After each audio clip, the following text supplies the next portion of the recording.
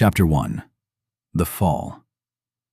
Trees blurred as Caius sprinted through the forest. He thought he heard crashing behind him. The bandits were on his tail. He'd easily had a league's head start when he saw them on the top of a precarious ridgeline. One of them had been pointing at him, a thick, ropey scar on the man's face. They'd closed the distance so fast. A root caught his foot, sending him stumbling. A thrown-out arm caught his fall, the bark of the oak digging in painfully. He had to get to Father. They had a tracker. He knew it. Otherwise, he would have lost them. Even if they'd only just moved into this area of the forest, he'd lived in the sea since he was a boy. He could cross it better than any village hunter he'd met. There, up ahead, it was the elm with the strange split in its trunk. He'd pointed it out to Father a few days ago. He was almost there. He pushed on, ignoring the way his heart slammed in his chest, how each breath felt like a knife blade on his throat.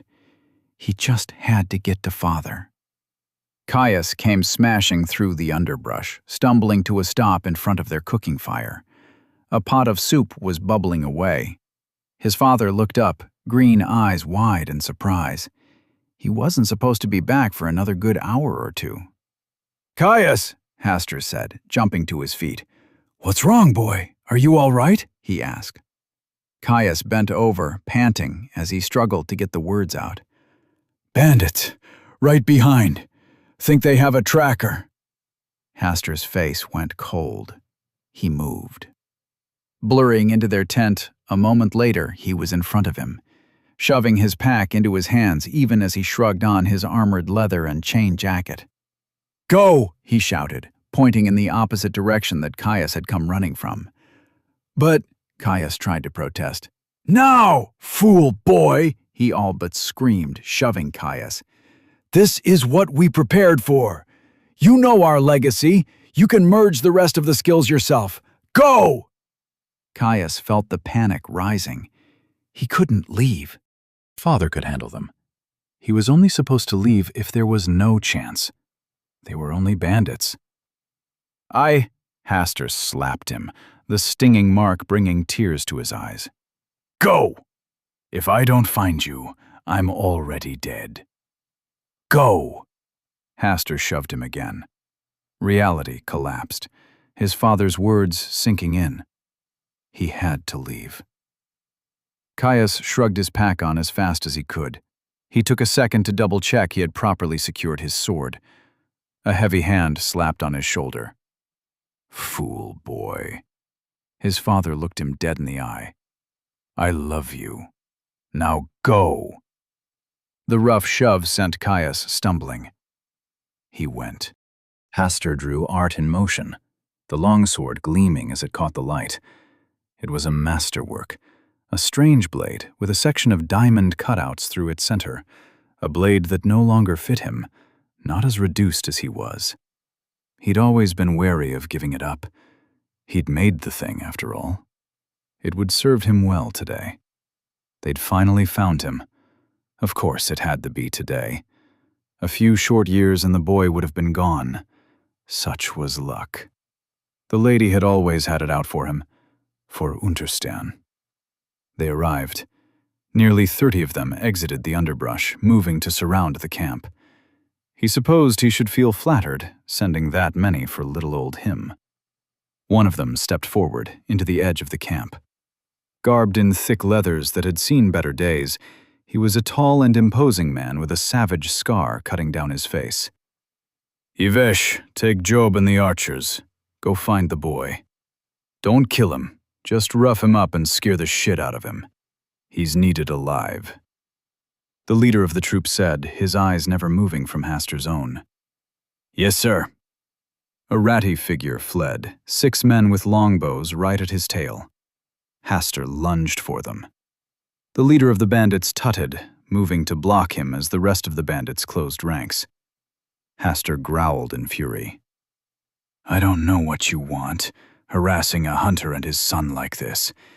If you think us easy prey, I'm sorry to tell you, but you are sorely mistaken," he spat. With a flicker of intent, he focused his true sight on the leader. Level 157. Every day's in baseball. Haster grit his teeth. No common bandit had an anti-scrying skill that powerful, nor were they that level. They really had found him. Leather hand wraps creaked as his grip tightened on his sword. "Come now, Haster," the man said, slowly circling the camp, forcing him to move to keep him in sight. Art in motion is far too distinctive for that to work.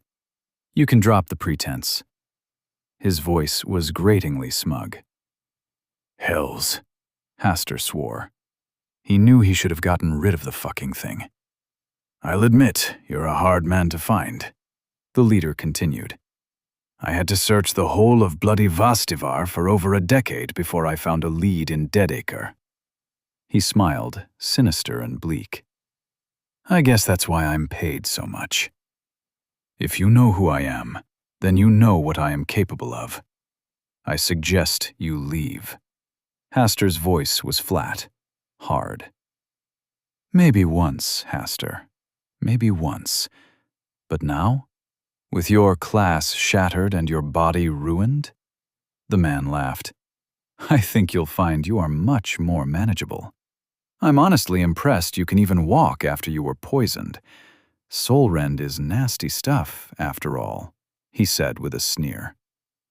Haster spat at the bounty hunter, spittle flying to splatter against the man's trousers. He looked down with disgust. "Now that's just uncouth." He looked back up. "Unbefitting of a risen house of Locrua, don't you think?" "I tire of these games," the man continued. "Teach me the method for acquiring the Unterstern legacy skills, and I'll let you and the boy go. On my honor as a professional. If you don't, I'll kill you and torture it out of your boy," the man said icily. "You can fucking try," Haster ground out. He charged. Branches whipped Caius's face, stinging his tear-tracked cheeks. The depraved men at his tail hooted and hollered. He heard a cry in the distance. Was it his father? Or one of the bandits? Caius wanted to turn back, to stand his ground and help his father defend their camp. He grit his teeth and ran faster. Duty demanded his flight. His father, Haster, had drilled him for this moment for years. The knowledge of their family's legacy skills that they held was too valuable. One of them had to survive, to carry on the legacy. His father should be fine. Even crippled, locked out from the use of his class skills, Haster still had the tyranny of stats to lean on. So he ran. An arrow whistled past his head. "That's it! Run, boy!" The ingrates were laughing at him, taunting him as they leisurely kept pace. His head whipped back. He glimpsed a figure garbed in ratty leathers that could have been called quality a decade ago. He might know the forest better than their best. It didn't matter. They had a class. He did not. So he ran, faster and harder than he ever had before. Ding! Physical conditioning has reached level 13. Caius ignored the notification, pumping his arms harder. His long sword thumped into his hip with every stride. He longed to draw it and turn on his pursuers. He was practically guaranteed to be the better swordsman. Warforged was his second combined skill.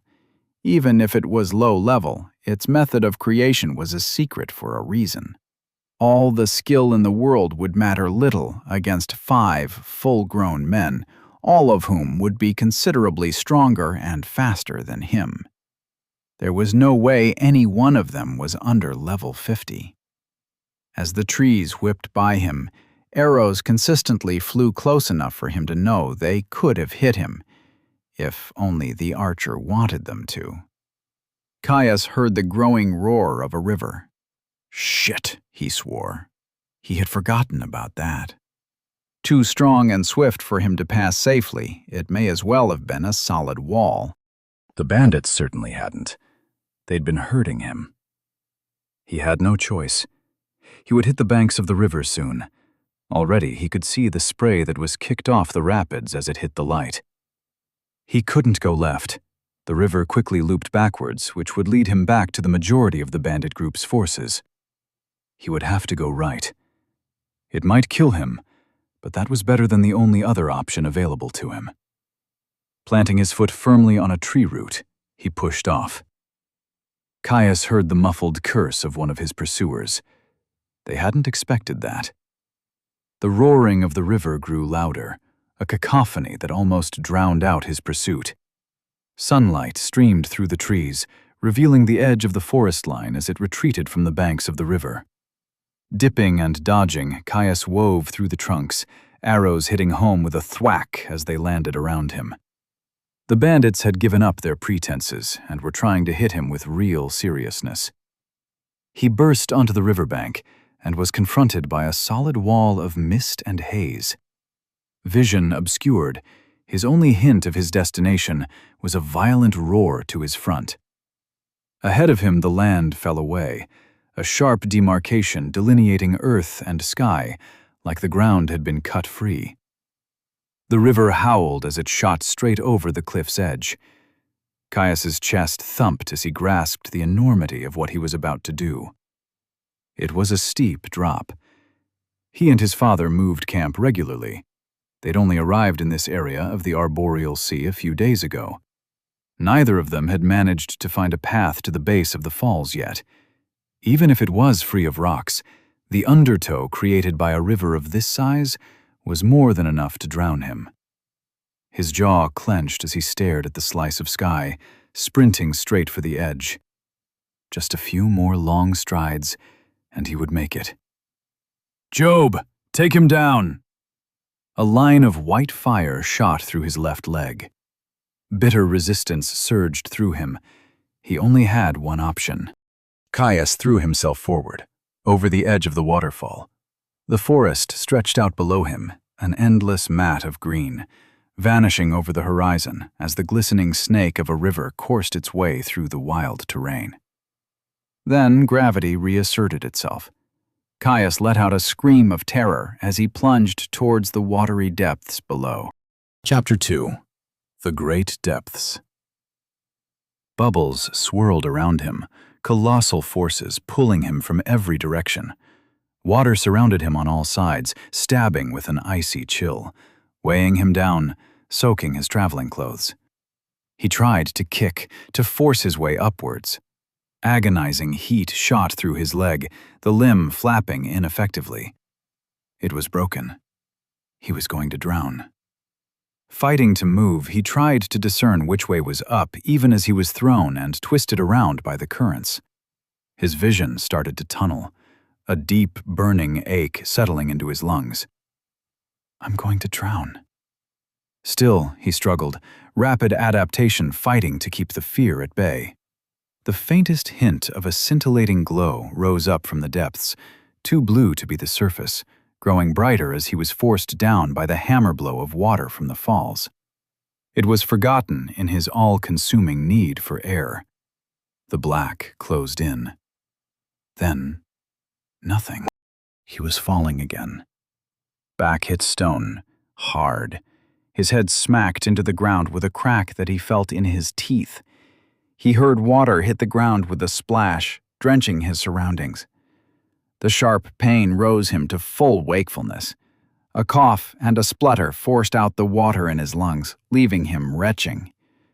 Pushing his sopping hair out of his eyes, he looked around, shocked at his continued survival. Eyes adjusted to a soft light, far dimmer than the sun he was used to, though still more than enough to see by. He was in a damp cavern, the lighting immediately explained by a thin, patchy coating of phosphorescent moss. Roots speared through the light intermittently, bursting through stone and moss alike. It smelled horrible. He pushed himself up into a sitting position, wincing at the pain in his leg. Ever the useful skill, rapid adaptation prevented the pain from paralyzing him, but it did not remove it. Evidently, it hadn't been enough time for his health to regenerate his wound. Looking over the cavern floor, Caius spotted an impressive number of fish carcasses in varying states of decomposition. That explains the smell. Eyes widened as he realized he had no idea if his gear had been ripped off him in his fall.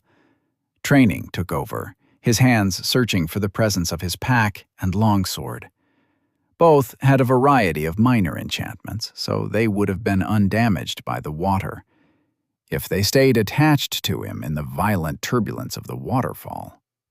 He breathed a sigh of relief as he felt both the hilt of his sword at his waist and the top of his pack peeking over his back.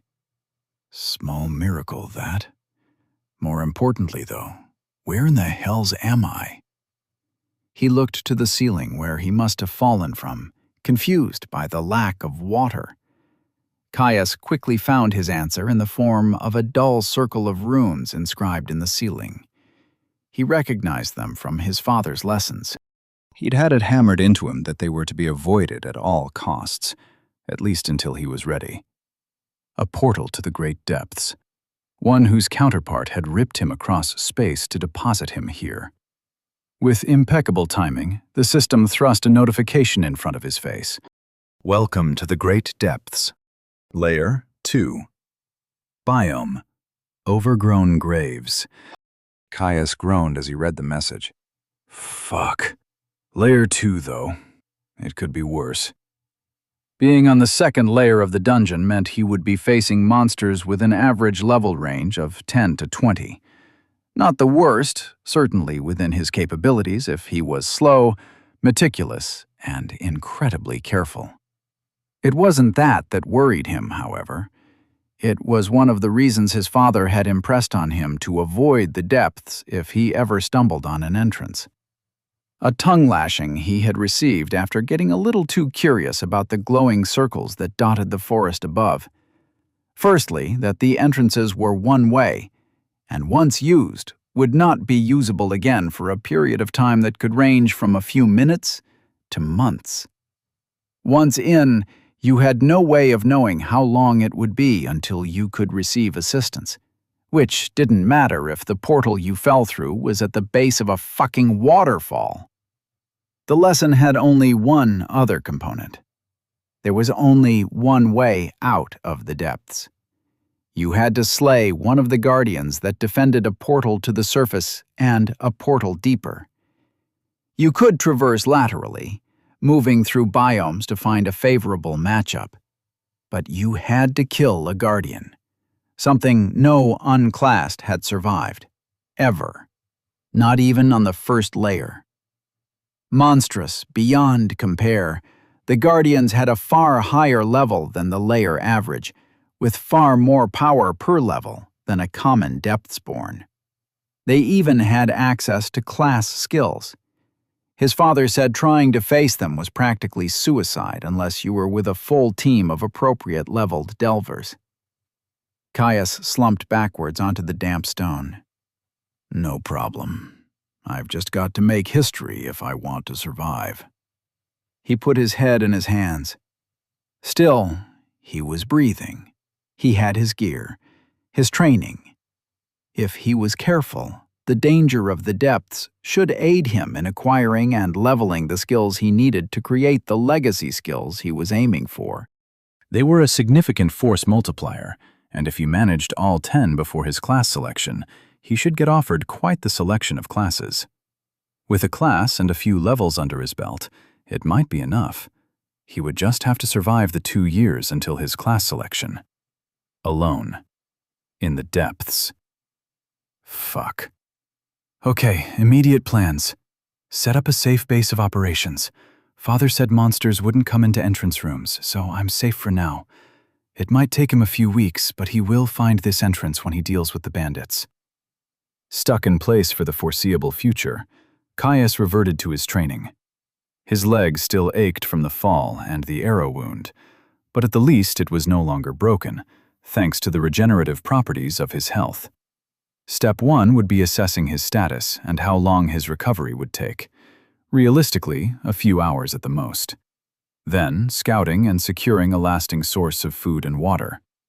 Based on the biome name, he would most likely be facing a mix of undead types and beast types, or undead beasts, which could cause an issue.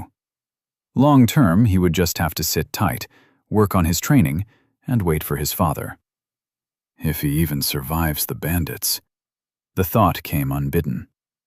Caius tried to force the fear out of his mind, leaning on his skill to drive off its paralyzing grip on his throat.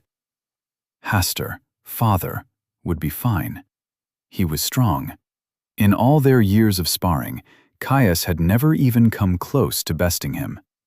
Even now he was a man grown with a unique weapons skill.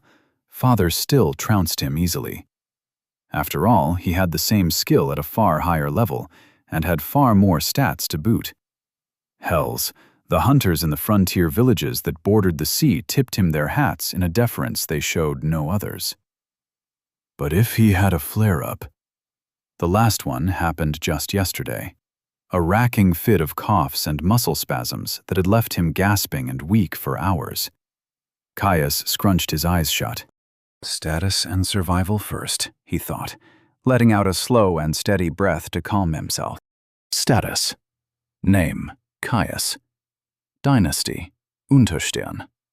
Age, 18. Class selection, 1 year, 49 weeks, 6 days. Level, N/A. Race, human, dynastic, +1 free stats per level. Layer reached, 2. Resources, health, 0/200, 2 per minute. Stamina, 86/190, 2 per minute. Mana, 120/120, 2 per minute. Stats, endurance, 20. Vitality, 20. Strength, 19. Dexterity, 20. Intelligence, 12. Willpower, 20. Stat points, 0. Class skills, 0 out of 10. No. General skills, 10 out of 10. Rapid adaptation, heroic, 10. Warforged, unique, 16. Tracking, common, 20. Sneak, common, 20. Trap finding, uncommon, 20. Orienteering, common, 20. Herbalism, uncommon, 20. Cooking, common, 20. Sense, weakness, rare, 15. Physical conditioning, uncommon, 13. As he had expected, his health was hovering at rock bottom. Thanks to his stats being capped at 20 until he got a class, he had a paltry 200, all of which had been consumed as his body attempted to heal from the arrow wound, and no doubt whatever considerable damage he had sustained in his fall. His resource regeneration was similarly low, but even still, he could feel the barest pulse of heat surging through his body. The small blips of regenerated health instantly consumed to heal his injuries. His stamina was rather drained too, but he had enough to function on. Besides, he wouldn't be leaving until his health was full, by which point it would have long since topped off. With that done, he scooted over to the edge of the wall, making sure to avoid the manky and very old fish carcasses that dotted the cavern floor. With a heave, Caius pushed himself atop a stray root that seemed to jut out of the floor, lifting himself out of the splash zone of any further potential water drops.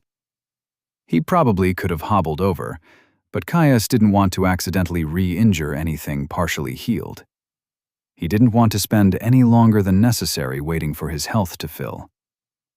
Groaning in discomfort, Caius decided to inventory his skills in order to take his mind off his leg. His third legacy skill was coming along nicely.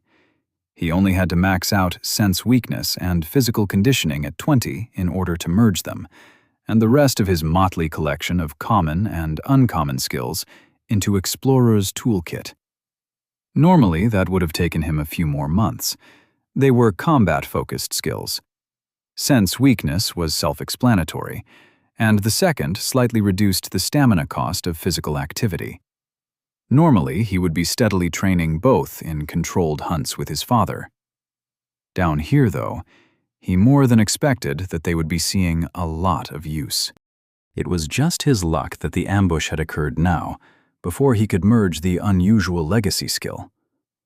Far greater than the sum of its parts, it was one of the broadest survival-focused skills he had ever heard of. It would be invaluable for keeping him breathing in the world dungeon. He'd need to prioritize capping sense weakness and physical conditioning as fast as he could. After that, he'd be able to work on his dynasty's legacy defensive skill.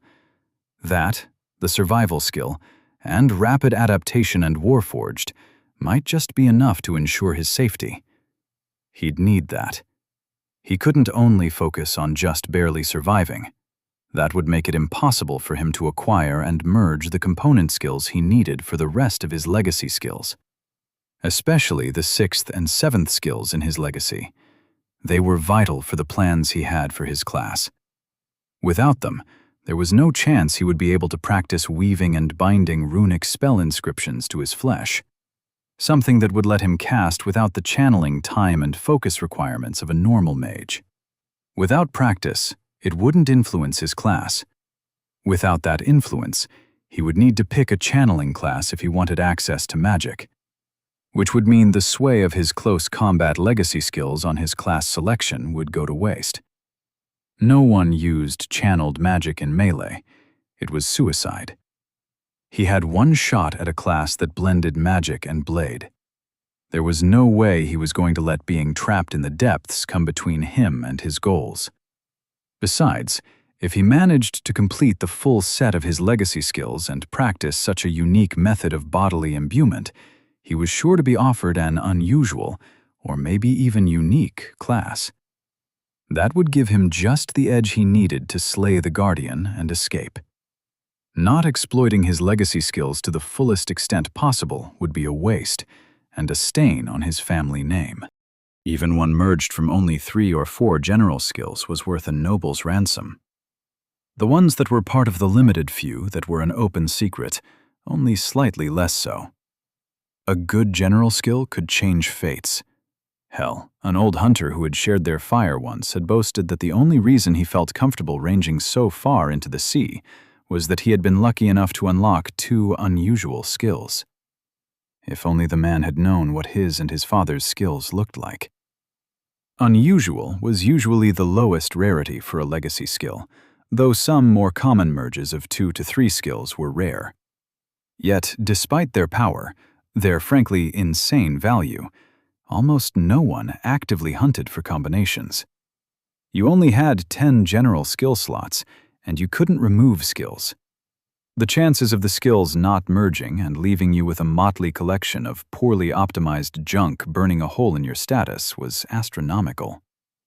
Even if by some small miracle you did have the right skills, if they were in the wrong order, they wouldn't merge. A favored fable, that was. The noble scion who refused to listen closely to his parents, ending up with 5 mastery skills instead of master-at-arms. Caius shook his head. Some people might be willing to risk 2, 3, maybe even 4 of their general skills in order to attempt to discover a legacy skill. But more than that? All 10? Pure lunacy. He'd once heard from a Huion caravan that some green seed duke had announced he had received a skill guide as loot from a guardian. His father, Hastur, had said it was more likely to be political posturing, a convenient way to boost the renown of any future scions. Caius thanked the gods that he had the favor to be born into a dynasty with such an insanely valuable hoard of knowledge. No one, not even the mighty dukes of Greenseed, openly flaunted a complete set of legacy skills. The shattering of the empire was said to have started over such a legacy. It was the stuff of legends. 10 skills merged into the first slot, 9 into the second, and so on. He'd heard a bard once telling the story of a lucky boy with such a set, ascending to godhood the moment he got his class. Ridiculous, of course. His father had the same set as him and was still very much human. But the benefits were very real, and the dangers of someone finding it out just as heavy. It almost frightened him. People would kill for even one of his skills. Hells, he'd literally overheard more than one disgruntled farmer mutter about kidnapping a noble to secure a legacy for their own sons. Bluster in the face of a noble's might, but the intent was there. Let alone if they found out a full set would lead to a free evolution of your final general skill.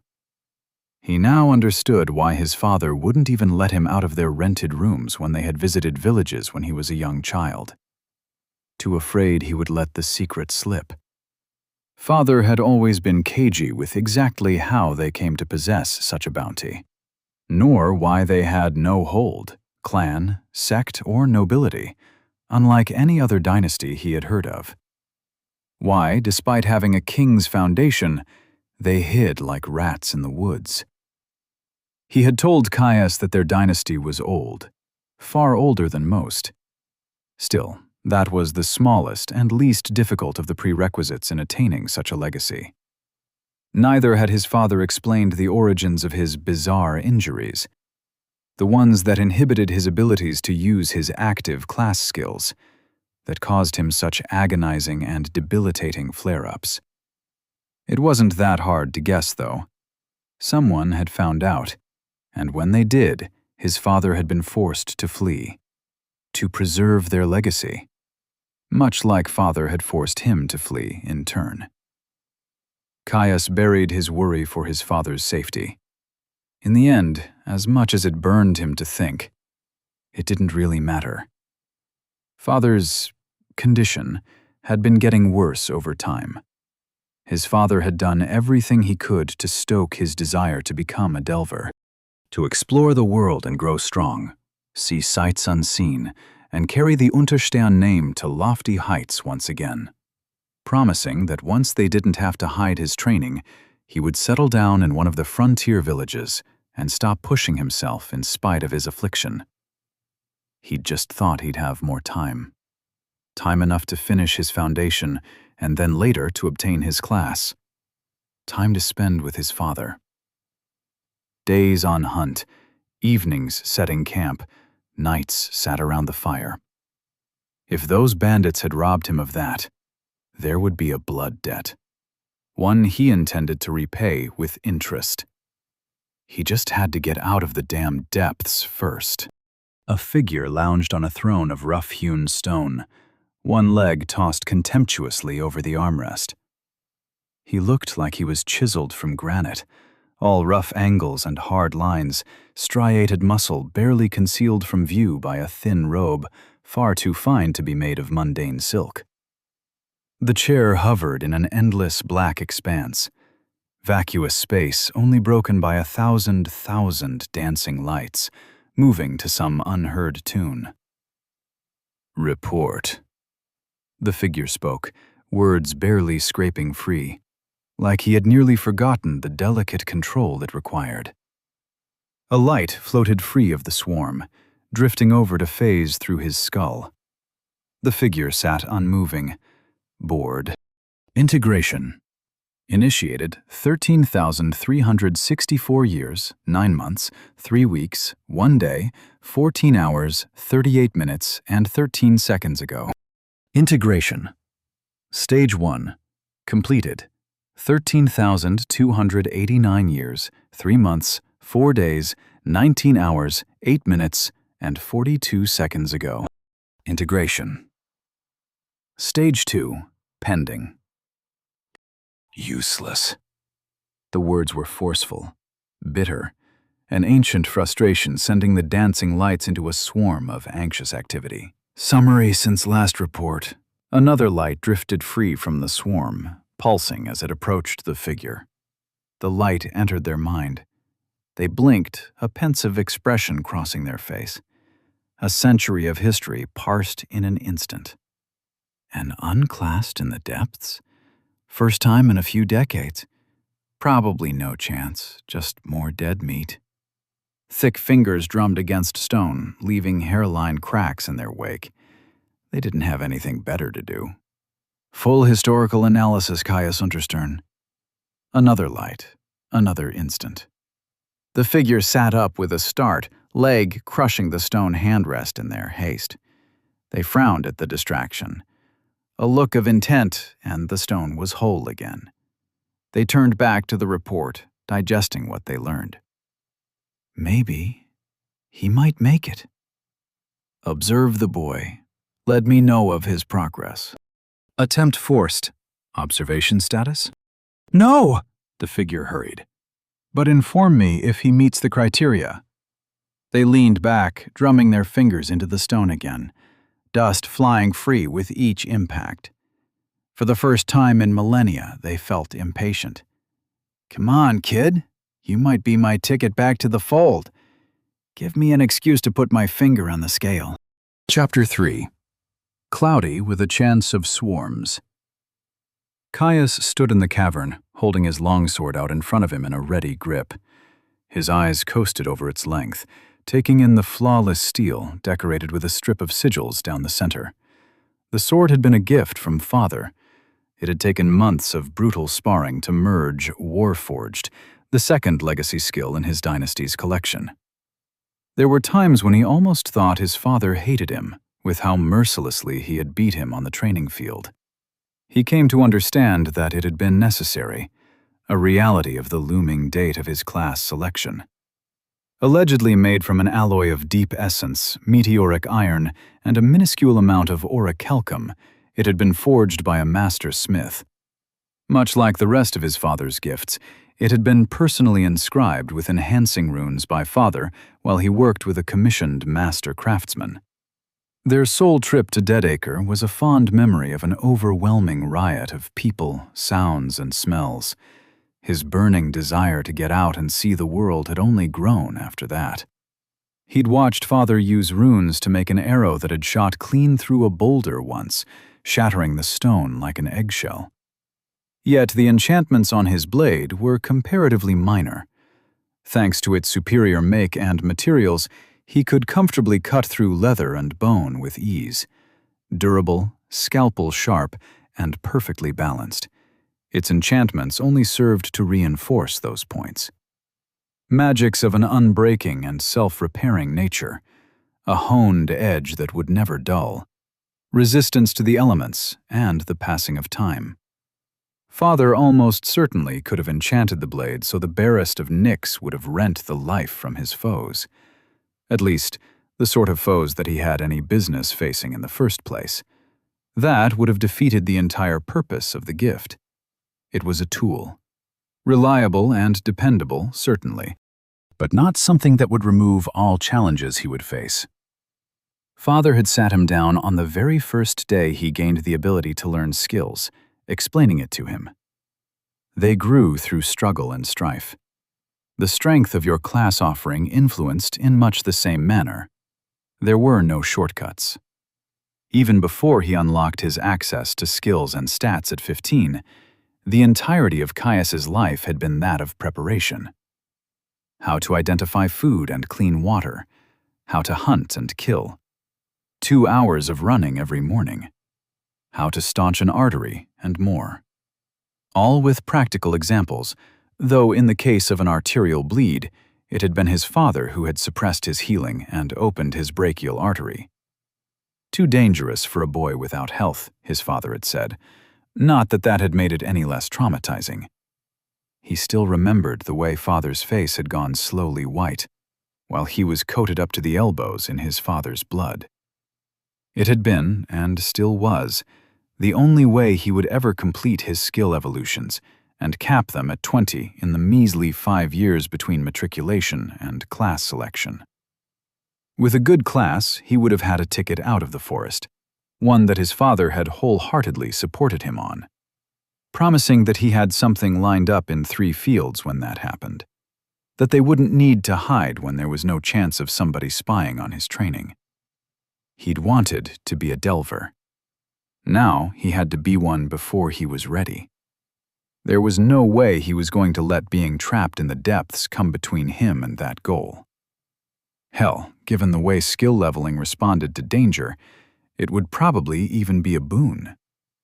He'd had a level up for Warforged in the works for weeks now, and a single level might just be the difference that would keep him alive. A little training wouldn't hurt. Besides, there was no way he was going to explore the depths without his health topped off.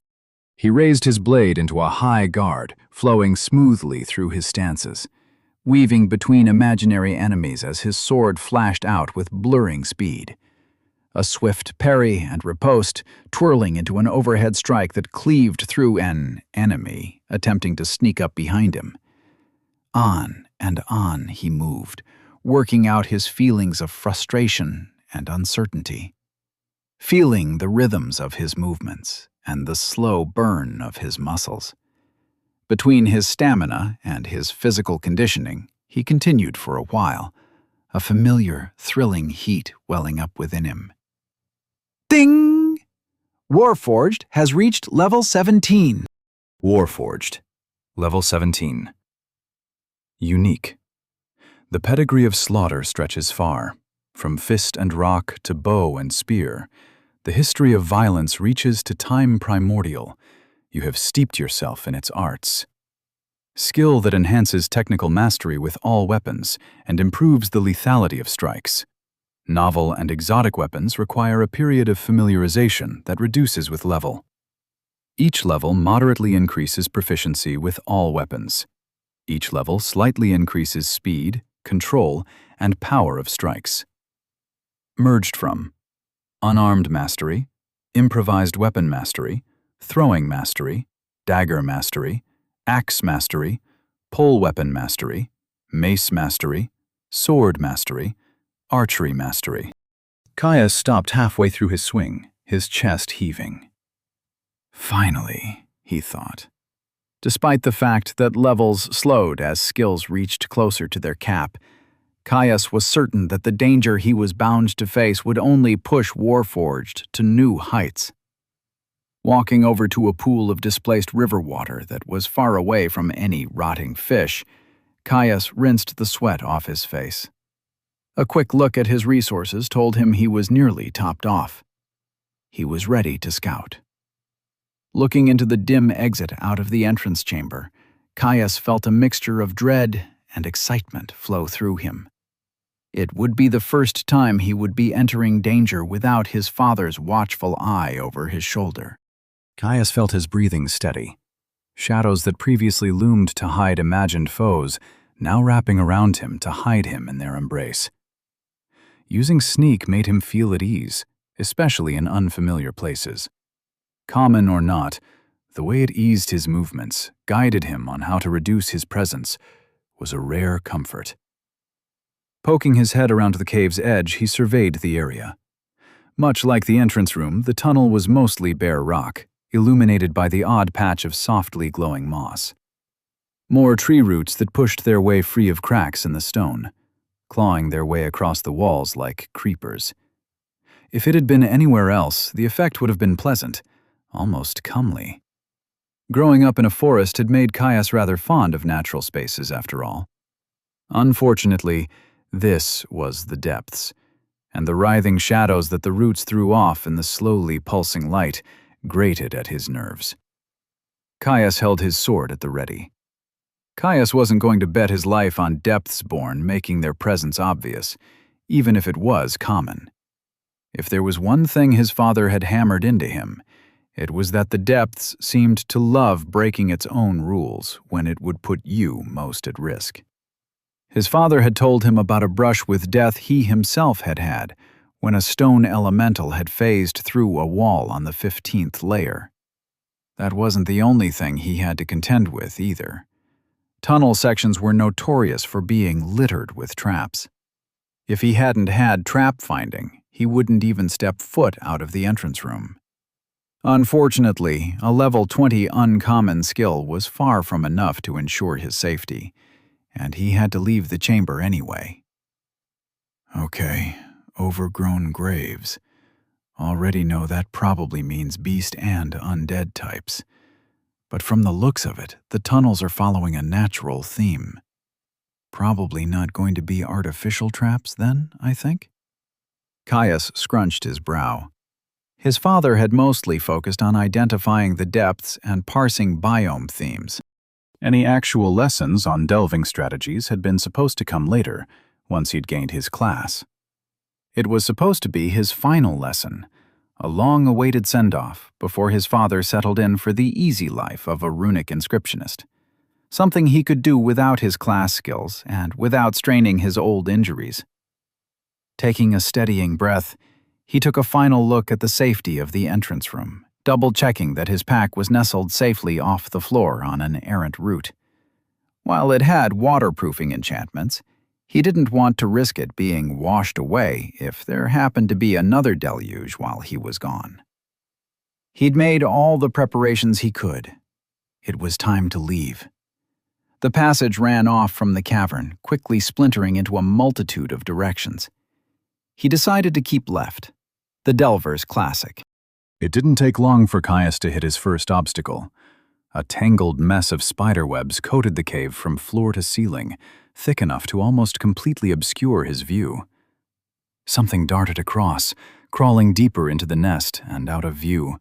Massive, hairy, and black, wider than the length of his foot. Physically, probably not all that dangerous. There was no way in hell the things were not venomous, though. "Course the first thing I come across is bloody spiders," Caius groaned to himself. He'd always thought they were unnerving. Too many legs and eyes by far. Plus, bugs had no right to have fangs. It simply wasn't right. He shook his head to throw off his nerves. Depths-born spiders or no, it wasn't like him to quake in his boots at the first sign of a fight. Crouching down, Caius scrounged up a few fist-sized chunks of stone, courtesy of the omnipresent tree roots cracking the surrounding tunnel walls. He would make them come to him. Taking a breath to steady himself, he stepped out from behind the bend in the tunnel before pelting the spider's nest with the rocks.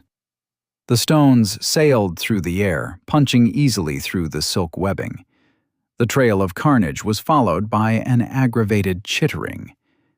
Caius calmly drew his sword. "The silks are weak, that's good. No risk of being caught up." A single spider crawled free of the ruined webbing, approaching his position quickly. Furious at the invader that had dared to violate its nest. Caius ran forward, the spider raising its forelegs in response. Caius thrust, his sword point piercing the creature's thorax. The hardened steel punched through the bulbous sack of flesh, spilling gray-brown ichor freely across the floor as it clattered against the rock below with a clank. The spider screeched, flailing, desperate to rid itself of the weapon embedded in its torso. Behind it, Caius saw more racing towards him from further in the cave. Their numbers grew until they looked like a pulsating mat of black that seemed to bleed up the walls. Caius didn't stand on ceremony. He lifted his sword, spider still firmly impaled, and slammed it against the rock wall to his side. The spider all but exploded. Ding! Level 5 Lesser Cave Spider slain.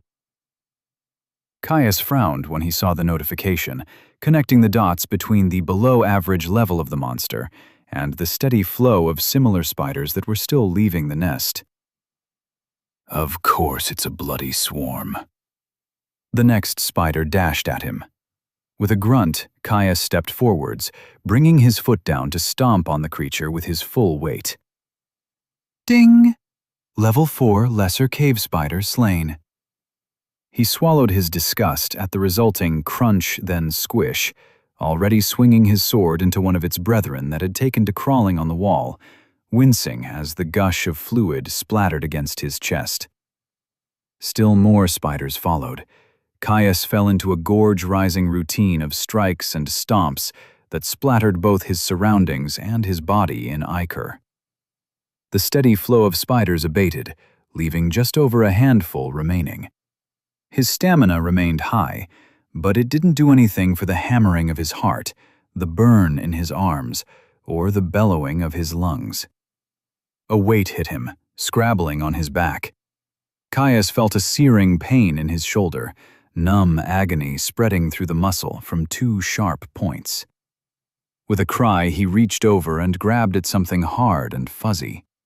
Yelling in fury, he ripped the spider off his back, its fangs tearing at his already healing flesh as the itch of expended health coated the wound.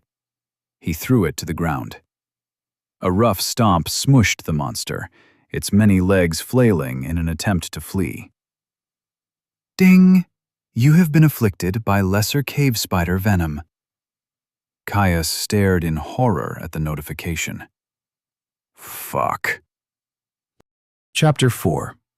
The Grove. Ding! You have been afflicted by lesser cave spider venom.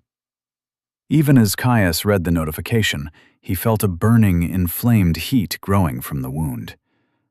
Blasted depths, not now, he muttered to himself. Numbness spread through his arm. He had to pick up the pace. A quick look satisfied him that no more spiders were coming to ambush him from the ceiling, so he ran forward, bringing the fight to the remaining handful of spiders. Without the element of surprise, they fared as well as the rest of their brethren, their sticky ichor coating his boots and the blade of his sword. Caius threw his head around, looking all over the walls and ceiling for more of the creatures. Nothing. He could feel his heart thumping in his chest, failing to calm even as he leaned onto the soiled cave wall. Pain, thankfully easy to ignore, shot through his arm and back, radiating out from his wound in lockstep with his heartbeat. His health was burning by the second, expended to stave off the violent effects of the venom. Gotta get back to the entrance room. The thoughts came slowly, impeded by the thick fog that had begun to cloud his mind. If he could get there, he would be safe from attack, would have time for rapid adaptation to work its magic.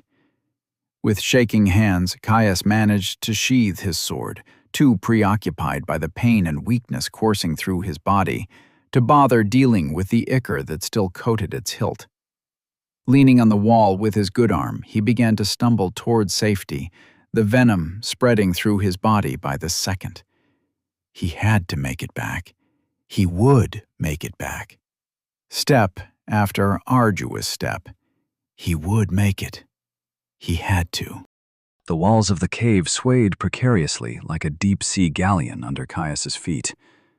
Grasping for the roots that dotted the wall with a steadying hand did nothing to help with his vertigo. Stumbling slowly, he made his way through the tunnels. Often he had to stop, convinced he was getting turned around, even though his hand never left the rightmost edge of the cave. How many steps was it supposed to be? He was sure it wasn't this far. Wasn't he supposed to be going left? It was only the radiating ache on his shoulder that kept him grounded. The writhing tendrils of expended health had retreated from the surface of the wound, concentrating around the deep well of venom left behind, coursing through his veins with every heartbeat, insistent, heightening his pain with every throb, drawing him back from the fog.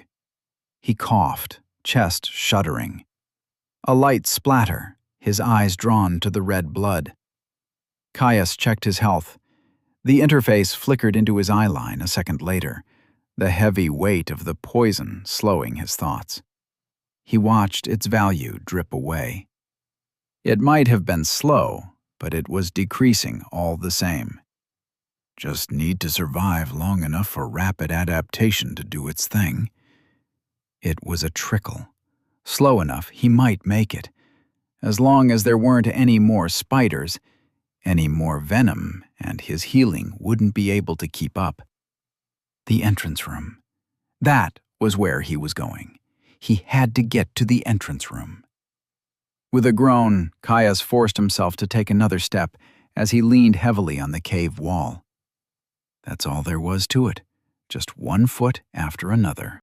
Slumping against the wall of the cavern, he heard a splash.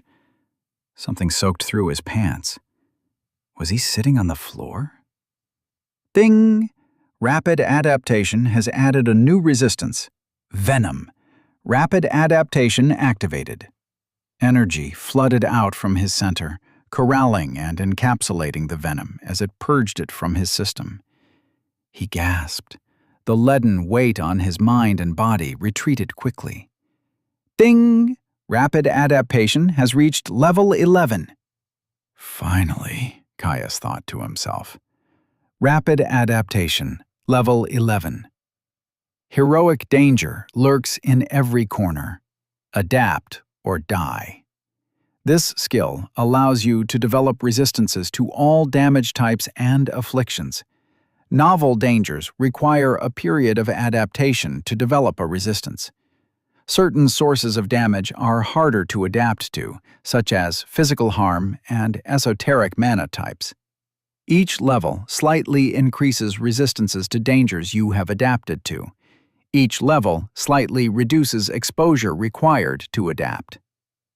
Resistances: pain, fear, poison, disease, fire, water, earth, air, void, ether, venom.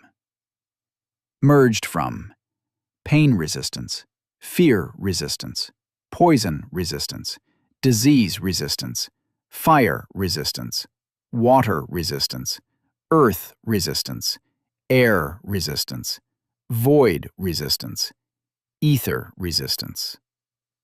With a groan, Caius pushed himself out of the puddle he collapsed into.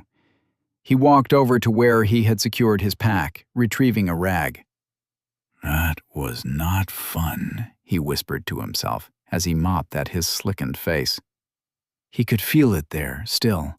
The waves of nausea and brain fog made sure he wouldn't forget it. But having added venom to his list of resistances, he was in little danger of anything more than discomfort. He clasped his hands, thanking Ellentor that he had such a useful skill. When he was younger, he had often complained that it was far less flashy than the stories he had heard villagers tell. 10 skill merges were supposed to be flashy, weren't they? Like the hero Josan's astral strike. Oh, how he had loved to hear how he could pierce any armor, striking at a monster's very soul. Father had shaken his head at him. Resistance skills were powerful, he said, but too specific for most to make use of. The ability to grow resistant to anything, given a little time and exposure. You would appreciate it when it saved his life. It was one thing to know that Father was probably right, another entirely to have it proven in his first minutes in the depths. Caius shuddered as he thought back to the nearly 2 years of discomfort and agony it had taken to level its constituent parts. Each resistance, incorporated into the skill, had to be done delicately, lest his freshly integrated body give out. The final 2 skills he had to raise to their cap before he could merge rapid adaptation. Those had been truly hellish. Advanced elemental resistances. Exposure to the effects they defended from was normally enough to easily kill someone many times stronger than him. His father had had to use specialized devices to inflict him with the barest traces of the aspected mana. Irreplaceable artifacts. Strange bronze cylinders the size of a finger, covered in runic inscriptions, denser and smaller than any other enchantment he had seen. Tipped with a fierce needle to be implanted deep into his flesh. First one, later dozens. A single misplacement could have killed him. Almost did, more than once. Shaking off the bad memories, Caius finished mopping his face. Taking a deep breath, he leaned back, watching the glowing moss pulse.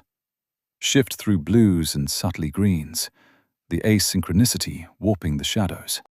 A short walk through the tunnels brought Caius back to the remnants of his battle with the spiders. Cracked chitin and sprays of ichor coated the floor of the cave. With a contemptuous sniff, Caius stepped over the remains of his slain foes and continued on. Taking his scabbard off his back, Caius cleared his way through the remaining dense webbing, wadding itself thick.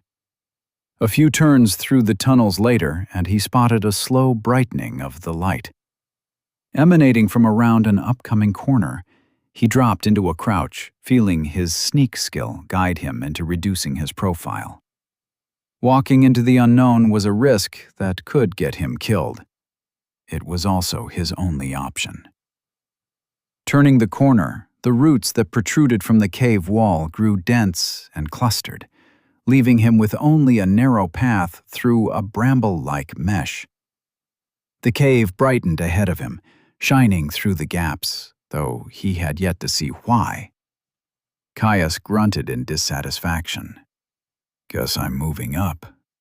With each step, he tested his footing with the balls of his feet, unwilling to give himself away by accidentally disturbing the increasing number of loose stones that had been torn free by the roots. As he moved, the roof of the cave slowly rose above him, the tunnel widening in much the same way. He pushed further through the snagging roots. A gap appeared ahead, light blinding him after the dimness of the cave. Rushing forwards, Caius yanked on one leg as a particularly ornery root snagged his pants. He burst through the opening. Caius found himself gazing out over an expansive cavern from a vantage point partway up its wall. Far above, the familiar shifting pulse of glowing moss absolutely coated the ceiling, providing far more light, though the cavern's edges were hidden by a haze of gloom. A gentle, if treacherous, slope of scree fell away before him, leveling out to meet the cavern floor. Caius stopped, transfixed, his attention drawn away from the space's immense size to the dense blanket of foliage that obscured his view of the ground proper. The stout tree's leaves glowed a dim green, though with less potency than the moss far above. A sea of green, stretching out further than he could see. A forgotten forest, potentially hundreds of long strides beneath the surface. A shadow of its cousin above, drowned in a strange, fey light. Straining his eyes in the half-light, Caius drank in the sight. Was that? It was. He could barely make out a dilapidated stone structure in a gap in the trees, just close enough that it wasn't hidden in the gloom. "I'd bet my sword that is where I will find some undead." Caius narrowed his eyes. In the depths, an underground forest meant hazardous wildlife. There was a small chance that he was off base and the wildlife would be undead, but the distinctly living nature of the swarm of spiderlings suggested otherwise. With how long he was going to be trapped down here, that meant he had a food source. The undead themselves were probably the true hazard of this biome. They would be the grindstone he needed to push his skills just that little bit further. Delving was a dangerous profession. You either took every opportunity you could to eke out another iota of growth, or you died. He might have started a few years early, but he refused to fall into the second category. He dashed down the slope, anticipation urging him forward faster than was wise. Chapter 5. Unnatural Encounters. After leaving the tunnel, Caius descended into the strange glowing forest that he had found so deep beneath the surface. He crept across a dense carpet of lichens, the fungus squelching underfoot as he pushed yet another dense bush out of the way. It glowed with soft illumination to match the canopy of the trees above, spores shimmering almost imperceptibly as they were kicked up with every step. The flat light draped the underbrush, the lack of shadows playing hell with his depth perception. He moved from tree to tree, making sure to hide behind their bulk as much as physically possible. As he moved, his gaze roved over his surroundings. Caius made use of his tracking skill to survey the surrounding area. A scratched root here, disturbed undergrowth there. Even the odd far-off grunt revealed the presence of beasts living amongst the trees. Caius was determined to make it to the ruined structure he had seen.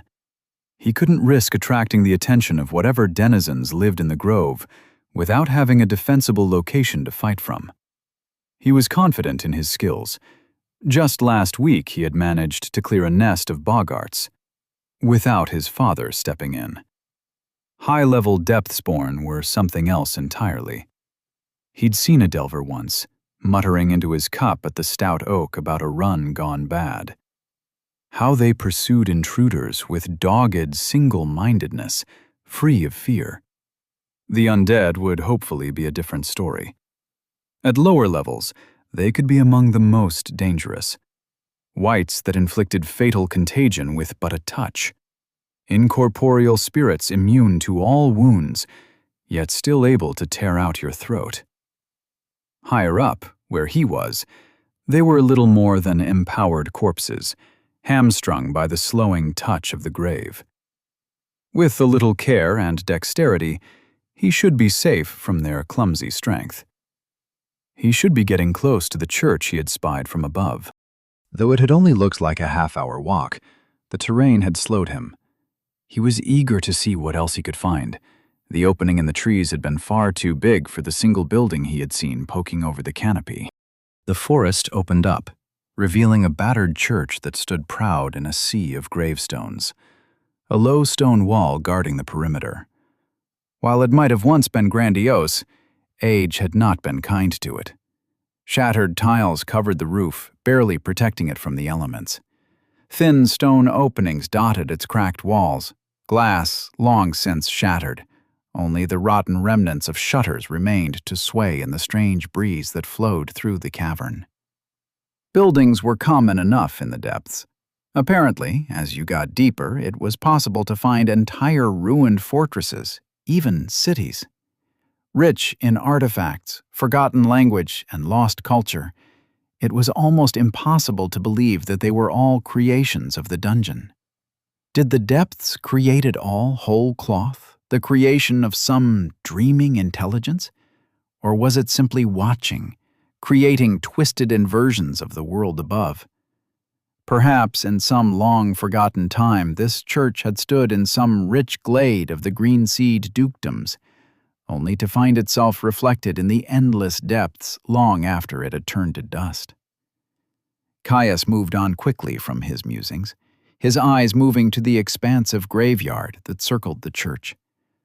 There was no order to the graves, flat plains of stone rising abruptly from the earth in a haphazard manner, so different from the orderly rows that lay on the outskirts of frontier villages. Wait, was that? It was. A figure shambled out from behind a headstone, plodding its way through the graves. It paused, waiting. It turned in place, seemingly scanning the field in front of it.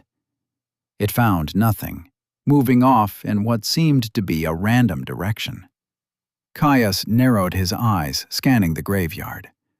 More jumped out to him, though, to his relief, they were few in number. 5 in total, and gaunt of frame, the figures shambled around in meaningless circles as they stumbled over hidden debris. They were scattered across the graveyard, each moving as if they were completely unaware of their compatriots. Their patrol was lilting, seemingly without any true vigilance. Like old, half-remembered orders, a bodily habit followed blindly. Despite the distance, Caius could still make out the presence of moldering leather cuirasses and rusted iron helms, as well as a motley collection of pitted weapons held loosely in unresponsive fists. One stood out above the rest, draped in chainmail and a solid helm, holding a massive club in both hands. That one would be a tough nut to crack. The way they were spread out amongst the graves, and their seeming total lack of cooperation, could work in his favor. He liked his chances much better if he could force them to face him one at a time. Being undead, they lacked the regenerative vigor of health. Even if they kept coming until he destroyed the core of their reanimating magics, usually the head, he could whittle them down with crippling blows. As long as he could stop them from swarming him, that is. Caius bent down, rooting around for a stone. If it worked once. He found one, working it loose. This should do nicely. He needed to get closer. No, where do I want to do this? He scanned the low wall surrounding the churchyard. There, a bit to his left, a crumbled opening littered with loose cobble. Narrow enough that he could use it as a choke point. The undead would fare worse than him on the uneven footing. Every stumble would be something that sense weakness could capitalize on. If he could get to the wall without being spotted, that is. He just hoped the undead wouldn't have the sense of mind to haul themselves over the chest-high stone and flank him. It was still his best bet. Each step was careful, as he stepped over loose earth and stray branches with ease, his passage near silent compared to the soft rustle of leaves shifting in the breeze. Always careful to keep a bush or a tree between himself and his targets, their disjointed patrol always seemed to leave one watching in his direction. He wasn't going to risk discovery before he was ready, no matter how oblivious they seemed. He stopped behind his final bit of cover, a scraggly little bush that just barely covered the majority of his person. Peeking out over the top, his eyes focused on the movements of the undead. Each shaky step they made snapped in a stiff-legged mockery of a march, though the way they ignored each other as they strutted around the graves left much to be desired in the way of discipline. Caius just hoped their lack of cooperation remained when he engaged them. No matter which way they wandered, there always seemed to be one positioned just right that would see him making a break for the fence line. Muffling a curse, Caius suppressed his urge to run into the fray anyway. "You're in the depths, you fool. Being cocksure is how you end up dead." Taking a deep breath, he noticed his forearm had started to burn due to his too tight grip on the stone he had found. Forcing himself to loosen his grip, he settled onto his haunches and began to wait. "Now!" The soft earth beneath his foot gave way slightly as system-enhanced strength and coordination moved him from a low crouch to a dead run in a fraction of a second. He kept himself hunched, trying to minimize his profile. He ran as fast as he could to the obscuring safety of the wall. He shifted his tongue, mouth bone dry, as he kept his gaze locked on the undead. It had taken what felt like hours for the entire group to coincidentally face away from him, the time dragging as shimmering half-light and drifting shadows tried to drag his attention from his quarry. He was halfway there. One of the undead, the tough-looking one carrying a half-splintered club, stopped dead, its back facing him. The soft noise of the glade around him seemed to quieten, his gaze sharpening.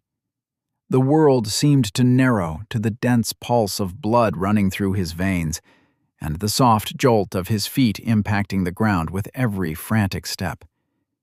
He was so close. It was the furthest one away. If it noticed him, it would pull all of them in at once. The club wielder snapped to attention and continued stumbling forward, still facing away from him. Throwing himself into a slide, soft earth muffled the movement.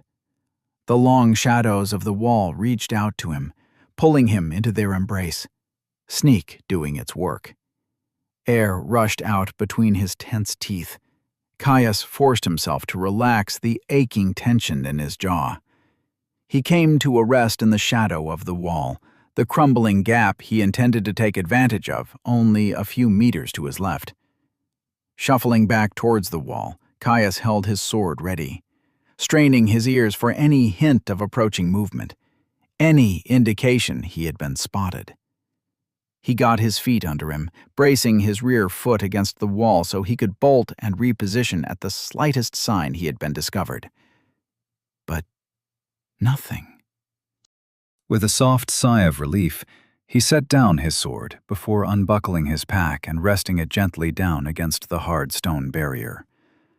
Picking up his sword with his offhand, he snatched the rock with his dominant. It would let him start the confrontation on his own terms. He rose, eyes barely peeking over the chest-high wall, taking in the undead. The closest one commanded his attention, his first target, just close enough to be in range of his throwing arm. Gaunt and withered, it looked like a 2-week-old corpse had been left out on a smoking rack. Decrepit, but dry. No leaking sludge or flesh-melting sores. No decay. Moldering, boiled leather clad its figure, while it clenched a pitted short sword between almost skeletal fingers. Sense weakness nudged him, made his vision drift higher. There, next to a shriveled ear, was a spot where something had ravaged the creature deep before whatever animating magic had stalled off its effects. The bone of its temple was exposed, sun-bleached and almost splintering. Caius's eyes narrowed, locked on that point. In a single fluid motion, Caius rose to his feet, drawing his arm back before hurling his fist-sized rock with practiced accuracy. Breath caught in his throat. Caius watched the stone hurtle through the air as he palmed his longsword back to his dominant hand. The stone connected. Splintered bone caved in. A crack rang out across the graves. The stone embedded deep in its watery gray matter. Its body crumpled. Ding! Level 12. Wretched militiaman slain. Ding! Sense weakness has reached level 16. Sense weakness, level 16. Rare hearts, lungs, brains, arteries, eyes, mana cores, light, water, acid, or poison. Everything has a weakness. Everything. Increases awareness of exploitable vulnerabilities in foes. Each level slightly increases efficacy. Esoteric and magical vulnerabilities and foes are more resistant to this insight. The rhythmic shuffle of the undead stopped. The remaining 4, spread out across the graves, turned towards the sound. As one, they locked their gazes on him, blackened orbs burning a hole in his own. His stomach dropped. Caius had to fight to keep his grip suitably relaxed for swordplay. Steeling himself, he took a few confident sidesteps, holding his place in the opening of the wall, ready to make his stand. As soon as he moved, whatever spell held the undead enthralled broke. With a jerky, lilting gait, they set off towards him, ready and willing to rend the flesh from his bones. Chapter 6. Fight or Die. Caius positioned himself with the gap in the wall to his front. The first one through the breach was draped in disintegrating mail, holding a hatchet high overhead. His eyes narrowed. Breathing kept even more through rote practice than true confidence. The undead lurched forwards, stumbling as its lacking coordination failed to keep it steady on the uneven stones that littered the gap in the wall. Its jaw hung open, almost like it was wailing, though he heard no sound. Behind it, Caius could see its compatriots closing in on his position. Quickly, fast steps closed the distance between them. The undead brought its hatchet down in a heavy chop toward Caius's head. Snapping into a hanging parry, Caius caught the blow. His blade met the hatchet edge to edge, binding the weapon even as his arms shuddered under the undead's infernal power. He knew he would lose a contest of strength. He didn't even try. A flick of his wrist moved the hatchet off-center. His blade was a lever, the momentum of his foe used against them. Twisting to free his sword, a slight lunge, and he had run the undead through its throat. A certain death. Or so he thought. The reality of what he was facing hit him with a punch. Pain exploded through his chest. Hot iron flooded his mouth as he stumbled backwards out of range. Ribs grated with the movement. Cracked. They were quickly enveloped with an itching fire as he steadied his footing, his health beginning to slowly drain as it soothed bruised flesh and splintered bone. Idiot. Mistakes like that are how you end up dead. His father's voice seemed to echo in his mind. The other undead were quickly approaching the gap in the wall. If Caius wanted any chance of maintaining the favorable choke point, he had to put pressure on the one that had hit him. He brought his sword into a low guard, a flexible position to defend from. He ignored the sharp discomfort in his chest. The undead came into range, swinging its hatchet. Caius backstepped, allowing the momentum of his foe's swing to pull it off balance. He stepped forwards with a lunge, sword poised to lance the undead through its skull. It pivoted its hips, eyes burning with glee as it returned its hatchet in a spiteful reverse strike. Caius's face blanched. He could abort his strike, attempt to dodge the incoming blow. However, the only way he could do that would be to throw himself to the side, leaving him unbalanced and the initiative firmly out of his hands. No time. He had to commit. He braced his core, twisting slightly to minimize his profile. The blunt edge of the hatchet slammed into his obliques, just missing his lowest rib. Air whistled past his clenched teeth, winding him. His sword punched through the undead's nose, enchanted steel sliding through bone with ease. Ding! Level 11, wretched militiaman slain. Stepping out of the lunge, Caius forced himself to ignore the radiating ache of his side. It was quickly joined by the crawling, dull itch of his regeneration. He forced himself to take a deep breath, his diaphragm spasming. The rest of the undead had arrived. He brought his longsword up, hilt pulled in tight to his armpit, floating point trained on the head of the leading militiaman that advanced on him. This one armed with a derelict straightsword and buckler. Right behind it, a companion encased in a pitted breastplate and wielding a spear. The final one trailed behind them, still making its way across the graves. The one with the straightsword entered first, its reinforced buckler held out front to ward off blows. The one with the spear fell in behind it, hovering and ready to attack from behind its vanguard. Caius grit his teeth. "I've got this," he reassured himself. He stabbed forwards. The leading undead reacted instantly with a speed that contrasted its withered body. Its buckler knocked his sword away from its head, following through with a running stab towards his chest. Sense weakness twinged. Muscle memory and Warforged enhanced skill capitalized on the burst of intuition. Caius took a half-step back, the dirty point of the militiaman's straight sword coming within a hair's breadth of his tunic. He pivoted his hands, borrowing the force of the buckler's parry to twirl his sword overhead. He was too far back on his rear foot to cave in the undead's brain pan, but the point of his sword ripped through the undead's ratty leather armor, cutting clean through its leading bicep. Treacle-like blood welled up from the wound, spilling slowly free. Reanimating magics or no, the creature was still primarily of flesh and blood.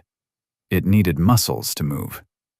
Its arm fell weakly to its side, sword held in a limp-wristed grip. Immune to shock and pain, it did little to stop the undead. Stepping forwards, it twisted with its hips, throwing its whole weight into a wild haymaker. Neither did its spear-wielding companion give him a moment to breathe. Even as Caius stepped back again to avoid the vanguard's reckless attack, the rear undead thrust forward, pressuring him with its spear. Fear shot through him. He shifted his head to the side to avoid the blow. A fire split his cheek, blood spilling free to wet his neck. The pitted blade had exposed his gums to the tepid air of the underground glade. He sucked in a breath. Air stung his open cheek, mouth filling with blood. He didn't have a moment to think. Health would deal with it. He had a fight to finish. Swallowed blood coated his throat. The leading undead was still off-kilter from its full body swing. Caius attempted to stab forward to finish off the foe. Its companion gave no quarter, a flurry of thrusts preventing him from finishing off its ally, forcing him to focus on parrying. They danced like this for some time, Caius narrowly dodging clumsy, half-disabled swings from the leading undead as its spear-wielding companion locked down his advance. Every wasted second, another that the final undead with the club drew closer. Each party was in a deadlock. If it joined the battle, the tenuous balance would be broken, and not in his favor. He had to do something, and fast. Worse, he was not fueled by indefatigable magics. His muscles burned, his chest bellowing with great, gulping breaths, each one grating at the two almost healed chest wounds, every aggravation slowing down the healing process.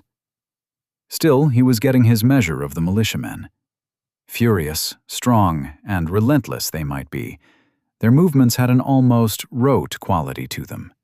Repetitive, exploitable. He had yet to see any one of the undead do more than cycle between a few clumsy chops and stabs. With every stab and wild swing, sense weakness and his own combat knowledge shed light on more and more vulnerabilities. The leading undead threw its whole body into a swing once more. Its limp arm and the awkward weight of its sword pulled it off balance on the uneven terrain. Another opening. One he knew would be defended by yet another stab from the rearguard undead. Caius's focus contracted, blade spinning to parry the spear thrust that he had seen coming. Borrowing force from the collision, he pivoted his sword into a downward slash, taking the off-balance undead clean through the neck. Decapitated, its body fell limp. Ding! Level 14. Wretched militiaman slain. Without pause, his sword whipped back up, parrying yet another probing strike. And another. He advanced now, putting the pressure on the undead spear wielder. It retreated, attempting to gain sufficient distance to bring its weapon to bear. A stab, then another step, then a stab. Repeat. If he moved to attack, the spear came up, warding its face.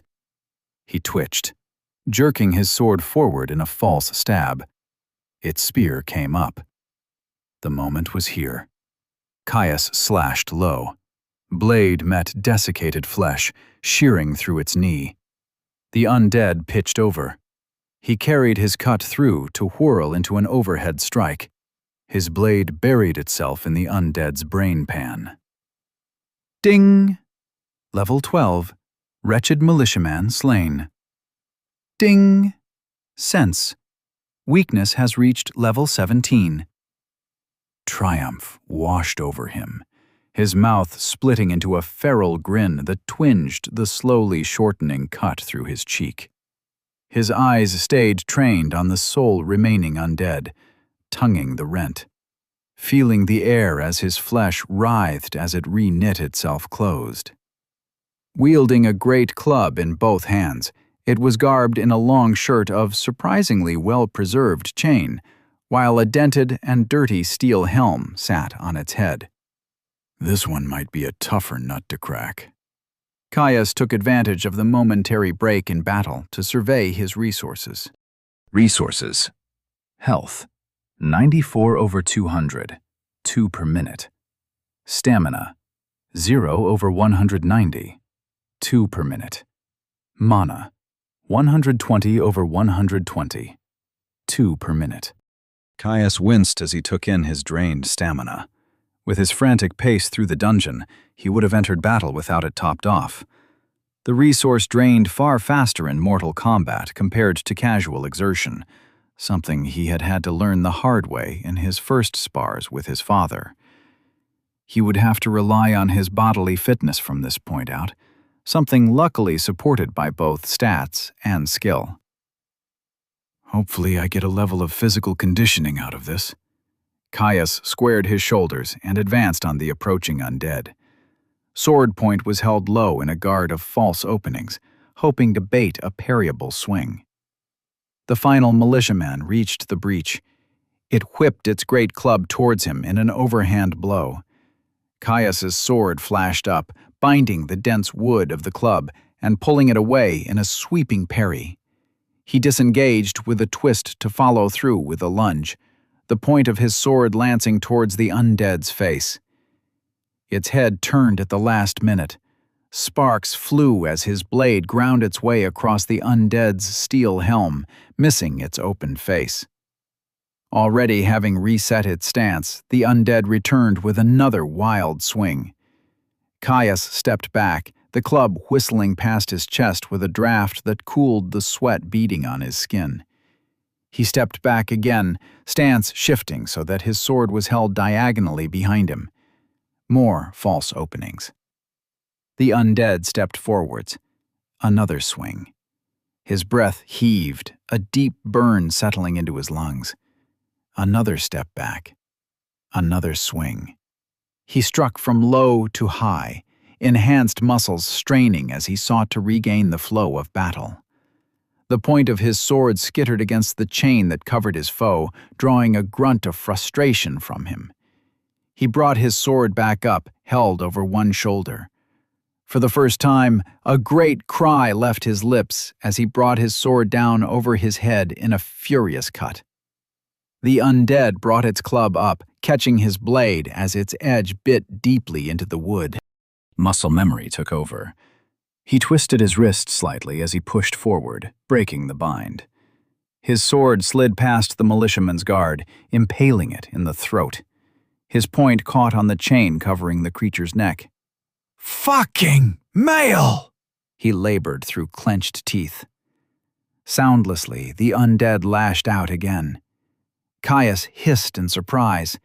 He whipped his sword to block the blow, just barely managing to bind it as the reverb of the strike nearly lost him his grip on his blade. The undead hammered on his guard, empowered strength and leverage working to its advantage. Caius's arms quivered, a deep ache shooting up his arms as his bones creaked from the strain. Without his stats, he would already be dead. Even a fifth stronger and more durable than baseline, he was barely holding on. Panic began to claw at him, his breath coming in shallow gasps. The undead drew back, only to smash into his blade again. Caius shook in his stance, knees nearly caving under the force of the blow. His eyes rolled in his sockets, closer to an animal's than a man's. He needed to do something, now. The club rose again, and Caius broke. Stepping back, the undead struck the ground with a small explosion of dirt before whipping its weapon towards Caius once more. He just barely managed to parry it. His thoughts turned to Hastur, to his father. A memory flashed through his mind.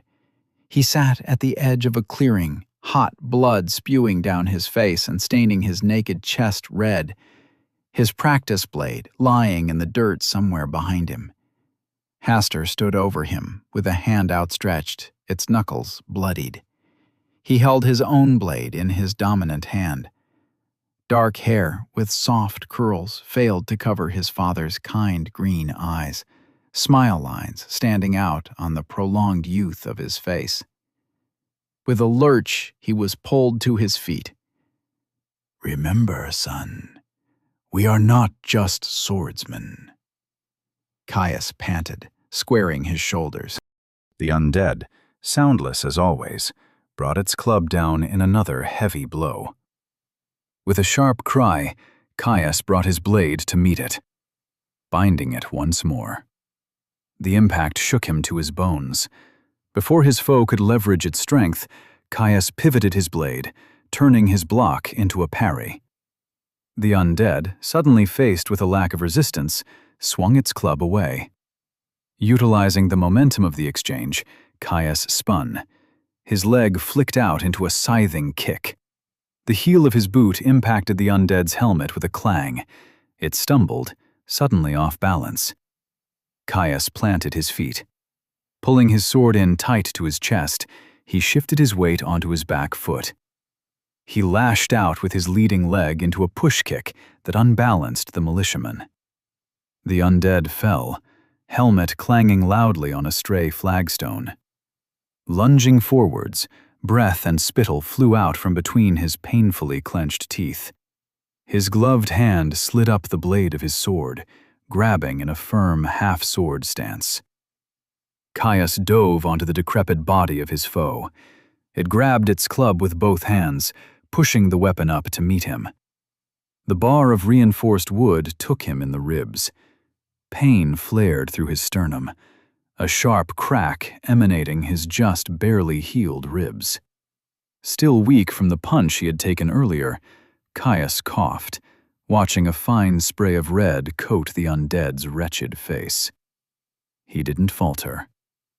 Caius tossed his sword to the side, too unwieldy in quarters this close. He ripped his hunting knife free of his belt, aligning its point with the eye of the undead.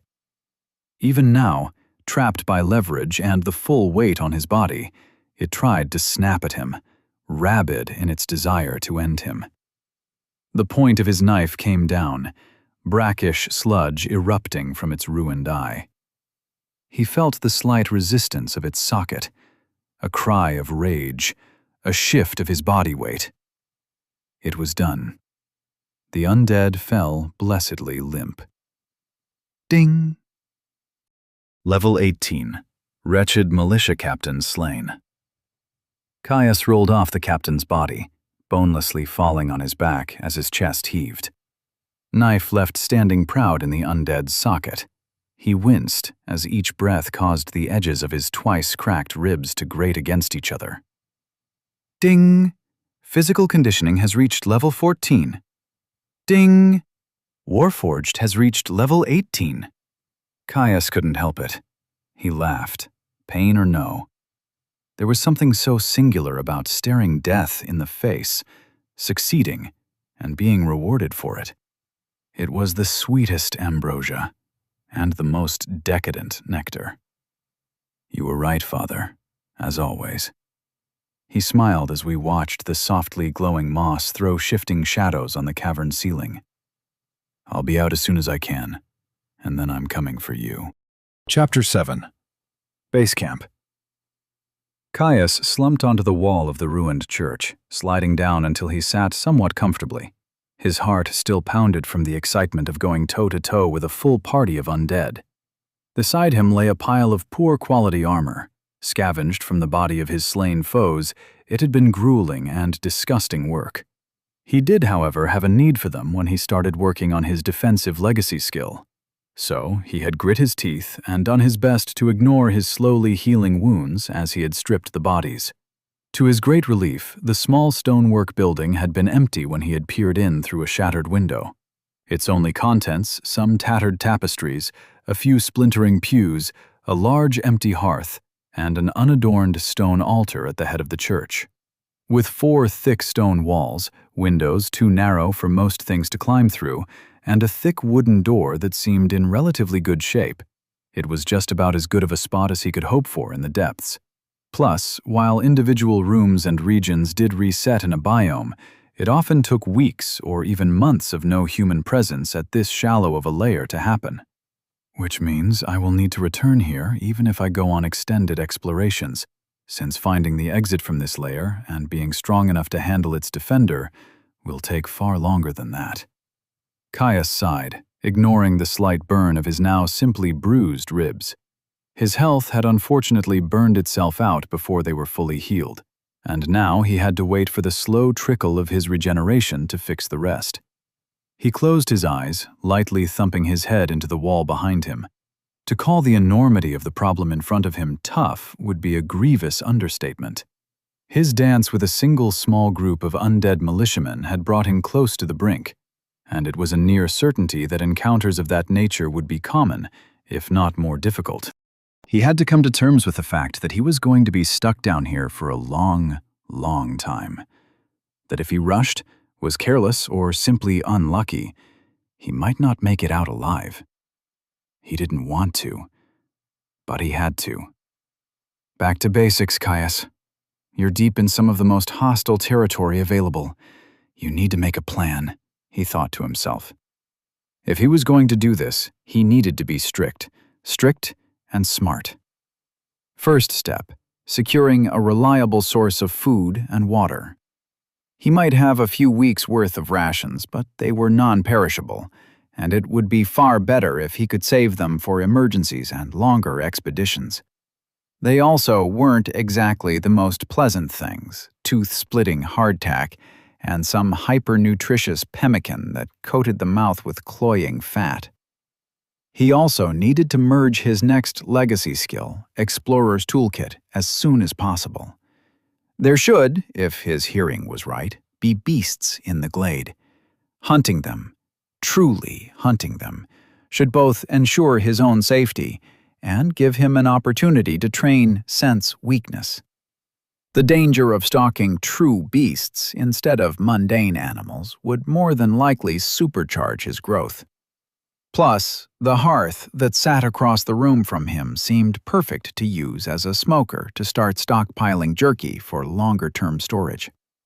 From there, in his downtime, he would work on physical conditioning the old-fashioned way. Grueling effort, sweat, and tears. If he devoted himself to the task, he might be able to finish them off in the next week. Then, it would be time to start collecting more skills all over again. He eyed the loose pile of armor next to him. The skills they represented would give him some measure of security, and once he had adamant body, he would finally feel a little more confident in truly delving the depths. Caius crouched on a sturdy tree branch, steadying himself on the trunk behind him with one hand. He was nestled in amongst the canopy, the long shadows cast by the soft lighting of the cave ceiling above cloaking his figure in darkness.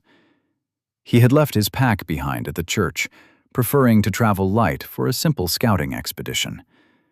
With sharp eyes, his gaze all but tunneled a hole into the boar-like creature that rooted in the dirt not more than a few long strides below him. It was a strange creature, strikingly dissimilar to the common boars he had seen in the forest he had grown up in. Yet, in many ways, it was still a boar.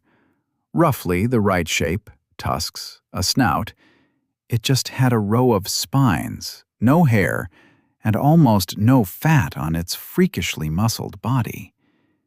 It looked fucking frightening, if he was entirely honest with himself. Caius frowned, suppressing a shudder. At least it doesn't seem to have the same sense of smell as a real boar. One of those would have picked me up long before it saw me. His eyes roamed over the creature, its rippling musculature and thin skin hiding little from him. There, just above and slightly behind its shoulder, in between a gap in its ribs, with each of the beast's heartbeats, he watched as the spot slightly distended and pulsed. An artery, most likely a major one with its proximity to the heart. At least, if the thing was built anything like a normal boar on the inside. Sense weakness twinged. Caius smiled. Perfect. Reaching over his back, Caius drew his sword with painful slowness. He'd already dulled the shine of his blade with ash from the church's hearth, so the only thing that could give him away now was if he made too much of a racket. The beast below dug its tusks into the ground surrounding the roots of the tree, flinging a soft shower of dirt into the air. Evidently, it had found something worth eating as it lowered its head and began to snuffle, all the while unaware of the predator that stalked it from above. Sword in hand, he let go of the tree trunk behind him. Tension in his core and powerful legs kept him steady.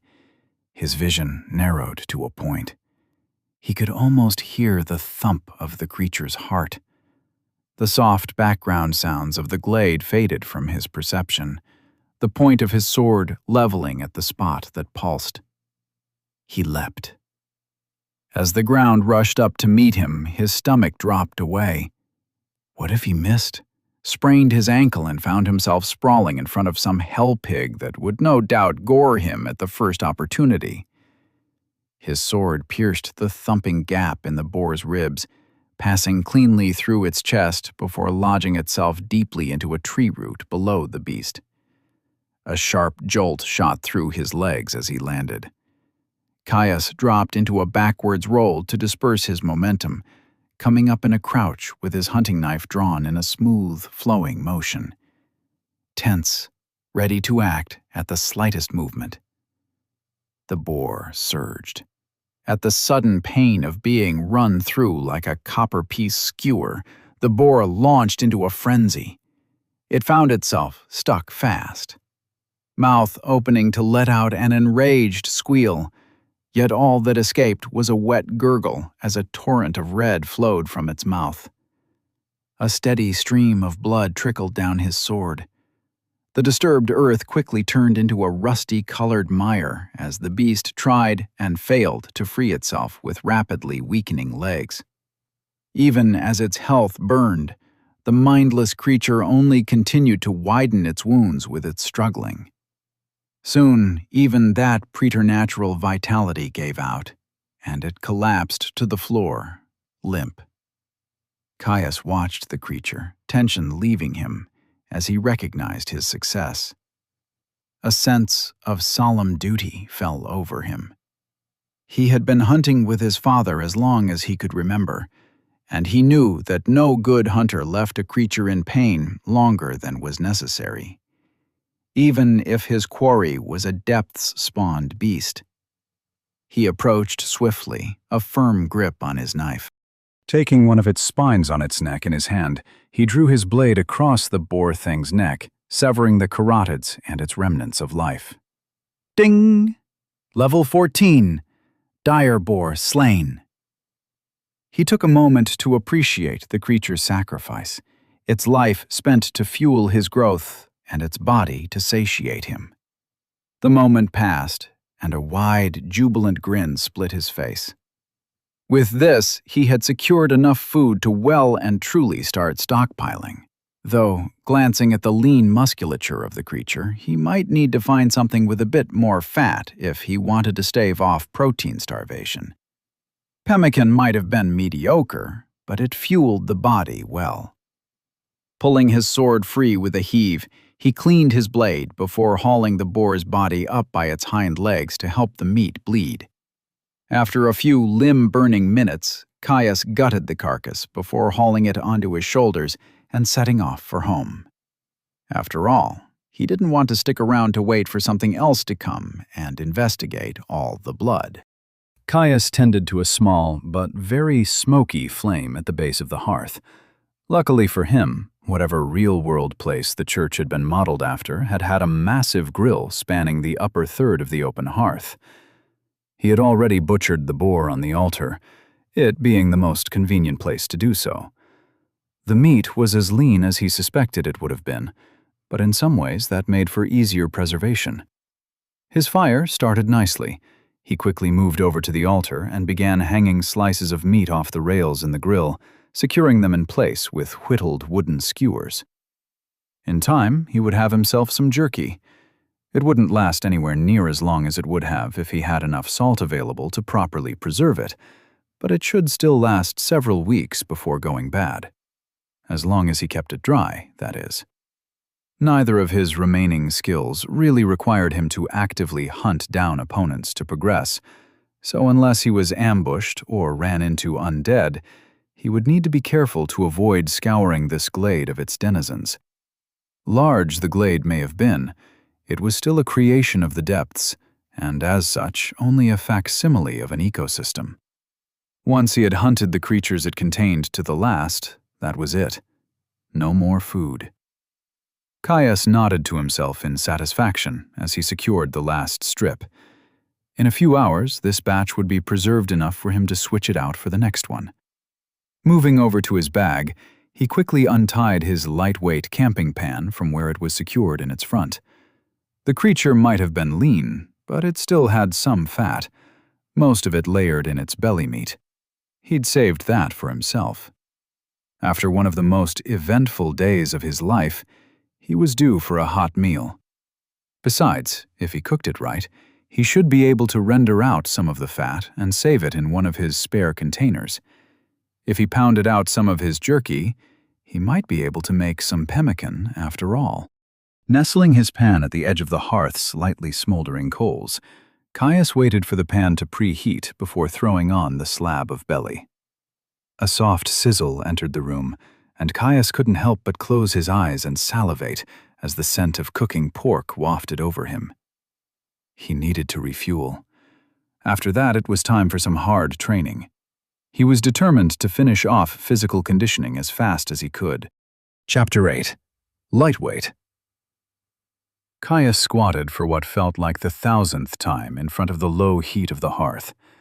Tightly held to his chest was a stray flagstone from the crumbling wall outside, large enough that its weight dug uncomfortably into his arms.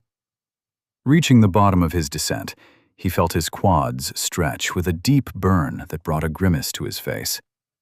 Another drop of sweat from his face baptized the stone, its surface turning ever more slick, forcing him to hold the rock tighter and aggravating his already exhausted arms. Pushing himself upwards, he felt himself hit a wall, shaking as what felt like the weight of a giant pushed down on his trembling legs. Individual muscle fibers began to ping, his lower body consumed by a bone-deep agony. A low roar left his throat. Caius pushed, driving his heels into the ground, scraping the bottom of the barrel. Finger length by finger length, his quaking figure rose. He had been at this for hours now, his stamina long since drained. Without fail, he would hit the wall, and without fail, he would push a little further. Quickly, he would reach his limit and collapse. A few moments spent bonelessly on the floor, giving liquid muscles a moment's respite, and he would rise again to switch to a new grouping. Caius squatted again, thick veins bulging in his neck. Again, here he got stuck, straining upwards. A loud crack emanating from the back of his jaw, the pain of his broken tooth cutting through his exhausted fugue. Quickly taken over by the burning itch of regeneration. Still, he strained upwards. Again. Again. Again. His legs refused, one shaking knee buckling inwards as his legs totally gave out. His mind blanked, his narrow cone of vision and the ringing in his ears subsuming all of senses for just a moment. The stone slipped from his limp hands. The jarring impact of hitting the cold stone floor brought him back, as did the crunching sensation and blaring pain as the rock landed squarely on his right foot. "Fuck!" Caius swore, pushing himself upright as fast as possible to roll the stone off. Ding! Strength has reached level 20. Ding! Physical conditioning has reached level 15. Physical conditioning, level 15. Uncommon. The thumping of a heart that outruns a predator. Blood fueling muscles that burn with the savage delight of the hunt. Lungs that bellow. Gaseous transfusion bringing necessary vitality. Life. It lives and dies on the basis of exertion. Each level slightly increases peak physical fitness. Each level slightly decreases the deleterious effects of exertion. Even clutching his stinging foot, Caius couldn't help but let out a loud laugh. He had done it. The unthinkable. 2 levels in the same skill and a stat point in the same day. His breath still heaving, Caius grabbed his water skin and drained it to the last with great, greedy gulps. The cool water, faintly tasting of must and leather, soothing his parched throat. Once it was done, he shook the neck of the skin over his face, encouraging the last few stray drips free. With an unsatisfied sigh, he threw the skin to the side. It landed with a dull thwack. Well, now that that's done, I guess it's time to find a water source. He winced as he shifted his leg, wounded foot and thrashed muscles complaining loudly. Maybe once I've recovered. Caius then eyed the slowly smoking hearth and the nearly complete batch of jerky hanging above it. And maybe once I've tended to the fire and put on some more meat. Wouldn't want to risk it going bad, after all. He flopped onto his back, the cold support of the stone ground feeling like a prized feathered mattress to his overworked body. Ding! Physical conditioning has reached level 20. Caius lay on the floor, his naked chest heaving. Each ragged gasp he made scraped uncomfortably against his bone-dry throat.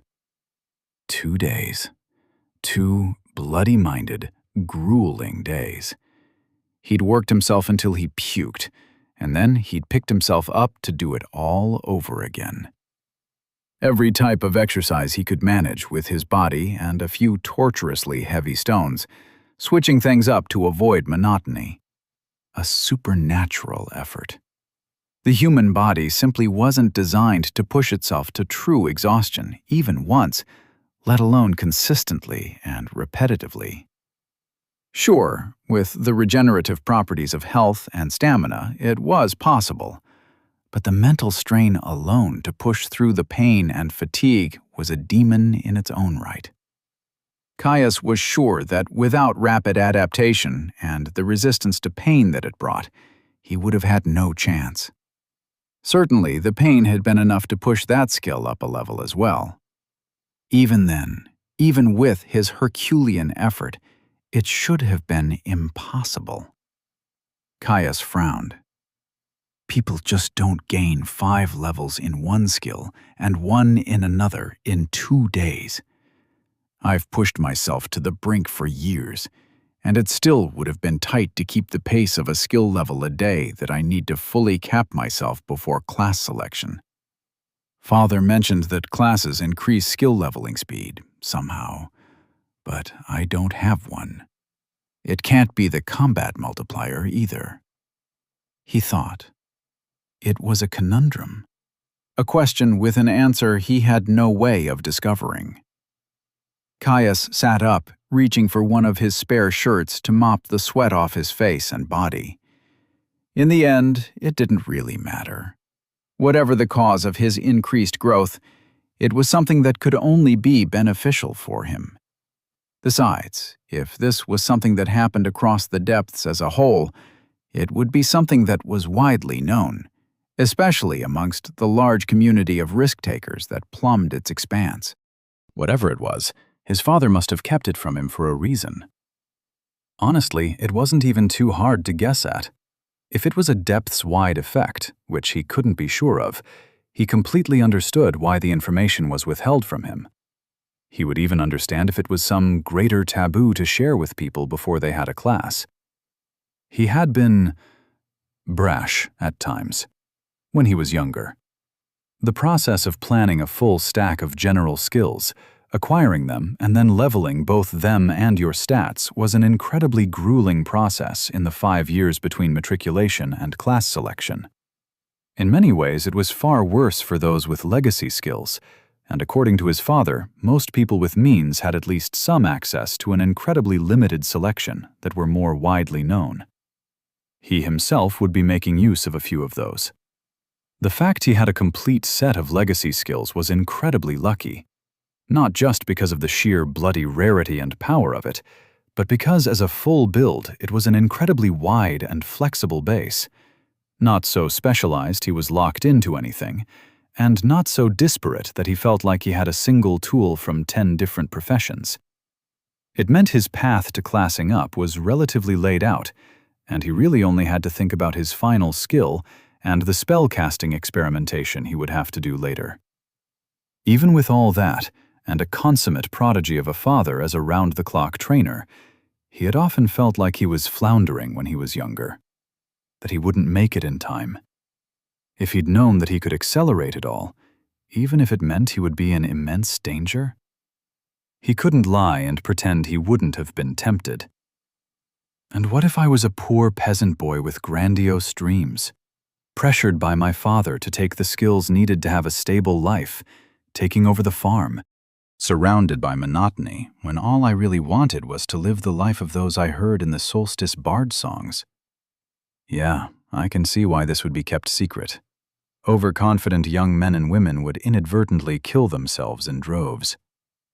He thought.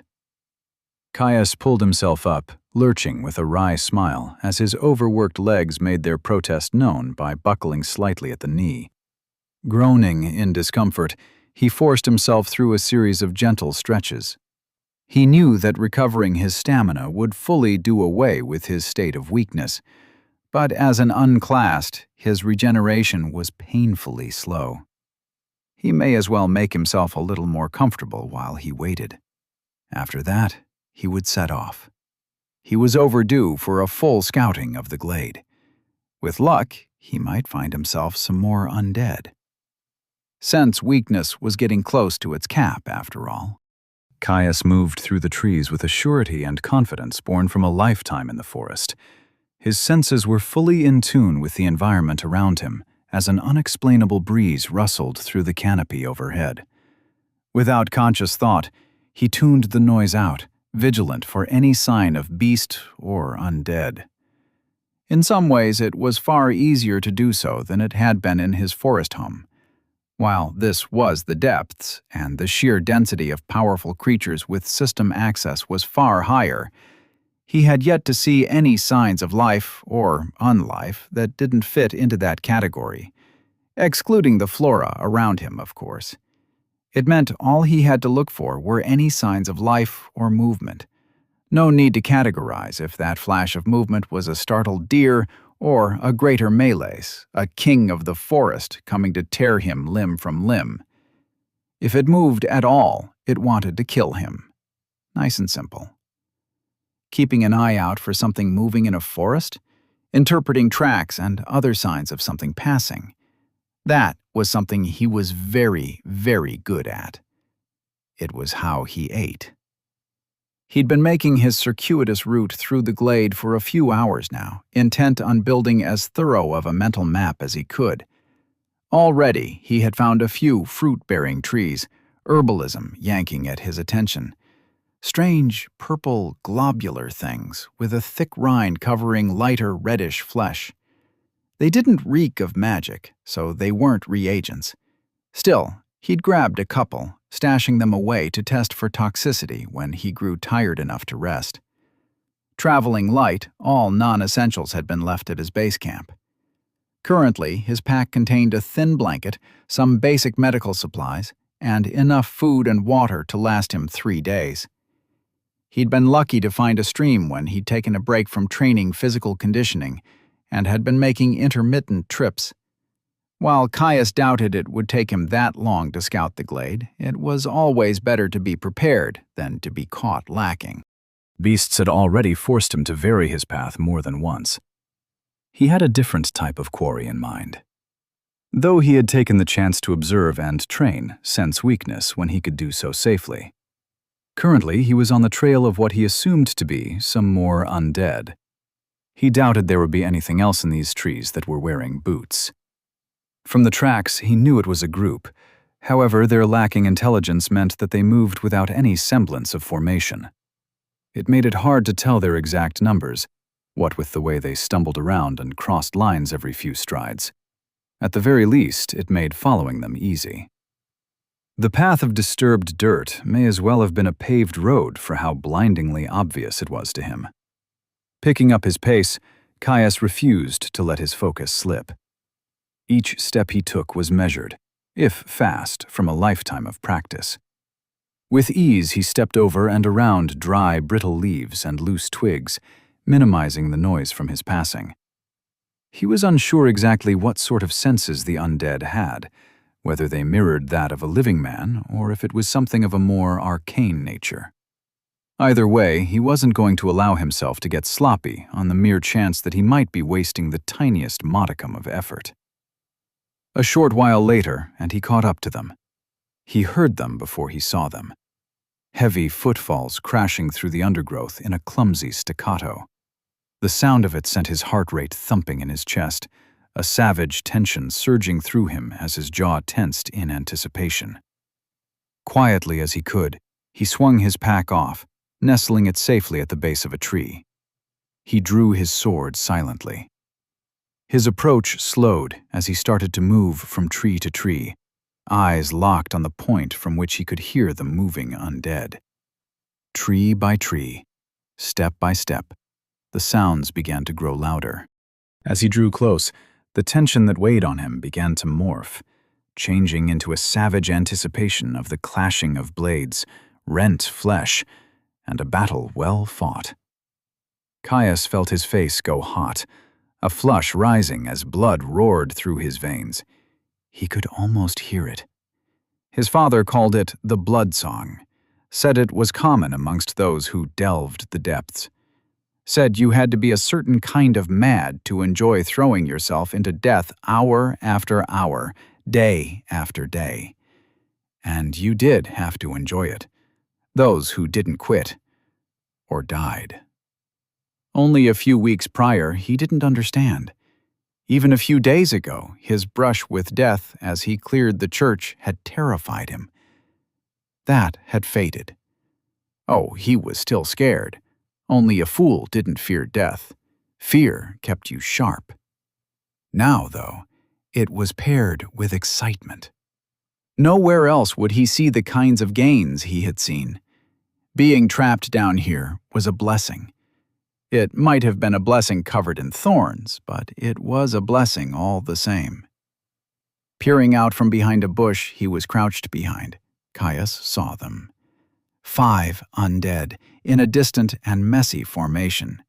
The leading 2 looked to be carrying heavy boar spears, while of the ones trailing further behind, 2 were carrying hunting knives, closer in size to daggers. The final undead that was lingering at the center of their rough formation held what looked to be a timber axe. All, barring minor differences, were garbed in what amounted to simple clothing with a heavy leather vest. Caius smiled at the sight of that. Ratty leather would do little to stop his honed blade from cleaving through them. Still, flimsy armor and poor quality hunting instruments or no, the undead were still a threat. They were ungainly, but he knew from his previous fight that they were front-loaded with strength. A good blow could easily shatter an arm, leaving him at a severe disadvantage at best. He would have to leverage speed and flexibility to outmaneuver them, especially since this time there wouldn't be a convenient natural choke point. Though he should be able to use some of the dense underbrush to hamper them. But it would affect him too, with the length of his sword. Taking out the knife wielders as fast as possible should minimize their advantage on that front, though. Caius set his eyes on the rearmost undead, one of his first targets, still brainlessly wandering forwards. Taking a sharp breath to steady any lingering nerves, he ignored the way his tongue stuck to the roof of his bone-dry mouth, choosing instead to lean into the blood song that bubbled away beneath the surface. With silent steps, Caius moved past the bush he had been hiding behind, his pace accelerating as fast as he could still remain silent. He brought his sword up into an inside guard, pommel pulled into his armpit as he pointed it directly towards the walking corpse he had set his eyes on. The ground flew beneath him, Caius quickly closing the gap. Soon he could make out the thin, limp hair that dotted the undead's withered scalp. With each step, it let out a dry, rasping gasp, forced to make a mockery of even the most basic of life's functions. Somehow, some way, it sensed him, tensing once he was within a few scant, long strides of its back. It stopped, beginning to turn as it let out a rattling gasp. A facsimile of a mind, knowing that it should call out to its compatriots, but its expired flesh was unable to act on the half-remembered instincts. The other undead continued on, unnoticing. It made an about face, Caius locking gaze with its glassy and soulless eyes. It was too slow to do anything other than that. From his inside guard, Caius's sword spun over his head, pivoting his lower body with the motion as he brought his sword down into an overhead swing.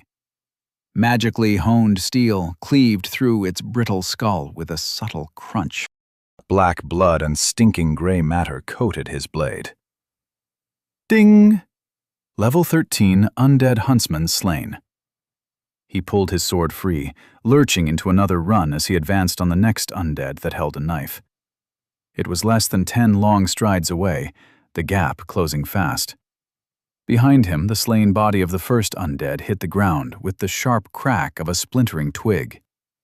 Caius winced at the sound. Almost as one, the remaining group stopped dead, slowly turning to investigate the sound. The remaining knife wielder saw him, a soft rattle of a war cry leaving its shrunken lips. It stepped towards him with its hunting knife held high. Caius didn't stop. It swung. He planted one foot solidly into the loamy soil, bringing himself up short. A sharp jolt of force shot up his leg, but the slight pain was quickly forgotten as the undead's blade sailed past his chest in a narrow miss. The failed swing left it wide open. Caius didn't hesitate. He speared it through the nose, a cold spray of jellified fluid catching him in the face. Ding! Level 13, Undead Huntsman slain. The heat of battle washed over him, a manic grin growing on his face as blood boiled in his veins. Spinning on his lead foot, Caius pivoted to face the rest of the undead. Slack-jawed and expressionless, they had wasted no time thinking on the death of their allies. No moments of panic or shock slowed their responses. They simply advanced on him, led by the one wielding an axe. Caius flicked his sword, rotten brain matter splattering onto a stray pile of leaf litter. The two undead holding boar spears had their points leveled at his chest, slowly advancing. The axe wielder had no such compunctions, working itself up into a stiff-legged run. Caius settled into his stance, happy to let the undead build some distance from its allies. It reached him with the fury of a runaway bull, swinging its axe in a savage horizontal swipe. Caius simply stepped back, letting the axe sail past him harmlessly. The momentum of the blow briefly pulled the undead off balance before it righted itself and quickly lashed out with an overhead. Caius parried the blow, a flick of his sword pulling the axe of center. A swift riposte cut a furrow through its chest. They were so clumsy. Caius struck for the head, eager to finish the fight quickly. The undead just barely managed to bring its axe up to block, its infernal might stopping his blow cold. Shoving back against his guard, it broke the bind, shifting its hands to bring its axe down in a short chop. Openings screamed to him. Strength and a certain awkward speed it might have, but without control, without technique, it was useless. With a flick of his wrists, Caius brought his blade back around, binding the axe once more. A slight turn of the blade and a forward push, and he slipped through the undead's guard, impaling its head on his blade. Ding! Level 14. Undead Logger slain. Ding! Sense. Weakness has reached level 18. The corpse dropped like a puppet with its string cut. Caius's chest rose with each deep inhale, the exertion of battle impossible to avoid. Still, the burn in his muscles felt good. Seeing the undead lie inanimate once more, shattered and broken, felt good. Knowing that each one he put down was another step closer to his goals made his blood sing. He understood it now. The blood song. How it could drive people to such maddening heights. He leveled his gaze on the final two undead, still slowly approaching with their boar spears leveled. Only two left. Chapter 9. Fervor and Fury. Caius stood on the wide trail beaten through the undergrowth of the subterranean glade, watching the two undead that slowly approached with spears leveled at his chest. Their weapons had the stout look of boar spears, leaf-shaped blades capped by lugs on a stout haft 6 strides in length. They were weighty, unwieldy things, more meant for planting firmly in the ground to arrest a boar's charge than true weapons of war. They still held the reach advantage, if only barely. Caius grinned, the blood song still running hot in his veins. Mere seconds previously, he had slain their allies. They would be joining them soon. Feinting a step forward, Caius watched the undead thrust toward him, warding off an assumed advance. Like the others, they were strong and fast, but ungainly. Their bodies lacked the smooth, flowing balance of a trained fighter, wooden fingers struggling to rearrange themselves as they adjusted their grip. Even the points of their spears wavered through the air, as if uncertain of where to strike. With each step they took forwards, Caius took a calm one backwards, holding his sword at the ready. The left one cracked first. Suddenly lunging, it drove its spear towards him with its rear hand, thrusting towards him in a great extended stab. A snarl left his lips as he flicked his sword, pushing the spear away from him. He stutter-stepped forward, bringing himself inside the first spearman's guard. He grabbed the spear haft, capitalizing on the undead's sluggish reactions, to shove it upwards and knock away the second spear thrust that had been poised to take him in the chest. Yanking hard on the haft he held, he pulled its stumbling owner towards him. Caius pivoted on his leading foot, scything his rear leg outwards. His shin met the side of the undead's knee with a gruesome crack. Its leg gave out, and its grip slipped from the spear as it tried to arrest its fall. Its companion was not idle, their own spear already descending in a sharp cut towards Caius. His eyes widened. His kick had put him out of position, and with a sword in one hand and a spear held mid-haft in the other, he had no way to block or parry. Instead, he chose to give flesh to take bone. Twisting, Caius felt the half-blunted edge of the boar spear cut a line of fire from nipple to hip. A wet stream soaking his tunic in moments, quickly followed by the rapid itch of his health draining to heal the wound. It enraged him. He'd been overconfident again. A quick step took him out of reach of the downed undead that was even now grasping towards him, taking its spear with him. A few more took him out of the range of the still-standing one. He took a moment to look down. His front was soaked, a deep red spilling across the dyed green fabrics and staining the hardened chestnut-brown leather reinforcement of his hunting clothes. It would take hours for them to repair themselves. They had been a gift. Caius narrowed his eyes at the standing undead, a vein on his neck bulging as he saw his blood drip off its spear point. Creating some more distance, he tossed his stolen boar spear up in the air slightly and reversed his grip. He hauled the heavy spear over his shoulder, raising his sword with his other arm to aim at the undead that continued to stumble towards him. Twisting and engaging the muscles in his back, he heaved. The spear flew. The undead attempted to bat the projectile out of flight. It missed. The spear smashed through the undead's chest, lugs ensuring its momentum was fully transferred. It fell. Caius let out a dark laugh. Running towards his downed opponent, he ignored how each step sent another lash of pain through his chest. By the time he arrived, the undead was already scrambling at the ground, hurrying to right itself. His downwards chop ended that. Ding! Level 13. Undead Huntsman slain. He turned to the remaining undead, advancing towards it. It was actively clawing at the ground, dragging its way towards him. Its empty expression infuriated him. The way its slack mouth revealed rotten nubs of teeth and a shriveled tongue. Its empty eyes betraying a total lack of thought, even of those primal functions such as hunger or rage. He spat on its face, then shattered its skull with a stomp. Ding! Level 14.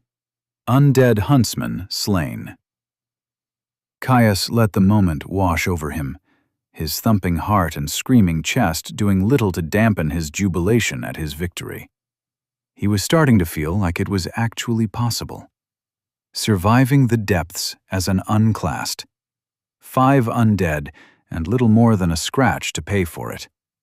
Sure, it was a small raiding party. He knew that as far as things had gone so far, he had played it incredibly safe. Greater threats there might be, but he had a lot of room to grow. 7 more merged skills, 1 within hand's reach. He could do it. He could get out and find Father. The blood leaking from his chest started to soak into his pants. He grimaced at the cool stickiness on his skin. But first, I should probably clean myself up, he thought. After cleaning his sword on some loose leaf litter, Caius sheathed it and jogged back to his pack. A clean cloth from his first aid kit and some water was enough for him to start mopping up the blood that coated his chest, the tear in his tunic giving him convenient access. It didn't do much for the rapidly drying blood that had soaked into the cloth and leather, but the cleaning enchantments would take care of that. The rip still annoyed him, though. He hadn't lied when he said they had been a gift, one his father had given him for his most recent birthday, now that he was fully grown. Like all of Father's gifts, they were superbly made, and he had personally inscribed them. Strong, but simple inscriptions meant to keep the garments in perfect repair while providing some minor resistance to the elements. Still, self-repair was a notoriously complex enchantment, a testament to Father's skill. They straddled the line between hard-wearing hunter's clothes and armored leather. Tough cotton with, at times, double-width hardened full-grain hide protecting his important bits. Rinsing his cloth of blood as well as he could, he did still want to preserve his water after all. Caius returned it to his pack before fetching a large needle and thread. A few minutes of fiddly work, and the rent in his clothes was held together with an ugly but firm stitch. Once the tear had repaired itself, he would be able to pick the thread free. But for now, it was more important that his clothes were secured tightly in case he ran into anything else unsavory.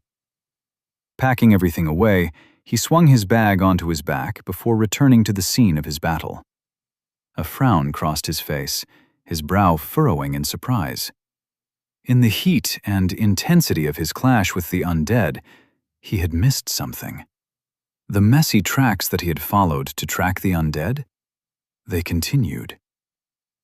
That's interesting. His eyes flicked to his resources. Resources. Health. 139 over 200. 2 per minute. Stamina. 174 over 200. 2 per minute. Mana. 120 over 120. 2 per minute.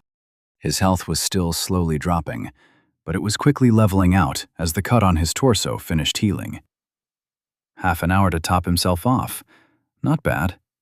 He could always keep his distance if he found anything noteworthy in the meantime. After all, the undead he had seen up until this point hadn't exactly been the most perceptive things. He eyed one of the discarded boar spears, the one that had slashed him through the chest. It could come in handy, having something with a bit more reach. Even if it was in poor shape, its stout construction meant it should hold up fine, at least temporarily. The fact that it wasn't covered in undead viscera like the one he had planted in its owner's chest helped too. New spear in hand, he set off, following the trail. It ended up being much longer than Caius had anticipated. Luckily, his new armament acted as a half-decent walking stick, even if it was a little cumbersome. Now, Caius watched the looming cavern wall draw closer and closer. Wherever the tracks led, it seemed to be positioned at the base of the cavern wall. As he continued on, he was relatively surprised to find that the tree growth failed to thin out. The portion of the cavern that he had originally entered had been relatively sparsely populated by plant life. Still enough to qualify as a sort of forest, but the trees were spaced wide apart. It had gotten denser as he had penetrated deeper into the thick of the glade, but he had thought that the lighter tree cover extended around the full circumference of the massive cavern. Apparently, he was mistaken. He closed the remaining distance to the looming cavern wall, leaving the trail to pass through densely knotted trees and bushes. He wanted as much cover as possible, though he stayed close enough that the undead's tracks were always in sight. Once he got within 100 long strides of the cavern wall, he found a suitably memorable tree, another one of those rare, fruit-laden plants that he had seen in his travels. Scoring its bark with his hunting knife, he made sure the mark was clear and visible from the bush-beaten tracks he had been following. Then, he stashed his pack. Spear held at the ready, he pushed his way through the undergrowth. The soft glow of the cave moss shone between the closely nestled trunks. He approached slowly, keeping his profile as minimized as possible as he used the ample foliage as cover. Once he got as close as was comfortable, Caius put a thick tree trunk between his body and the edge of the trees.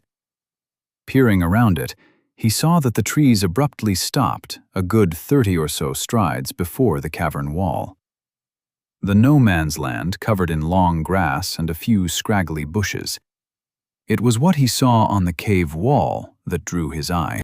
Off to his right, in the direction of the tracks, was what looked to be a compound set into a great opening that had been worked into the stone, its jagged edges reminiscent of mining. 3 stone structures standing proud in the shadow of the cave. They seemed to have a similar architecture to the church where he had made his home. The same tall, slatted roofs with thin, slitted windows set high in each wall. Where the church was clearly a place of worship, this seemed to be some sort of hunting lodge. The main building, situated at the back of the shallow cave, was a wide and squat building. A veranda spanned its front face, columned stone holding up its awning. Across its paved surface, numerous drying racks were set up, ratty and hole-ridden fur pegged in place. The other 2 buildings were smaller in scale. One was set close to the entrance, a large smokestack jutting out slightly from the cave and rising above its lip. The most likely reason for its positioning, he supposed. If he was to guess, it had to be some sort of smokehouse, though he was in no rush to see whatever meat stores were kept within. The final building was a small but over-engineered building set just off to the side of the main lodge. From the little Caius could make out through the dark shadows that drenched the cave, it had no windows, and its heavy-set door was barred tight with several chains. The sight of that set Caius's heart thumping. It wasn't just the bloodsong and the wealth of experience available that sent so many into the depth's embrace. Monetary reward and otherwise unobtainable resources did that enough all on their own. Artifacts, rare materials, and strange alchemical ingredients could all be found here. Often, they were tied to some depths-born construction, from what he had heard, just like a secure locked building attached to a hunting lodge built into the side of an impossibly sized cavern. There's just one problem, he thought to himself. The entire place was crawling with undead. Chapter 10. Kiting.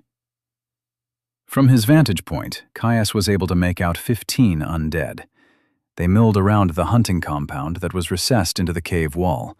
Some drifted from building to building, patrolling the area in some mockery of a lively camp.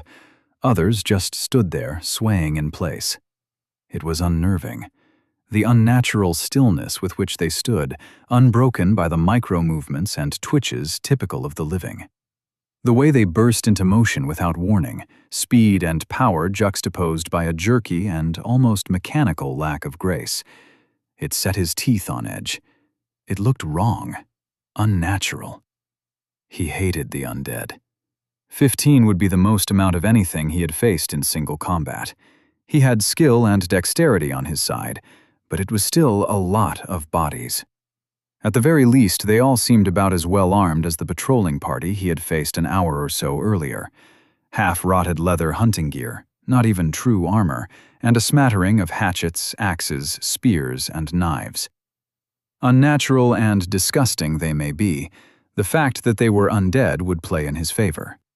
They would have non-existent endurance, no health to regenerate wounds. His father had told him of great and terrible spirits of death who could heal with mana. Not here, though. Deep, far deeper than he would ever reach for years. Strong, indefatigable, and immune to blows that would mean the end of anything with a heartbeat. They were also dim, clumsy, and had no health. He could fight them defensively, utilizing positioning, the environment, and superior coordination to whittle them down one by one. 15 was still a lot of bodies. He gulped. Caius took a deep breath, quelling the nervous tension within him. Despite their numbers, he couldn't deny that the prospect of facing off against such a large group was as exciting as it was anxiety-inducing. Plus, the dangling carrot of the storehouse was too great to ignore. There was something more than the promise of glory and loot that made the risk so enticing, however. The pressure and push of facing so many foes at once would force him to the edge. He would have to capitalize on every single mistake the undead made. The urge to merge his next legacy skill had been a constant buzz in the back of his mind. Every one he completed would make him just a little safer, give him another powerful tool to work with as he tried to survive in an environment he had no right to be in. The battle ahead was sure to level Sen's weakness, in all likelihood more than once. He needed that. Needed the edge his next legacy skill would bring him.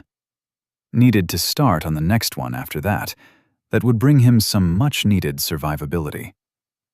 Tightening his grip on his spear, his knuckles went white. Caius launched himself forward, pushing off a root and shoving the trunk he was hiding behind to bring himself up to full speed in a burst of acceleration. The light brush standing between him and the end of the tree line whipped against his legs. Quickly forgetting the stinging mark of their passage as he bent his mind to the singular goal of closing the gap between himself and the closest of the wandering undead. He brought the point of his spear up and level, turning his run into a charge. Soft breeze covered his advance, the rustling of leaves enough to drown out his heavy breaths and the soft thumping of his feet on soil. He was almost there. Some of the undead, those who just so happened to be looking in his direction, had already noticed him. Ambling limbs readied glorified farm tools as they drew in his direction on stumbling. His target did not move. Too dim-witted to experience even vague curiosity at what had riled up its fellows. Caius grinned, surging blood making his face grow hot. The point of his spear rammed into the back of its head with the force of a charging bear, driving deep into its liquefied brain. Black blood sprayed out as the undead was flung forwards from the force of the collision. The machete it held in its hand tumbled to the ground. Ding! Level 12. Undead Scout slain. Vibration shot through his spear and into his arms, stinging the palms of his hands. He was forced to plant his feet, sliding in the soft earth to arrest his charge. Ripping his spear free from the body of the dead scout, he turned to face the rest of the undead, now well aware of his presence. In an instant, he assessed their composition. They were still spread out, those first few who had seen him only now just beginning to cross the courtyard between the lodge's buildings. He still had time. Unfortunately, whatever mindlessness impeded the undead's senses and cooperative abilities also seemed to make them impervious to surprise. They all just seemed to notice he was there, and then got ready to gut him where he stood, without taking any time to think about it. The closest to him was a trio who had been standing in the shadow of the smokehouse. One with a spear, one with a hatchet, and another with a knife. Caius was already moving, a burn settling into his legs as he launched off in a new direction. The spear wielder tried to ward him off, waving its duplicate of his own weapon at him. He feinted a lunge, smiling as it reacted with a clumsy stab. Lashing out with his spear, he batted away the threatening point of the weapon. Committing to his riposte, his spear point sank into the undead's shoulder with a sickening crunch. It tried to bring its spear around for a slash, but its shattered joint inhibited its motion, achieving nothing better than a slow, shaky slide. Caius pulled his spear free from the joint and pivoted on his front foot, stabbing out to catch the nearby undead knife wielder full in the chest, utilizing the lugs at the base of his spear point to shove it backwards. Black blood sprayed from its chest as Caius ripped his weapon free from the second undead. He whipped his spear back around to his first target, the leaf-like blade tearing a path through the spear wielder's quad. It collapsed onto one knee. While the knife-holding undead was scrambling its way up from the ground, the last of the immediate undead charged at Caius, happily kicking over its ally that struggled to rise with a partially severed leg. He stabbed its face. It parried, pushing his spear point down with a savage chop of its hatchet. Moving with the strike instead of contesting it, Caius stabbed the undead in the hip. Reverberations resonated up his spear's haft as its point ground along bone, making a mess of the joint. After he ripped his blade free, it took a slow, haltering step forwards on its injured leg. Satisfied the wound had hampered it enough, Caius lunged towards the one with the knife, who had almost fully recovered from their fall. Organ damage or no, the blow to its chest hadn't done much to slow it down. His spear point, punching through its undefended face, solved that.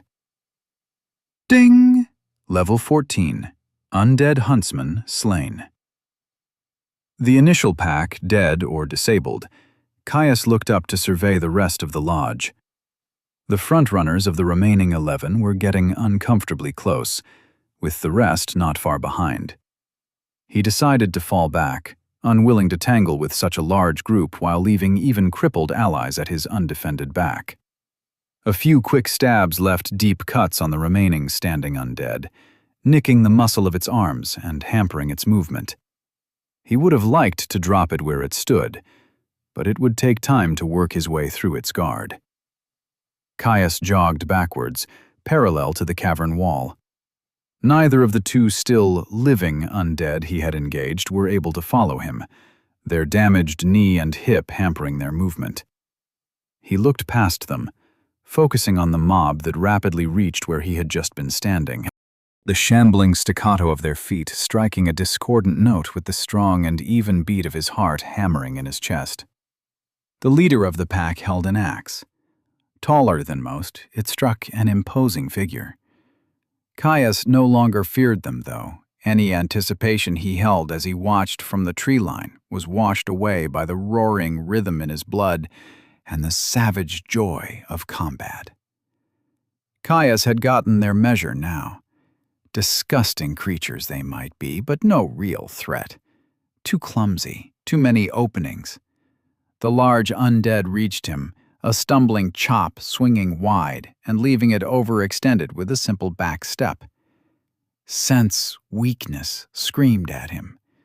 A smooth step forward, a simple thrust. Another spray of black blood, another body crumpling where it stood. Ding! Level 16, Undead Logger slain. His compatriots quickly followed, mobbing him.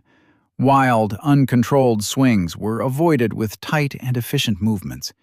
Those he could not dodge, he pulled off-center with simple bats of his spear.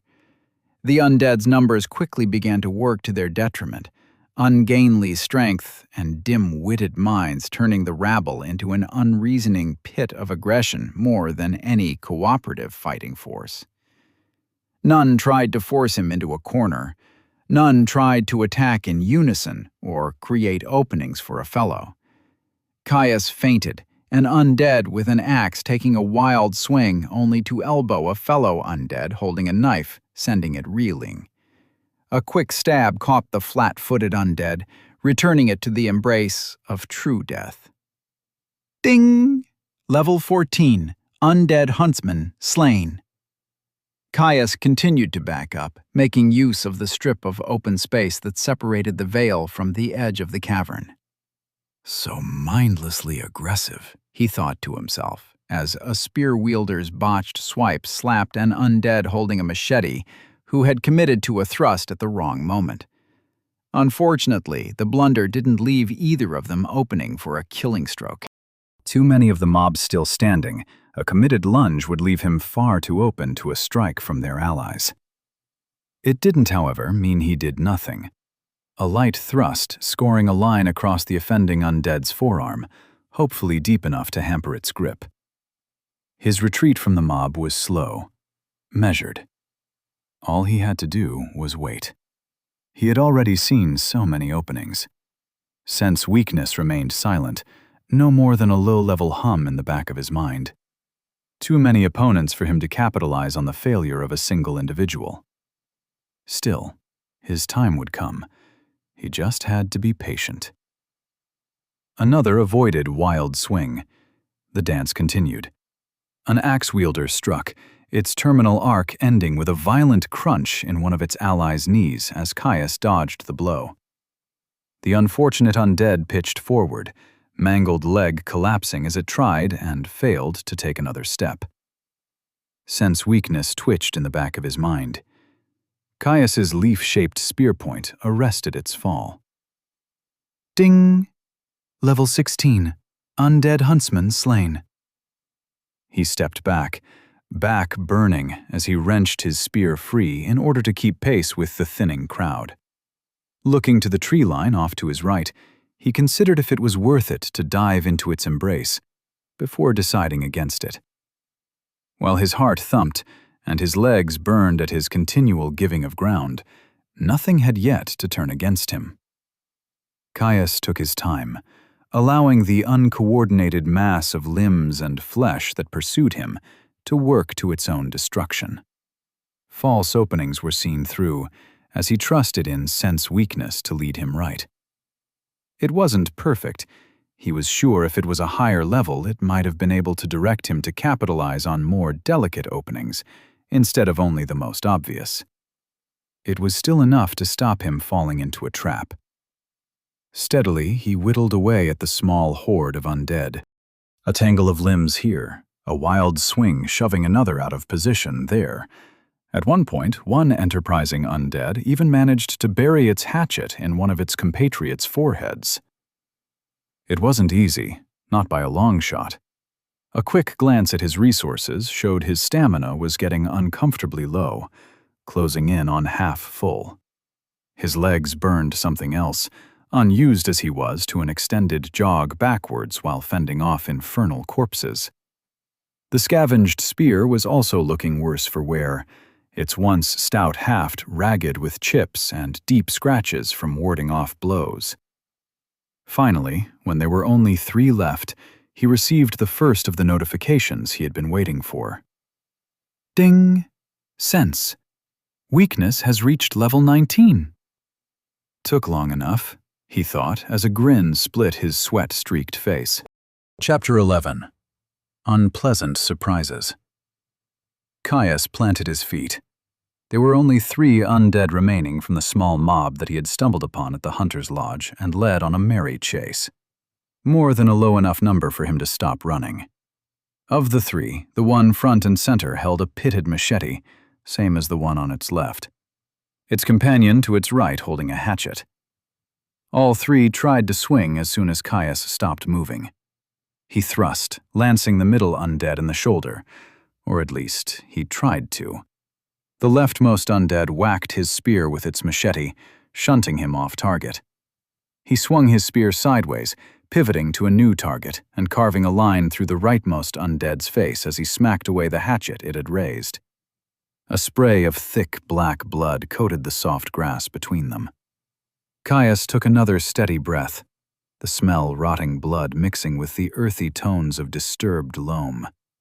Any disgust at the scent washed away in his blood song. A step back prevented his rabid foes from closing the distance. He feinted another strike at the centermost undead before whipping his spear back into the hatchet wielder.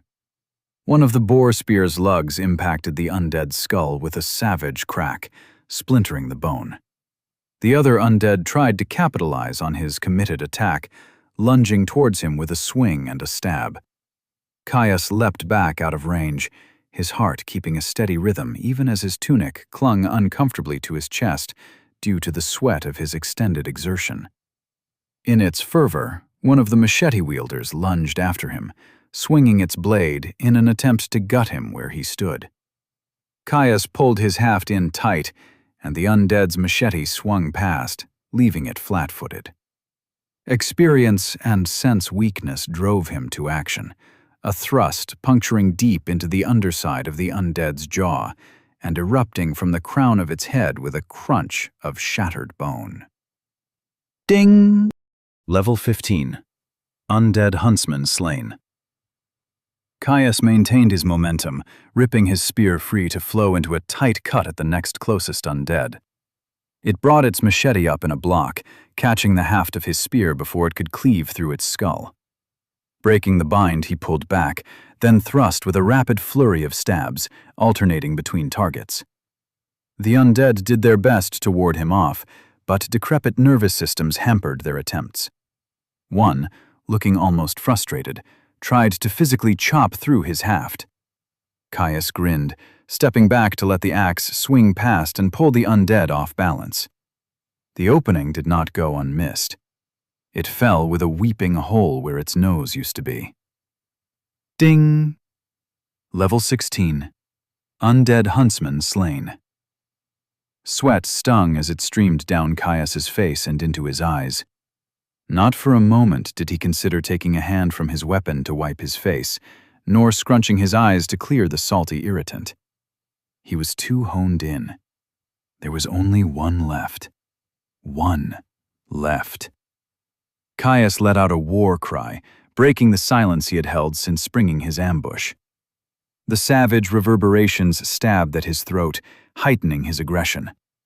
He swept his spear up before slamming it down into the undead's guard. It stumbled at the sudden force, before rallying itself to jump toward him in mindless fury. Switching his grip, he momentarily held his spear like a quarterstaff, before slamming its butt into the undead's machete, knocking the weapon away.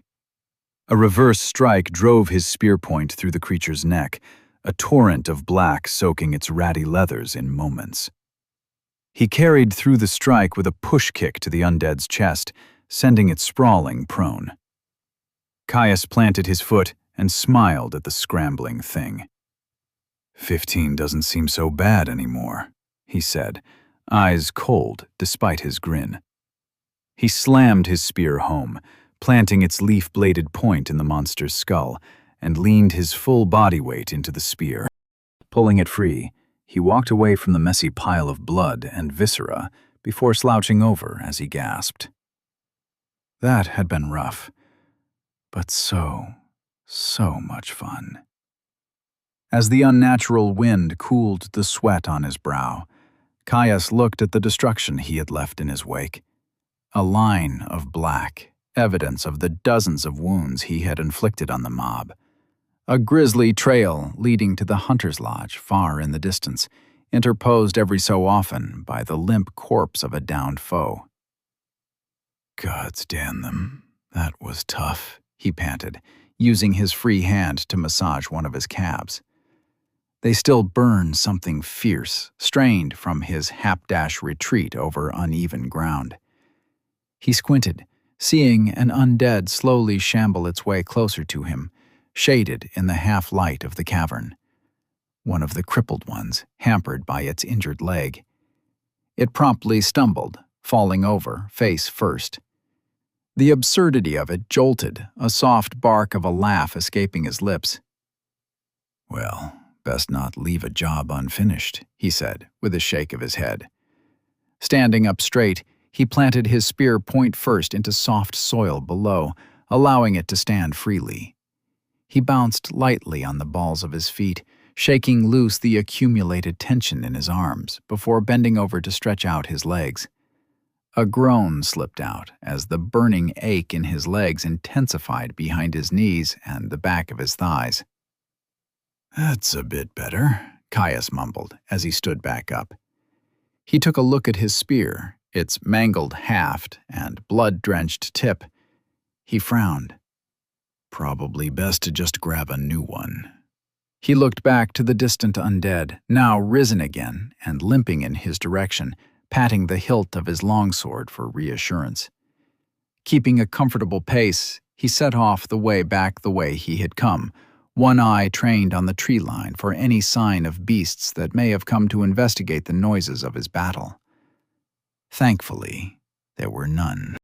He kept in line with the trail of his battle, walking around the leaking corpses of his slaughtered foes. Though, unfortunately, he was not entirely able to ignore their fetid stench, now that the heat of battle had left him. "Gods, that smells rank," he said, his face paling. It could have been worse, he thought. He'd mostly avoided blows to their center mass. He shuddered to think what unholy abomination he would have to deal with if he had perforated their bowels. About halfway to the hunter's lodge and the stumbling figure in the distance, Caius stopped by the corpse of an undead who had been using a boar spear of its own. He eyed it, checking it for any major damage. It was splintered and poorly maintained, but in a damn sight better state than his own. He tossed his spear to the side, replacing it with the new one. With a new walking stick in hand, he locked his eyes on the slowly approaching undead and picked up his pace. Once he got close enough to the creature, he stopped. Hefting his spear over his shoulder, he took aim and threw it at the undead with a grunt. With unerring finality, it soared through the air. It tried to smack the missile out of the air. Unfortunately, it was hampered by the deep wounds Caius had left over its limbs. The spear slammed home into its face, the blade sinking down to the lugs as the weapon's weight sent its corpse sprawling. Ding! Level 15. Undead Huntsman slain. Caius let out a hoot of success, pumping the air. "Bullseye!" he said with a grin. Reaching the corpse, he yanked his spear free. Only a short walk from the lodge that had been set into the cave, Caius could see the final undead struggling as it clawed its way across the ground, a shattered knee preventing it from rising. "Pathetic things, aren't they?" Caius said to himself as he watched it haul itself across the dirt on one good arm.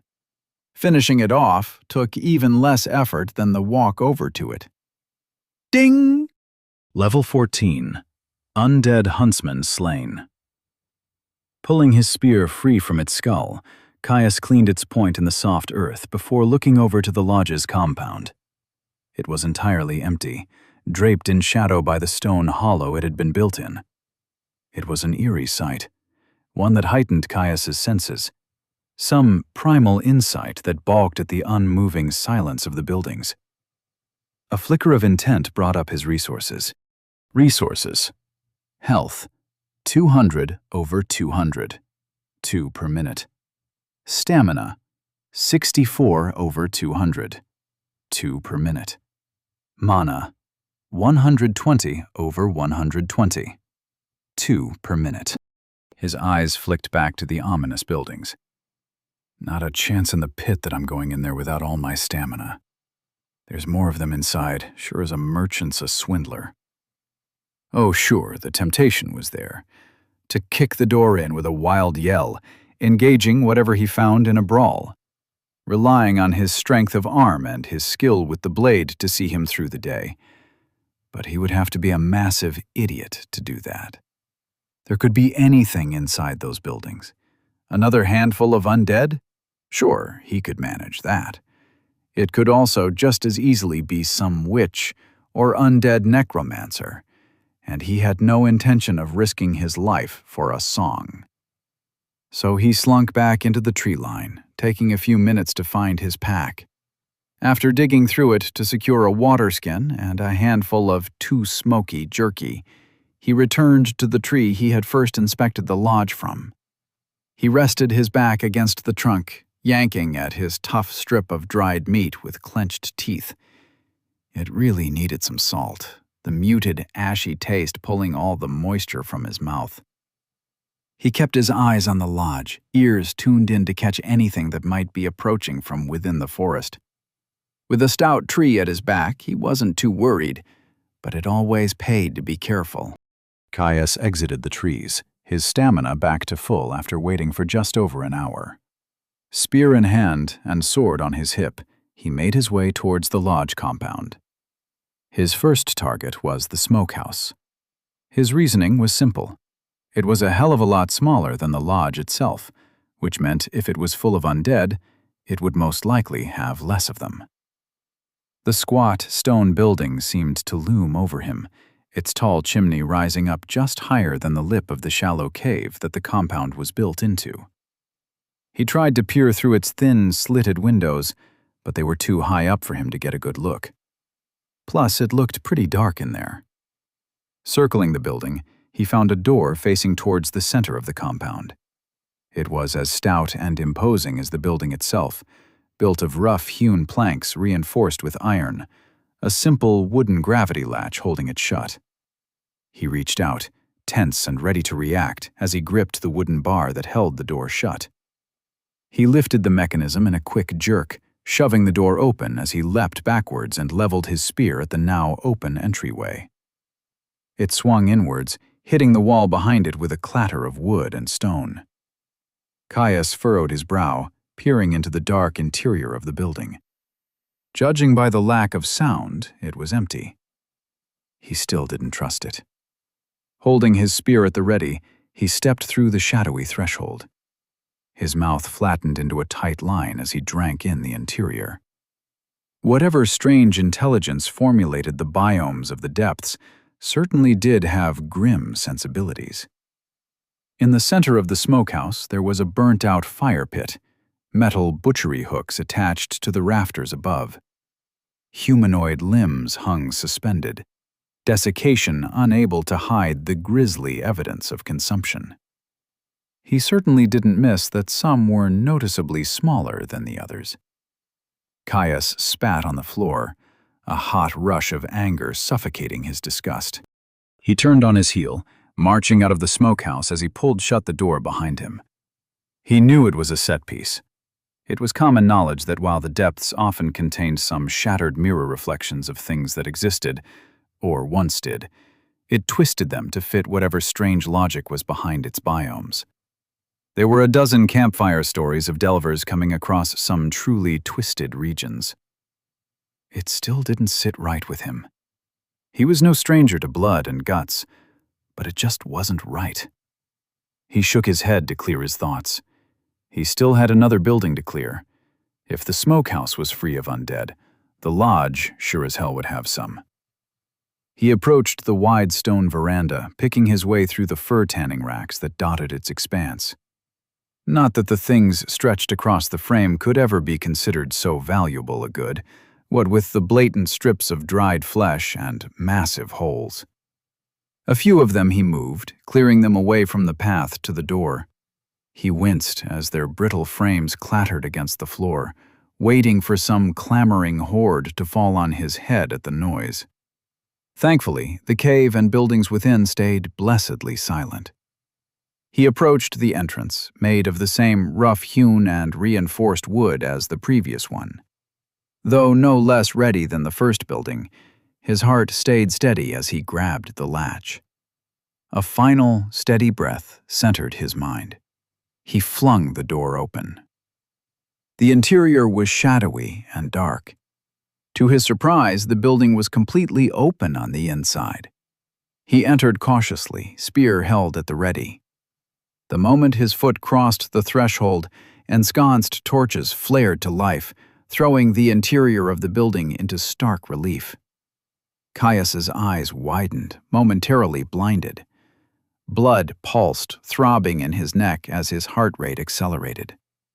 A soft grunt grabbed his attention. Whipping his head around, he focused on the source of the sound. There, at the head of the hall, sat a great monstrosity. Enthroned on a seat of rotting fur and splintered bone, its black eyes drilled into him. The grotesque sneer that split its face, conveying a level of contempt that chilled his blood. Its muscle-bound body had more draft than a draft horse, a complete lack of body fat revealing every single striation in its musculature, to the point it looked almost flayed. At least, the definition that wasn't marred by its diseased and pock-marked skin. Its black, unblinking eyes never left his own as it slowly reached down, grabbing a blood-stained cleaver that must have been the size of his thigh. A slow and purposeful rise brought it to its full height, the overly thick leather apron that covered its front rustling with the movement. It towered over Caius, easily a stride and a half taller than him, and he towered over the villagers he had met at a strapping 6.5 strides tall.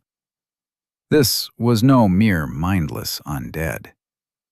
It smiled, rotten teeth poking out from behind scarred lips. Ding! You have challenged a champion, the hungry butcher. Shit. Chapter 12. The Butcher. Caius all but flew backwards out of the lodge, desperate to avoid a scenario where the giant undead could box him in and bring its obvious strength to bear. Dread shot through him as he took in the size of the undead.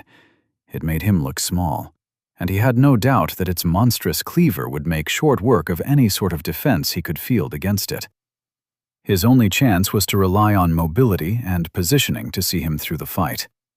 If he even could. He blanched at the thought of the casual contempt on its face as it rose from its throne. The damned thing had moved with decidedly more grace than the other undead he had fought. As his feet touched down on the dusty rock that made up the cave floor, Caius heard great, rattling thumps echo through and out of the hunting lodge. Seeming to almost shake the foundation of the building itself, each thundering reverberation reaching into his chest to set a cold grip on his heart. The blood song was still there, keeping his blood roaring hot.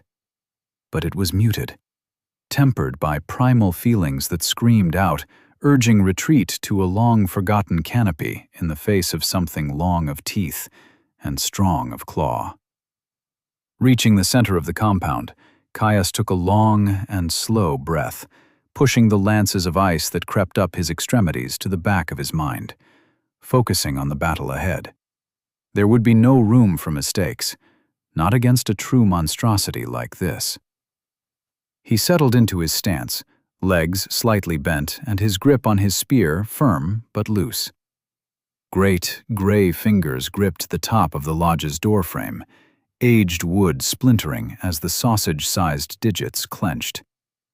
Caius's stomach dropped as the champion stooped, bowing its head to fit through the building's entrance, its cleaver dragging along the floor with a terrible screech of tortured stone. It crossed the veranda, tanning racks shattering like kindling in the passage of its inexorable bulk. Standing at the threshold, it stared at him again, cold malevolence glimmering in its eyes as a rictus grin split its diseased face. Caius took a sharp breath, stoking the forge of battle lust that had been growing within him over every brush with death he'd had since getting trapped in the depths. "Meat," it spoke. The words rumbled across the intervening space, a timbre of tortured metal rattling deep in Caius's chest. The champion lifted its oversized cleaver with a slow grace, slapping the sharpened slab of iron into its opposing palm with a great thwack. A wooden stair splintered as it kicked off the veranda, the champion charging him with the unhindered momentum of a raging bull. Caius kept his eyes locked on the undead, ready to react. Its great strides ate up the distance between them quickly. It was fast. Raising its cleaver high, the champion chopped. Caius danced to the side. The slab of iron bit deep into the cave floor, stone shards leaving stinging bites as chipped stone showered his face. He counterattacked instantly, lancing the undead in the arm with his boar spear. Caius tried to follow it up with a second stab to its exposed face, but was forced to dodge when the butcher sliced at him with casual ease. He didn't even try to parry the blow. With its obvious strength, his spear might as well have been a toothpick. The champion lashed out again, air whistling as its cleaver blurred towards him. Dipping back, Caius repositioned, trying to harry the undead with a flurry of quick strikes. It managed to ward off some with sweeping parries, but for all its strength and increased coordination, nothing could make such a weighty weapon as deft as his spear. Small cuts and shallow stabs marred the chest and arms of the undead, small rivulets of thick, running blood leaking from the wounds.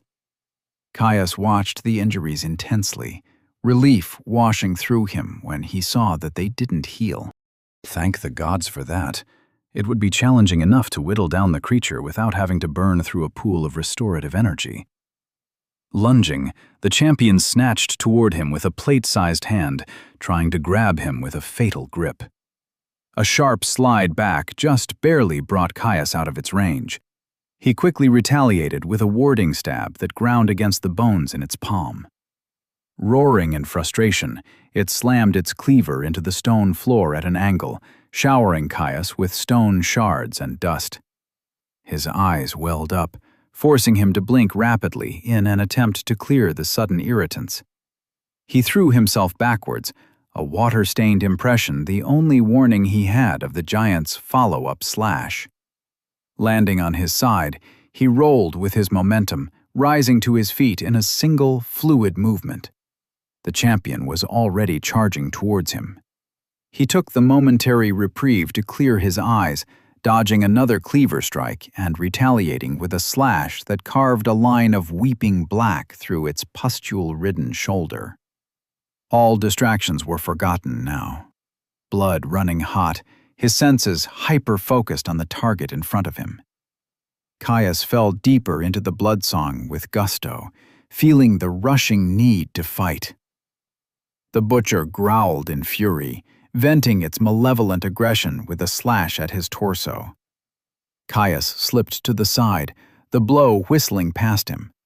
Before he could retaliate, it moved with the momentum of its swing, bringing its cleaver around again, and again, and again. Continuously, Caius gave ground to the depth spawn's fast flow of heaving strength and cutting iron. They moved around the natural stone courtyard, the champion unable to corner him, failing to force him into a position where he would be unable to dodge. Yet Caius was equally as unable to penetrate the whirling offense to punish the assault. Suddenly, the blows stopped, the champion's face twisting into an expression of hatred that chilled the blood. Its chest heaved as it opened its rotten mouth wide, shoulders pushing back as it inhaled. A great howl left its throat, a sound of ravenous consumption. The air shimmered as the sound hit Caius like a physical wall. Something sank its way into his ears, pushing into his mind. He could feel it, stoking a primal fear, encouraging his heart to race, his stomach to shrivel, suffusing his mind and body with a sickly, rotten terror. Calling to mind the final, paralyzing moment when the beast tears into your entrails, and you know there is nothing you can do to fight or run. So you lie still, terror-drenched, and die. A sob caught in his throat, pupils dilating. And then something fought back, surging through him, rebuffing the energy with a deft familiarity, walling it off, crushing it, denying it.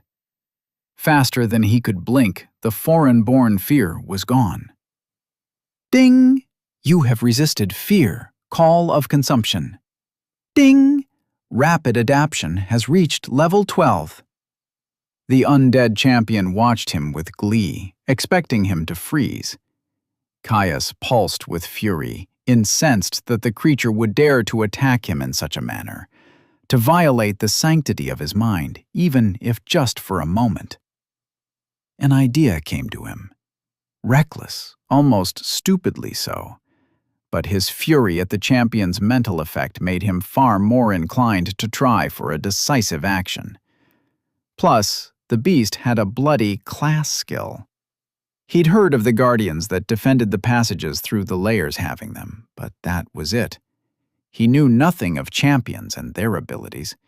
If it had one, who's to say it wasn't high enough level to have more? Or that next time, its roar wouldn't paralyze him, or send him fleeing in terror. Better to take a chance now. Caius held still, allowing a slight tremor to enter his hands, jaw quivering as he stared at the champion with a wide-eyed expression. The champion let out a slight chortle, convinced it had gotten him. Its arms fell to its side, cleaver carried with a practiced ease. It stepped forwards. "Closer, you bastard," Caius thought. It took another step, strolling with the calm surety of a sadistic predator that liked to play with its food. "Closer!" Another step brought it into range. Caius exploded into motion, hidden tension erupting through his limbs as he lunged forward. His spear hurtled towards the champion's undefended face. Its eyes widened in surprise. At the last moment it jerked its head to the side, the edge of Caius's spear carving through its cheek and down the side of its head. Loose flesh fell free, the undead's cheek flopping open to reveal the blackened nubs of its teeth. Black blood flowed from the wound, staining its gray flesh and leather apron. Caius looked in shock at the lacking result of his surprise attack and attempted to pull his spear back. With a swiftness belying its size, the butcher snatched up his spear, yanking Caius towards it as its cleaver rose up for a killing stroke. Forced to let go in order to not be pulled into the creature's reach, Caius stumbled back, palming the hilt of his inscribed sword. He drew it free of its scabbard, silver and gray ripples catching the soft light. He watched as the undead tightened its grip on his borrowed boar spear, the wooden half creaking momentarily before it shattered. It was for the best, anyway. He'd always been more comfortable with the sword his father had gifted him in hand, and the more he used it, the more focused the influence Warforged would have on his class would be. Plus, nothing ever settled in his palms quite as well as his sword. The champion stepped in, trying to catch Caius with a diagonal slice. He dodged to the left, bringing his blade to bear, slicing the giant and scoring a deep cut across its shoulder and chest. While his sword might have lacked some of the reach of the boar spear, its mana-drenched alloy and supernaturally honed edge made short work of the creature's toughened hide. Whipping back around, the champion brought down its cleaver in an overhead strike. Caius's eyes widened. It had moved faster than it had before. He didn't have time to avoid the blow. His sword came up in a parry, trying to push the slab of iron away.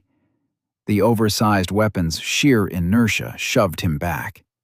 The cleaver skittered down his sword edge, refusing to bind.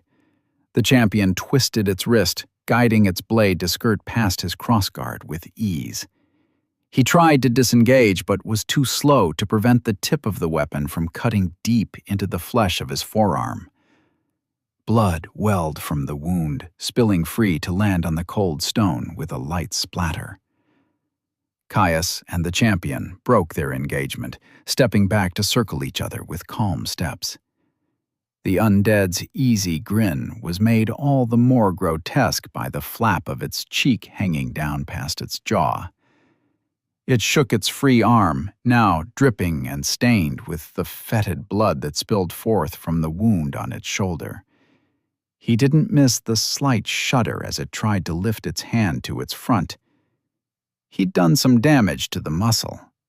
That was good.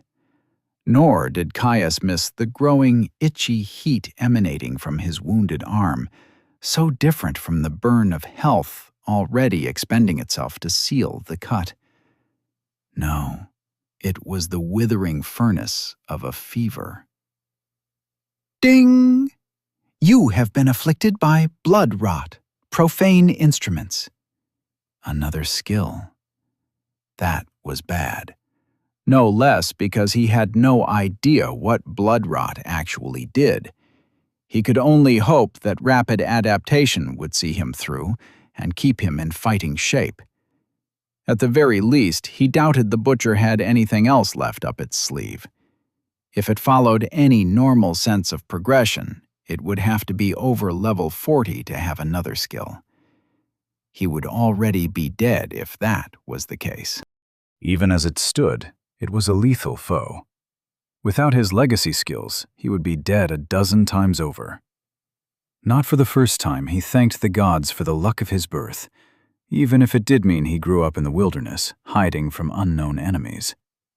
He could feel rapid adaptation working, its bolstering energy flowing through his body to taste and sample the new threat, devising the best way to adapt and neutralize the deleterious force. He just had to hold on long enough for it to get there. His arm hot and swollen, Caius leapt towards the butcher, stabbing towards its face.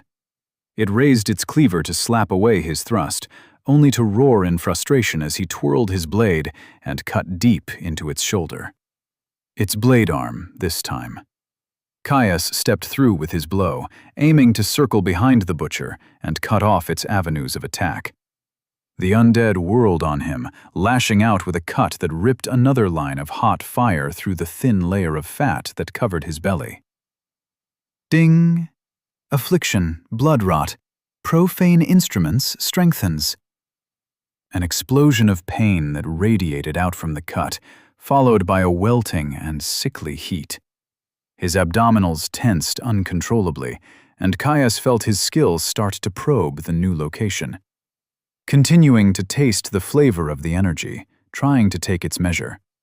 He could already feel the tendrils of rot seeping up his arm from the previous cut. Snake-like, using his veins as highways to ravage his body.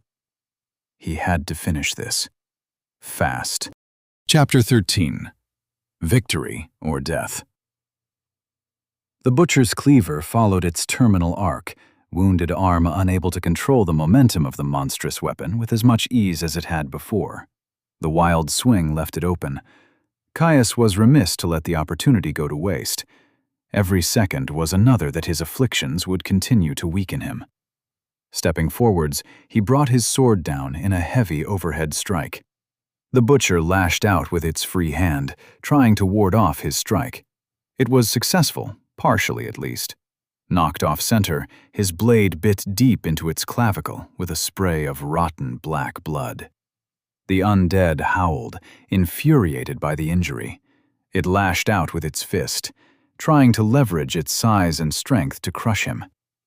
Caius flicked his sword, biting deep into the butcher's forearm as he turned the blow, grating against the bone. He didn't fully escape unscathed, his wounded arm surging with agony from the force of the collision. A hiss escaping his throat, Caius disengaged. His health had already sealed his cuts, but whatever the undead's skill-enhanced cleaver had inflicted him with was fighting against the purifying energy, forcing a constant expenditure to keep the wounds closed. Something he couldn't afford. He barely had a pittance with the cap on his endurance. Drawing in another great breath, the champion released another fearsome roar. This time the ability washed over him as pure, hateful noise. Rapid adaptation working quickly to rebuke the power before it could get its hooks into him. Ding! You have resisted fear. Call of consumption. Caius moved through the wall of sound, swiftly engaging the creature while it was enraptured in the execution of its natural magics. He needed to cripple the beast, slow it down. He needed to go for its legs. Before it could snap its jaws shut, he lunged. The tip of his sword lanced straight at the thick rope of muscle above its knee. He withdrew and disengaged, watching as its leg buckled slightly under its prodigious weight. The champion's roar petered out with a squeal of pain and anger. It lunged, trying to sever him at the waist. The blow was still fast, still backed up by monstrous strength. But it was slower, more manageable. He watched the heavy blade waver slightly as damaged muscles failed to work as they should. He saw an opening, his skill twinging. Sidestepping the swing, he cut. His blade deepened the cut on the butcher's shoulder, parting flesh to grate against bone. He dragged the cut, stepping through to lengthen the incision and wrap it around the meat of the joint. Ding! Sense. Weakness has reached level 20. Caius ignored the notification, all his attention focused on the battle. The ruined remnants of its shoulder tore, and the butcher's swing collapsed, arm slapping weakly against its chest before dropping to its side. The massive iron cleaver clattered against the ground, the champion no longer able to lift its arm effectively, despite keeping a firm grip on its weapon. With a howl of frustration, it swung at him with its free arm, stumbling slightly on its wounded leg. Caius turned the strike with the edge of his blade, allowing the undead's own strength to carry through the cut, biting deep into its forearm. He danced back to disengage, watching the champion's fingers on it grow lax. He must have severed the ligaments. Rapid adaptation surged, finally stalling the creeping affliction in his veins, getting its measure and stopping it dead. Slowly, it pushed back, consuming and destroying the corruption hair's breadth by hair's breadth. Finally, the battle had turned in his favor. Caius turned his attention to his resources, more than aware that the corruption instilled by the butcher's contagion had wreaked havoc on his health, forcing the energy to expend itself to ward off its deleterious effects. Resources. Health, 48/200, 2 per minute.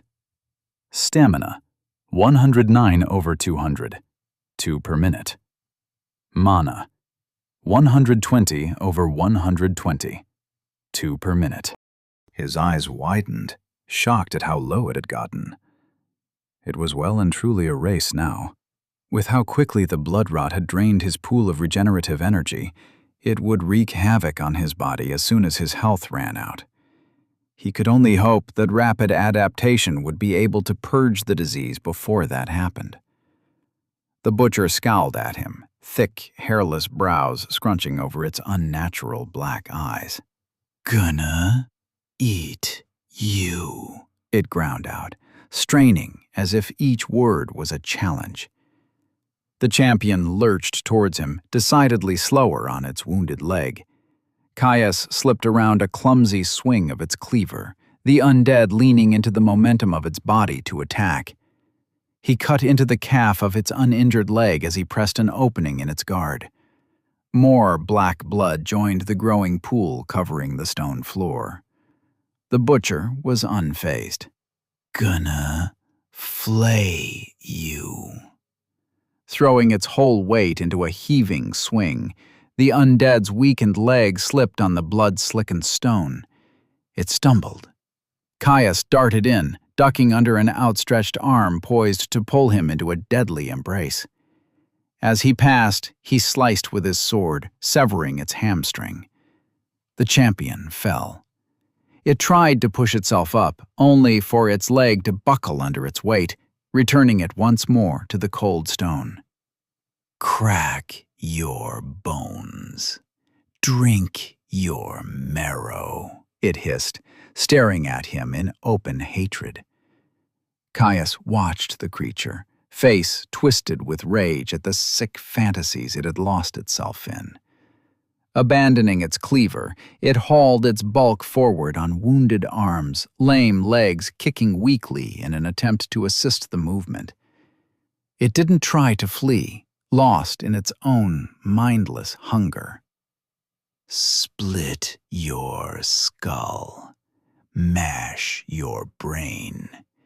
Tear your veins. Drink your blood. Feed me," it wailed in impotent starvation. "Just fucking die!" Caius screamed, the exertion making him feel lightheaded. Ding! Rapid adaptation has reached level 13.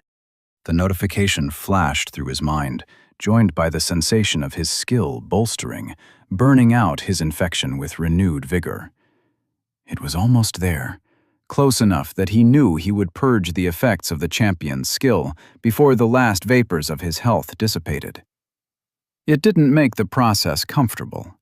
He could still feel the noxious power curdling in his veins, a feverish red heat radiating from the site of his almost healed wounds. Breaths came heavier than they should, and his limbs felt leaden. Each swing, every parry and dodge drained him, made his vision close it like he had run a dozen miles without stamina. He shook off the cloying lethargy, squaring his stance against the crawling champion that left a trail of black in its wake. "Meat," it said, staring into his eyes. Caius took a steadying breath and walked towards the butcher, careful to keep the point of his sword trained on the monster. The champion came closer. Closer still. Close enough. Caius threw himself into a lunge, his battle cry echoing through the cave as he dived into a fencer's thrust. The butcher heaved itself forward, uncaring of the sliver of steel that raced for its head. Its hand lashed out with a speed that could only come from a final, desperate attack. Shocked, Caius only had a moment to register the suicidal attack before one of its meaty paws clenched around his leading leg. Bones shattered, Inscribed steel slipped cleanly through boil-ridden flesh and mutated bone. Ding! You have slain a champion, the Hungry Butcher, level 21, miasmic slaughterer. Caius collapsed with a scream, his calf slipping from the undead's slacked fingers and folded. Shards of bone cut through his flesh, agony setting its grip on his throat. He gasped. Noxious impulse surged through his nerves, hammering into him with an overwhelming cacophony of sensation. The pain seemed to concentrate on his eyes and ears, narrowing his senses until all he could see was a thin pinprick of hazy gray, accompanied by a high-pitched whine. He collapsed on his back, chest heaving as he tried to suck in air. His vision blurred further, tears welling in his eyes. The final vapors of his health burned free, trying to set what it could of his shattered shin bone. It brought momentary relief from the initial stab of agony that accompanied an unexpected wound. A relief quickly followed by a terror-filled realization. The blood rot! His attention dove inwards as he pushed himself up onto his elbows with a start. He relied on the innate awareness that every thinking creature had of its soul space to search his body for the champion's magical disease. He found nothing. Rapid adaptation had cleared the inflection. Caius slumped back down with a sigh of relief, yelping as his jostling moved his still shattered leg. He looked at the twisted limb and winced. While he could just leave it to heal on its own, at least partially setting the break would drastically reduce the amount of health required to recover. Eyes drifting past his ruined leg, his attention settled on the limp form of the champion. His sword was still stuck fast in its head. A growing pool of black blood seeped forth from the corpse. He needed his sword. Injured as he was fucked if something came across him in this state, and he had no way of defending himself. Caius growled, staring at his weapon. This is going to suck, he sighed. Nothing for it, I suppose. Balling up the hem of his tunic with resignation, he pulled on the material until he could comfortably bite down on the wad of fabric and leather. A few sharp breaths to steady his nerves, and he shoved himself upright. A hoarse yell escaped him as the movement shifted his leg. Refusing to give up the momentum, he gasped and snatched the handle of his sword, falling back to the floor to pull the blade with him. It slipped free with a wet squelch, clattering loudly onto the stone floor beside him. Just a little more. You can do this, he thought. He pulled himself up into a seated position and shuffled backwards, biting his wadded tunic so hard he half expected to hear the crack of a breaking tooth. Finger length by agonizing finger length, he hauled himself away from the growing puddle of blood that expanded from the butcher's corpse. Once he had made it a couple of long strides away, Caius collapsed back down, with tears streaking down his cheeks. He let go of his sword, preparing himself for what he had to do next. He sat back up, staring at his twisted leg with dread. He reached out towards it, before freezing halfway. A frustrated growl was dampened by the fabric in his mouth. Last bit. Then you're done. A sharp breath brought him focus, and he lunged towards his foot, twisting it back into position. A half-strangled scream sounded in his ears as if from a great distance, agony coursing up through his leg and shorting out his mind. Caius collapsed back down with a whimper. He spat out his tunic. Fuck me, he ground out, panting between words. Despite the agony, he couldn't help the low, rumbling chuckle that started from deep within his chest. Even if he did wince every time the movement jostled his slowly healing break, he had no right to have come out on top. The bastard even had a class. What the fuck was that? He'd never heard of champions in his life. He'd killed it. Killed something with a class. Something that was supposed to be as close to impossible as you could get. The advantage of stats and skills too high to overcome. Oh, sure, he knew that the guardian he was eventually doomed to face would have one, and would be exponentially harder than this battle. However, he had only planned on that with all of his skills in place. Even then he had mostly planned on waiting until he had his own. Yet here he was, broken, bleeding, but well and truly alive, after facing something with a class. Unbelievable, he whispered. The encounter had shown him something, that the depths held hidden dangers far beyond what he was taught. For the first time in his life, Caius felt dissatisfied with Father's traditional methods. Sure, if all had gone as expected, he would have never in a million years stepped anywhere close to the depths before his father had given him sufficient lessons on its hazards. Lessons that were supposed to happen in the final months before his class selection, with practical training following it. Yet here he was, nearly 2 years early.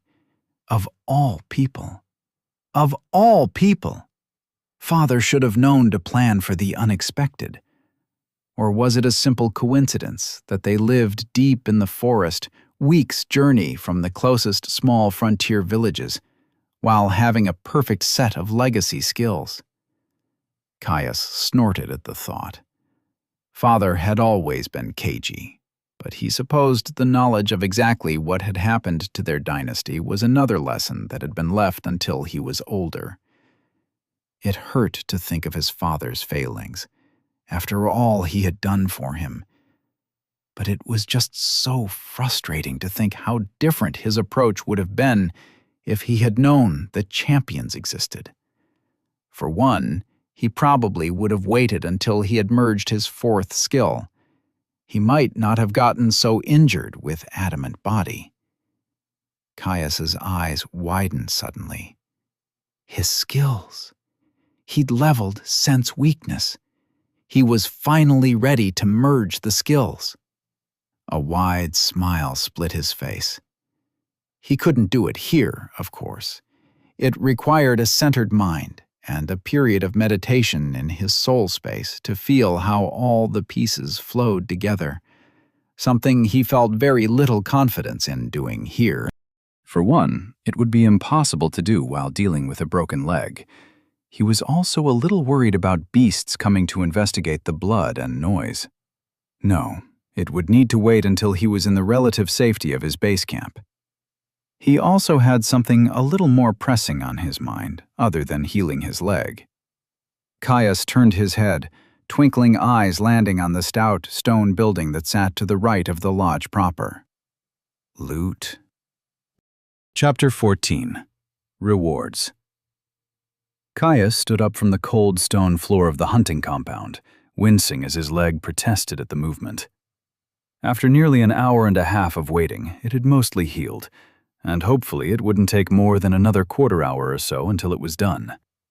Still, he didn't exactly plan on sitting on his ass if he could walk around fine now. He would just have to be a little gentle with it in the meantime.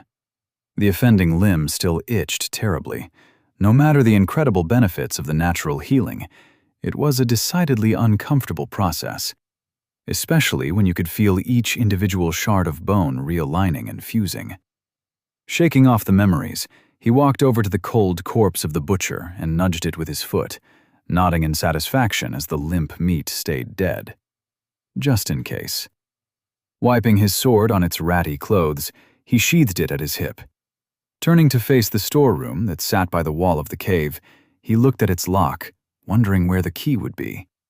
Probably the lodge proper, seeing as that had been where the butcher had been enthroned. He'd heard stories of treasure being guarded by particularly strong denizens of the depths, and if a classed-up champion didn't count, he didn't know what would. He limped towards the large stone and wood building where he had first encountered the massive undead, the torches inside filling its hall with an orange flickering light. As he crossed the threshold, he inspected the seat where the butcher had sat. Up close, it was even worse than the quick glance he had gotten earlier. Nearly as tall as he was, it was perhaps more accurately described as a throne than a chair. Though, if it was to be a throne, its monarch had been a gruesome one indeed. Rotting, uncured furs coated the seat, damp secretions leaving an imprint where the butcher had lounged. The sight, and the images it brought to mind, made Caius wince. Turning his attention away from the nauseating sight, Caius explored the massive hearth behind the seat that stretched across the head of the hall. It was dusty, with low, glimmering coals slumbering inside. He'd missed it entirely on his first look, captivated by the threat the champion had presented to him. Above its mantel, a great deer skull was mounted, larger than any of the many thousands he had seen in his years living in the forest. He looked at its rack in awe. It must have been a truly impressive specimen in life, if it had ever truly lived. Finally tearing his gaze away from the ornament, he scoured the manteltop, where a glint of firelight on metal caught his attention. A key. Overly large and crudely wrought. Hopefully, it would be what he was looking for. Caius snatched it up and hurried his way outside of the building as fast as he was able. Returning to the chained storehouse, he grabbed at the thick padlock that held the door shut fast, interesting the key with a slight tremble. He jiggled it briefly as it got stuck. The lock clicked, the joyous sound sparking a short laugh of success as he popped it open. Chains rattled as he hurried to weave them out from the door's latch. He cast them aside, the links clattering as they hit the stone floor of the cave. Barely containing his excitement, Caius worked the latch and threw open the door to reveal a dark room. The only light entered through the open doorway, drenching the interior in shadow. He took a furtive step forward. Hidden sconces burst into flame as he crossed the threshold. Their flickering light revealed a lone plinth at the back of the room, topped by what looked to be some sort of strange, rectangular belt bag. Caius approached quickly, snatching it up and turning it over in his hands to inspect it closely. Perhaps 2 handspans wide and half that deep, it was an interesting thing. Made of some sort of hardened leather that held firm in his hand. He rapped it with one knuckle, a soft knock resonating through its interior. It was a dark, burnt umber in color, a lighter trim capping its edges. The bottom 4 corners were capped off in brass, while it was held closed by a sturdy buckle of the same material. Caius turned it over, revealing a back with 3 loops along its top edge to thread it onto his belt. He furrowed his brow quizzically. All in all, Caius was a little disappointed. A bag wasn't exactly what you expected when you risked life and limb for a reward. He shrugged. In the end, at least it was something. He fumbled with the buckle for a moment before pulling it open. A glitter of yellow and silver metal immediately caught his attention. There, to the left of the bag, was 5 pieces of silver and a single yellow disc sat in a jumbled pile. Impossibly round, each face was embossed with an incredibly complex swirling pattern. He pulled them out, feeling the cold metal as he rolled them around his hands. Depths coin. Impossible to doctor or forge, thanks to some minor magic imbued into them during their spawning. They were practically a universal currency, and often the yardstick against which all others were measured. A bit too rare to be adopted as a primary measure of wealth, and they only came in 2 denominations, which hampered their use outside of large purchases. Caius grinned. A much more satisfying reward, he thought. He'd just found room and board for a year, if what he remembered of the prices that Hastur had paid at the Stout Oak was correct. Though he supposed that with 3 fields being a frontier village, it was probably more reasonably priced than most. He dropped the coins back into the waist pouch one by one, enjoying the satisfying clink as the coins impacted each other. His attention turned to the other contents of the bag. The coins, nice as they were to find, were clearly not the intended goods to be stored. The interior of the bag was divided into 8 rectangular segments, one of which had held the coins. Of the others, 4 were occupied by tight-fitting, squarish glass bottles, their clear exteriors revealing a softly shimmering burnt orange liquid. Potions, in a conveniently standard bottle shape, if from what he could see at a quick inspection. He pulled one free, surprised at how easily it slid out, despite how firmly wedged it had looked. Unfortunately, much like the bag itself, he had no real way of knowing what these did. At least, not yet. Luckily, he did have something he could do. Uncorking the potion, Caius brought the bottle to his nose and breathed in deep. It smelled of spicy lilacs and sunshine. Somehow that was possible, bloody alchemy. Herbalism, something he hadn't had much chance to use in the depths, came to life. The notes and scents of the potion swirled through his mind, bringing with it notions of growth, of life surviving despite the efforts of an uncaring world, of a stubborn weed handing on a destitute cliff. Probably some kind of restorative, though of what type and function I have no idea. Most likely not mana. He mumbled to himself before corking the bottle again and returning it to the waste pouch. He planned on holding them in reserve, unwilling to potentially waste a powerful brew when he did not need to. If there was an emergency, he would risk it, but otherwise they would stay locked tight. Caius buckled the potion bag closed before taking the time to thread it onto his belt. It sat on his right hip, opposite his sword. It was surprisingly comfortable. Despite its hardened exterior, he could barely tell it was there outside of a comfortable and balanced weight. It was time for him to return to camp. Excitement bubbled in him at the thought of his next merge. It was always something he had celebrated with his father, another successful step on his preparations for a class. Caius left the shadowed hunter's lodge, his almost healing leg not enough to hamper the pep in his step. Stepping past the bodies of lesser undead, he dipped back down to the forest trail, spending a few minutes to locate the marked tree where he had stashed his pack. Collecting his belongings, he returned to the edge of the tree line. He decided he would follow the cavern wall back in the direction of his original entrance to the glade. The lighter vegetation would speed up his journey considerably, and he did still need to properly scout the massive underground environment. "May as well see if there's anything interesting on the way," he murmured to himself, setting off at a brisk pace. Caius stepped into the ruined church, a sigh of relief slipping out as he settled into the closest thing to safety he had found in the depths. He walked over to the still slightly smoldering coals of the hearth before dumping on another log to stoke the flames. While the cavern itself was a fairly consistent tepid temperature, the draughty stone interior of the building was far more pleasant with a source of heat. He slung off his pack, depositing it by the rest of his gear that he left behind when he set off for his scouting expedition. A slight grumble escaped him as he eyed the light mist of blood that covered the side of his pack. His way back had been relatively uneventful, at least if you compared it to the excitement of assaulting an undead compound and defeating a champion.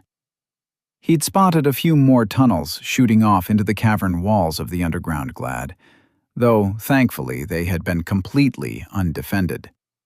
He would be leaving those well enough alone for now. Biomes were great, sprawling things, often with more than a few large environs like the one he found himself in. Otherwise, they were often made up of dozens or hundreds of twisting tunnels and smaller rooms. He had no intention of getting himself into a grand exploration until he had plumbed this main cavern for all it was worth, though, thanks to orienteering, he wasn't too worried about getting lost. The stain on his pack had come from a particularly enterprising trio of dog-like creatures who had stalked him for some time. Luckily for him, they had picked up his trail a few hours into his journey, so he had been fully recovered before he was forced into another confrontation. He looked down to his pants, sighing as he saw the great rents where the beasts had latched onto his leg, the same one that the butcher had shattered in its grip. "Had some bad luck today, haven't you, friend?" he sighed, shaking the offending limb. The tear in his clothes annoyed him, even if the leather reinforcement had helped to prevent worse wounds. Having stray material flap around in the breeze was distracting and uncomfortable. Luckily, both the tear on his trousers and the cuts on his tunic should repair themselves by morning. Watching as the fire roared back to life, Caius took a seat in front of the hearth. He felt the radiating heat warm him, sinking into his bones. Slow, steady breaths resonated through him, his heart slowing to match the rate of his respiration. Slow inhale, hold. Slow exhale, hold. The meditative repetition of it continued as he lost himself in the reaches of his mind, his eyes closing as he dove into his soul space. He was ready for his next step. His mind drifted to tracking, its nodule in his center emanating 1,000 sights, uncountable impulses. Disturbed earth, a stray fiber, a scratched trunk.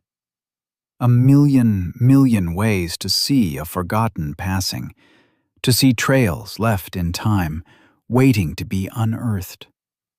Most were still inaccessible to him, the skill needing to grow further, but they were ready and waiting. He moved to the next nodule that orbited the fire of his soul. Sneak. Shadowed nights and hidden scents, eyes passing by unawares, of hiding, of stalking. Half-foreign instincts washed over him as he tasted its depths. He reached out with his will, feeling both centers of power. They were easy to link, threading a thin line of comprehension and personal understanding between them. A glowing wire that he spun from the burning conflagration of his soul. The two shards seemed to resonate, a growing attraction trying to pull their energies together. He clamped down on the motion with the full weight of his mind, halting the merge in its tracks. He knew if he allowed it to continue, they would create stalking, a lesser and relatively well-known merge. If that happened, his goal would be permanently out of reach, his plans ruined. Caius's focus wavered for a moment, unused to flexing his mind in such a fashion. The two skills wavered, fighting back against him in an effort to move together. He grabbed at them like a vice, forcibly stabilizing them again. It was the first time having to do such a thing, his first two mergers not having another valid outcome to contend with. He wasn't worried. He'd spent months of practice in guided meditation with his father, as much as they could squeeze into their usual fireside rituals.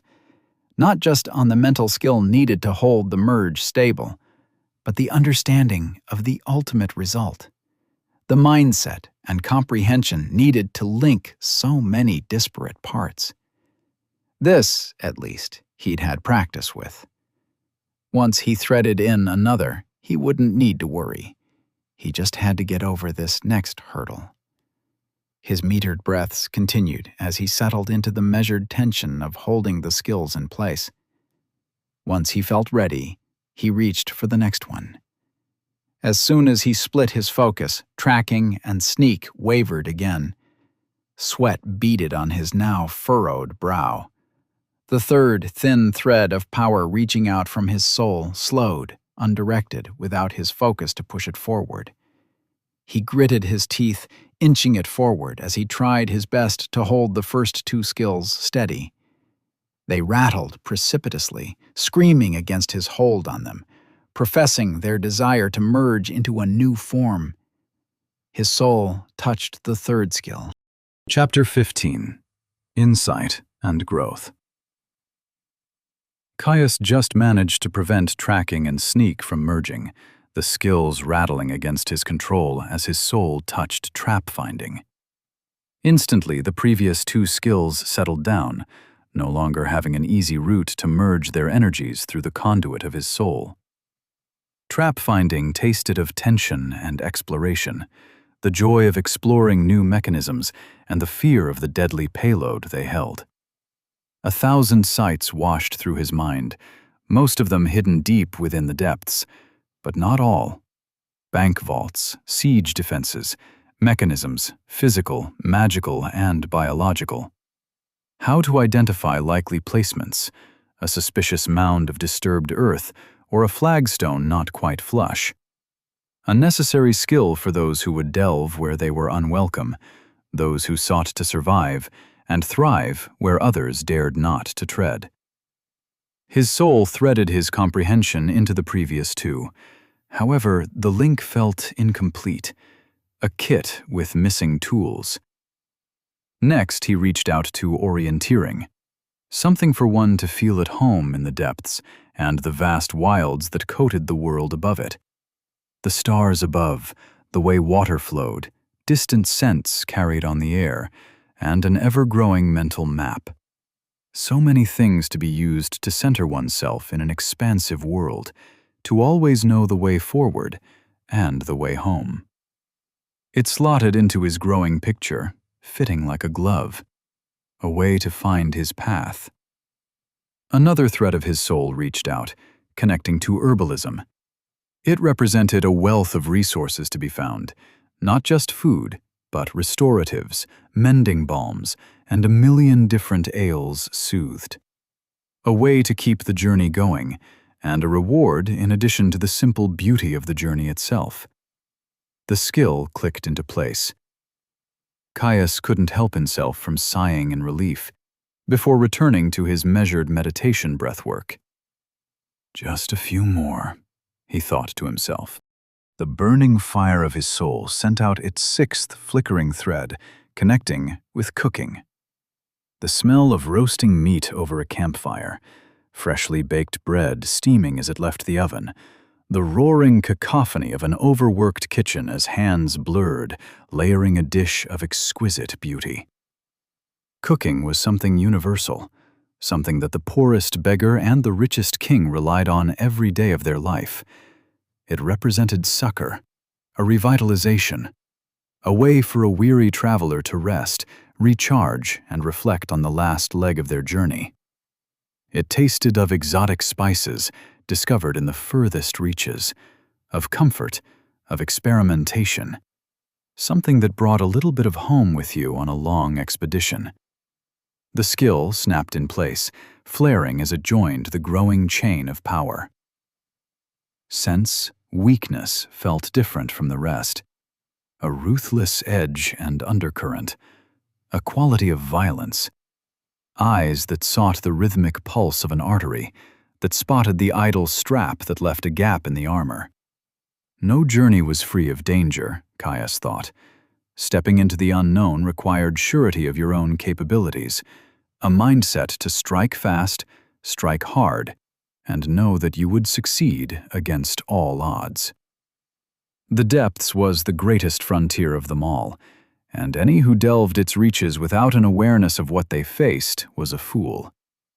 This skill brought that to the table. After all, everything has a weakness. A thrum resonated through the chain of skills, falling just short of a crescendo as the 7 linked nodules of power flared with an internal light.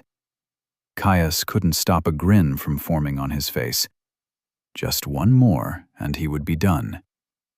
Caius reached out a soul thread to physical conditioning, the link of power snapping directly to the skill as if magnetized. Impressions flooded through him. The burn of exerted muscles, a heart slamming in his chest as it pushed oxygenated blood through his veins, fueling the vehicle of his power. An untiring body, unfailing through a lengthy journey, never failing, never stopping, just step after measured step, taking him to the next horizon. A soft chime resonated through his soul space, all 8 of his linked skills flaring with light. They pulsed in his internal mind's eye, slowly sliding together. Their inexorable attraction was inevitable. Even if he wanted to, he was sure he didn't have the mental control to stop their conglomeration. Individually, they were useful tools. Together, they represented a breadth, something that would support him through any journey or exploration he went on, helping him find his way, like it had for his family for generations. It wasn't as flashy or as combat-driven as many of his other skills would be. Instead, it was dependable, something that would support him in the background for many years to come. An explorer's toolkit. Ding! Skill merge detected. Would you like to proceed? Caius's eyes flashed open, his cheeks aching as his smile spread even wider. Yes, he thought at the prompt, urging it to continue. He felt the skill nodules orbiting his soul draw ever closer together, flashes of energy buffeting his soul as they began to brush together. Some force outside of his control flooded through him, aiding the mixing of disparate forms as the balls of contained energy dispersed. Threads began to extrude from the vacuous gas that emanated from the site of his prior skills, weaving into a new, denser orb. It began to spin, slow at first, but quickly accelerating to rotate at a speed that caused his mind to ache when he attempted to comprehend it. With each revolution, it drew in more from the remnants of his 8 former skills. Threads of meaning and gaseous power flooded the new creation, a sudden flare causing it to burst into light. The shockwave buffeted him, hitting his mind like the spike of an ice pick. Slowly, the new skill slowed, drifting down to join his other merged skills in orbit around his soul. Ding! Skill merged. Explorer's toolkit obtained. Immediately, he pulled up the description of his latest skill, eager to see it in person. His father had given him some rough descriptions, but apparently it was something of a tradition to keep the exact wording away from the youngest of the family. Explorer's Toolkit, Level 1. Unusual. Explorers are a rare breed, always seeking the next horizon, the next unseen sight, regardless of the challenges and dangers that lie between here and there. Rarely do they make it without sufficient skill and preparation. Luckily, you have a toolkit. Skill that improves a wide array of capabilities that are useful for wilderness survival and makes the user at home in most environments. Efficacy of the skill is reduced in inhabited environments. Each level moderately increases wayfinding capabilities. Each level moderately increases awareness of hazards and how to neutralize them. Each level moderately increases awareness of useful forage and reagents and how they might be utilized. Each level moderately decreases perceptibility while engaging in stealth. Each level moderately decreases the stamina cost of physical activity. Each level slightly increases positive effects of reagents and self-created consumables and aids in their creation. Each level infinitesimally adjusts the user's surroundings to support their needs. Merged from tracking, sneak, trap finding, orienteering, herbalism, cooking, sense weakness, physical conditioning. Caius whistled as he read his latest skills description. It was broad. He had known that already, thanks to what his father had told him, yet it was something else entirely to see it laid out so plainly. Explorer's Toolkit was an exceptionally flexible example of a legacy skill indeed. His father had expounded on this in great depths to him. Take awareness of hazards, an expansion of trap finding. Not only would it cover explicitly laid traps, but also would warn of poisonous plants or a valley that was particularly susceptible to flash flooding. Neutralizing covered everything from detecting an open guard to how best cross a raging river. Hell's self-made consumables included food, meaning even if he never picked up alchemy, his meals would keep him fuller for longer. Eventually, with magically active ingredients and a high enough skill level, it would let him make meals that would provide long-lasting buffs. Individually, they would be lackluster, a poor man's alchemistry or wayfinding. Together, they represented a flexibility and breadth that was a vital addition to his limited skill slots. After all, general skills were usually best used in a supportive function. This single skill alone would help him cover a dozen different bases without stretching his foundation too thin, and while inevitably flavoring his class with a certain level of self-sufficiency. All in all, he couldn't have been more happy with the result. Practically fizzing with excitement, Caius opened his status for the first time in over a week. Status. Name: Caius. Dynasty: Unterstern. Age: 18. Class selection: 1 year, 48 weeks, 4 days. Race: human, dynastic. +1 free stats per level. Layer reached: 2. Resources: health: 200 over 200, 2 per minute. Stamina: 200 over 200, 2 per minute. Mana: 120 over 120, 2 per minute. Stats: endurance, 20. Vitality, 20. Strength, 20. Dexterity, 20. Intelligence, 12. Willpower, -20.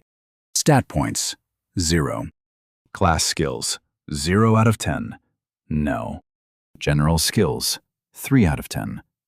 Rapid adaptation, heroic, 13. Warforged, unique, 18. Explorer's toolkit, unusual, 1. It was strange to see so many empty spaces in his general skill list, after so many months of it being cluttered with a random hodgepodge of survivalist skills.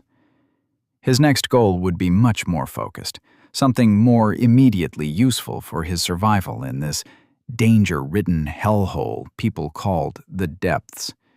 Something that would shore up his defenses. Adamant body. He couldn't wait to get started. But first, dinner, and then a nap. He was exhausted. Caius peered out from behind a tree, watching 2 undead foot soldiers that ambled around a burnt-out campfire. Surprisingly, it had taken him barely 15 minutes of walking deeper towards the center of the glade to stumble across them.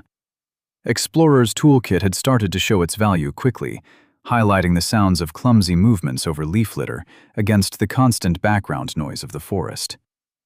The undead would serve his purposes well. Each was garbed in a chain hauberk and tabard, a crow-eating carrion emblazoned on their chests. Thankfully, both were free from any metal helms that would serve as true armor for the cursed creatures. They carried lightly rusted arming swords, something he was more than confident handling with the extended reach of his longsword. Before he burst from behind his hiding spot, Caius took a moment to center himself. It had become something of a pre-battle ritual, falling into a mindset of focus and flow. Emptying his mind of distractions and limiting his worldview to the single moment that was to come, one of flowing blood and whirling steel. He kicked off, launching away from the trunk. As always, he was unable to catch the undead flat-footed. They simply turned towards him placidly, raising their swords as soon as they detected his approach. His own blade flew free of his scabbard as he brought it forward into a close guard, the hilt pulled in tight to his waist. The ground between him and the closest undead flew by. Raising its arming sword, the footman cut towards him, its blow fast but ungainly. Caius brought his sword up, aligning his edge to catch the blade in a bind. Rather than try to turn the undead sword with a quick parry and riposte like he normally did, he defended with a straight block, twisting his whole body into the action to brace against the collision. The arming sword crashed against his own, the dreadful sound of shearing metal hammering into his ears. The infernal strength of the undead ground against him. Before it could batter through his guard, Caius stepped back and disengaged, whirling his sword into a heavy overhead that tore through the footman's crown. Ding! Level 17. Undead Armsman slain. Caius turned on the remaining soldier, blade flicking out to turn the blow that had been heading for his undefended flank. His parry created the opening that he needed to slay the undead, but he held himself back. That wasn't what he was here for. He waited, settling comfortably into a mid-guard. The undead corralled itself quickly, cutting towards him once more. Caius blocked the strike, gritting his teeth as the impact stung his palms and rattled his shoulder. He lashed out, pushing the undead back with a front kick before settling back into his guard.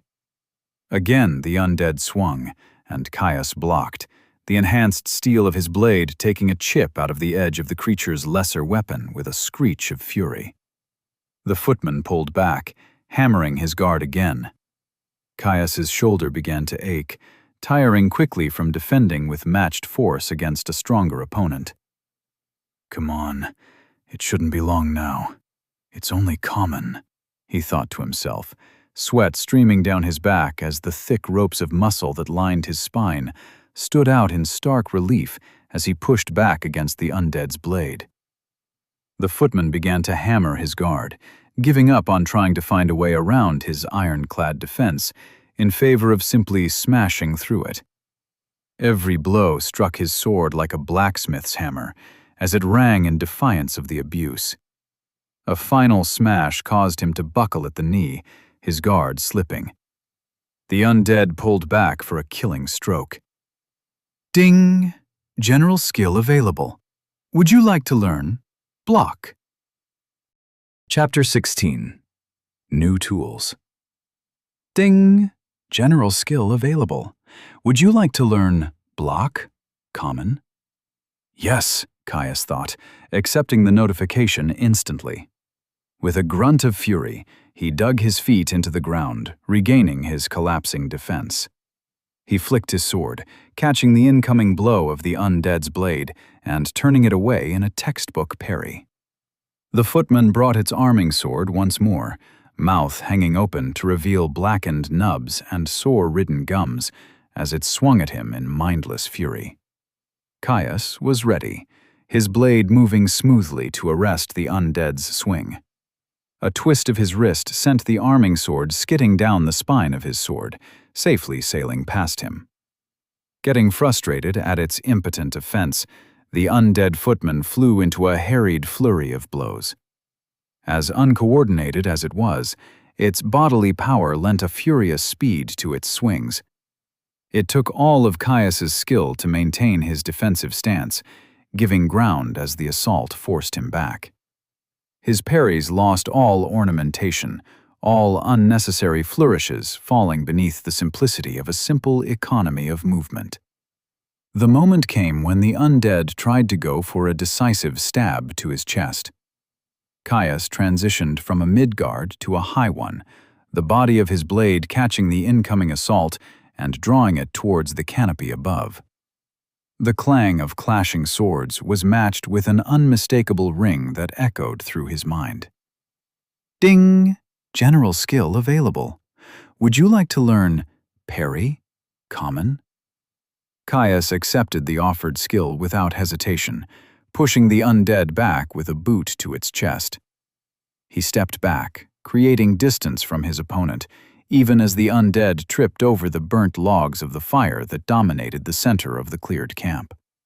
His sword drifted down into the fool's guard, its point almost touching the ground. This is where it starts to get a little dicey, he thought to himself in grim determination. The undead scrambled to its feet, hasty in its desire to see him dead. Turning back towards him, the foot soldier tightened its grip on its sword before racing at him with a charge. It stabbed toward him. Caius left his sword unmoving, watching the point of his opponent's blade with razor-sharp focus. At the last moment, his leading foot twisted into the leaf litter with a slight crunch. He twisted at the hips, allowing the attack to sail past him with less than a handspan to spear. The undead still came barreling towards him, unable to get its momentum under control. He stepped back, allowing the creature to trip over his outstretched leg. It went careening past, impacting a trunk with a glorious clatter. A guffaw escaped Caius's lips, unable to suppress his mirth as the sight. Backing towards the center to ensure ample space to move, Caius watched the undead right itself before it rushed once more towards him. It chopped, an easy sidestep all he needed to bring himself out of harm's way. The footman's failed blow transitioned into a wild, unbalanced cut, one that Caius avoided with a backstep. He began to walk around their arena, focusing on minimizing the movement required to avoid a blow. Despite the incensed savagery with which the withered undead pursued him, it still failed to make a sound. Its lack of expression irritated Caius. Battle was supposed to be a hot-blooded thing. At this point, he was basically fighting a doll. A light slide brought him out of the way of a stab. He retaliated with one of his own, stepping forward out of his fool's guard to impale the undead through the chest. Nothing that would really injure the thing. He doubted it would even slow it down, but it was a necessary step. He pulled his sword free before the undead could run up its length, pivoting on his front foot to allow the footman to race past him as it prepared for another blow. A stutter step forward brought him back into range, and the point of his sword cleanly pierced between the undead's ribs.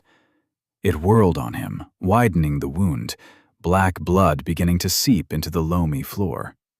It lashed out with a savage chop. Caius stepped into its guard, raising his fist to slam his pommel into its jaw. Bone shattered, and its expression grew even more feckless as its mouth hung free. Arms raised to wrap him into a fatal hug, Caius danced back, escaping the attempted grapple. The footman quickly abandoned that tactic, lunging towards him with another thrust. Calm movements avoided the blow, carrying him forwards to deliver another heavy pommel strike to the creature's skull. A chime resounded through his mind as he danced back out of reach. Ding! General skill available. Would you like to learn footwork uncommon? A wild grin split Caius's focused expression, and he took a moment to mop at the sweat that had been beading at his brow with his offhand. Just one more now, though probably the most dangerous. He was not looking forward to the wash he would need after this. Things were about to get messy. He let the undead charge towards him once more, watching the savage cut that scythed towards his midsection. Caius turned with the blow, allowing the undead's sword to part his flesh, cutting a line of leaking fire across his ribs. He hissed at the pain, an uncomfortable itch already spreading across the wound. His turn had saved him from true injury, yet even minor flesh wounds still hurt. A stab was deflected with a warding forearm, the flat off the blade leaving a stinging welt as it smacked it with his exposed flesh. The undead brought its sword back around, swinging it over its head into a heavy chop. Caius danced backwards, another shallow cut on his chest welling up with blood, painting him red and revealing where he had allowed the undead blade to strike him. Individually, each wound was a minor thing, but slowly they stacked up.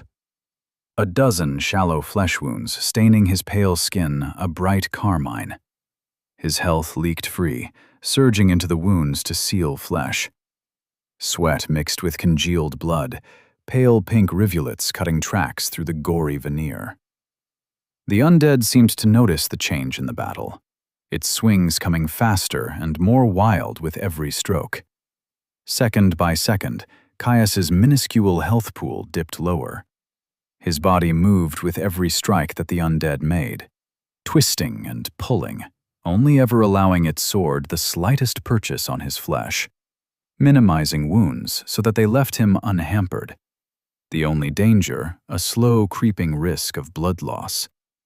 Even without his health, he would be able to fight unhampered, which was a lucky thing, as he had to keep this up beyond what his pool could sustain.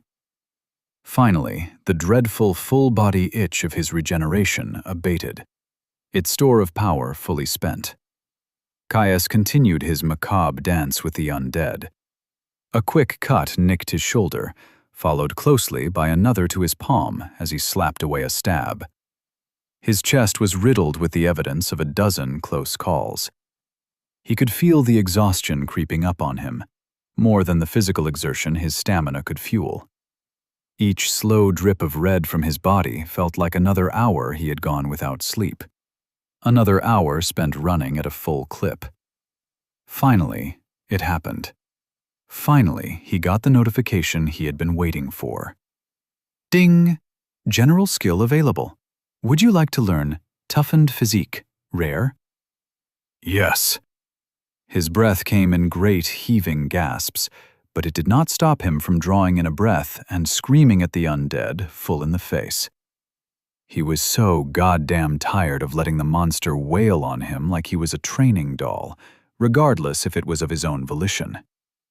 He had been watching the undead for what felt like hours, dissecting the way it moved, the mindless swordplay it leveraged against him. Everything.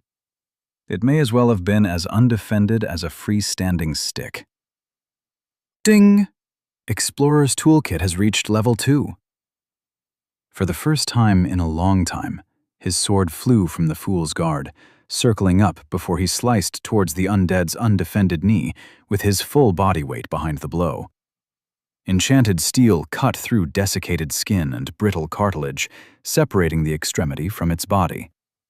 The undead pitched forwards, unresponsive to the grievous wound it had just endured. Even as it fell, it tried to get one last clumsy slash in. Caius batted the blade out of the undead's weakened grip, sending it spinning off into the undergrowth. The footman hit the ground with a dull thump. Without standing on ceremony, he drove his sword point clean through the back of its skull. Ding! Level 17. Undead Armsman slain. Caius stood over the corpse, chest rising and falling rhythmically with his heavy breaths. Absent-mindedly, he wiped his chest, smearing clotted blood with the fresh rivulets that spilled from his open wounds. He stared down at himself, eyeing his soiled hand with disgust, before he took in the state of his pants. Blood had soaked into the fibers of the heavy canvas, staining the defensive leather plates that guarded his thighs and groin. "Gods damn it," he swore. Necessary or no, it was still disgusting. Every movement caused dried blood and barely healed cuts to pull at his skin, the sensation raising his hairs. Those that weren't already plastered down, that is. Shaking his head at the sorry sight of himself, Caius cleaned his hand and sword on a nearby patch of grass before heading into the bushes to grab his stashed pack. He elected to avoid wearing it. No point in soaking the damn thing in blood, he thought. Instead, he simply held it by its carry loop and set off towards the church. There he could clean himself up and assess his new skills. Caius wrung out the rag, pink, bloody water streaming to soak into the graveyard that surrounded his base camp. He had his thin blanket wrapped around his waist in a rudimentary skirt, secured in place with his sword belt. While the enchantment on his pants would have cleaned them perfectly well without taking them off, the sensation of blood-soaked cotton and leather was decidedly unpleasant, and he wasn't about to subject himself to the sensation if he didn't have to. He soaked the rag with more water from one of his water skins, wiping at the mess of dried blood that covered his torso. A wince escaped him as the rough fabric irritated one of his still healing cuts. Luckily, he was almost done. A final few passes of his body, and he had fully cleansed himself from the bloody remnants of his skill-gaining session with the duo of undead. Hanging up the rinsed-out rag to dry over one of the closer headstones, Caius retreated inside the church to the comfort of its slowly smoldering coals. Having moved a large hunk of stone in front of the fireplace as a rudimentary seat, Caius settled down, staring deep into the flicking flames and reaching out to warm his hands. "Let's see what I got," he mumbled. While it was endlessly annoying that his father insisted on the tradition of not explaining more than the broadest outlines of a skills function as it pertained to his family's skill set, he did have to admit that it preserved a lot of the excitement and majesty of gaining a new skill. While he would never be envious of those who did not have the luck of birth to be born into the possession of a full set of merged skills, he did privately admit to himself that he could see the appeal of the freedom to pick and choose as one wished. Though he supposed that almost everyone had to deal with pressures regarding their family's expectation of skill selection, and very few had anything close to what he had to show for it. Shaking his head to clear his idle thoughts, Caius pulled up the description for block. Block. Level 1 Common. The art of defense is as old as the art of war. With enough skill, might, and courage, even the most overwhelming onslaught can be endured. Skill that improves technical mastery of blocking and aids in negating the physical forces of your opponent's attack during a block. Each level slightly increases blocking proficiency. Each level minutely decreases forces opposing a block. He nodded as he read the skill. It was simple and direct, but that was what was expected from common skills. Even uncommon ones were still basic and straightforward. It was only when you got to rare, but mostly unusual and above, that skills truly started to get interesting.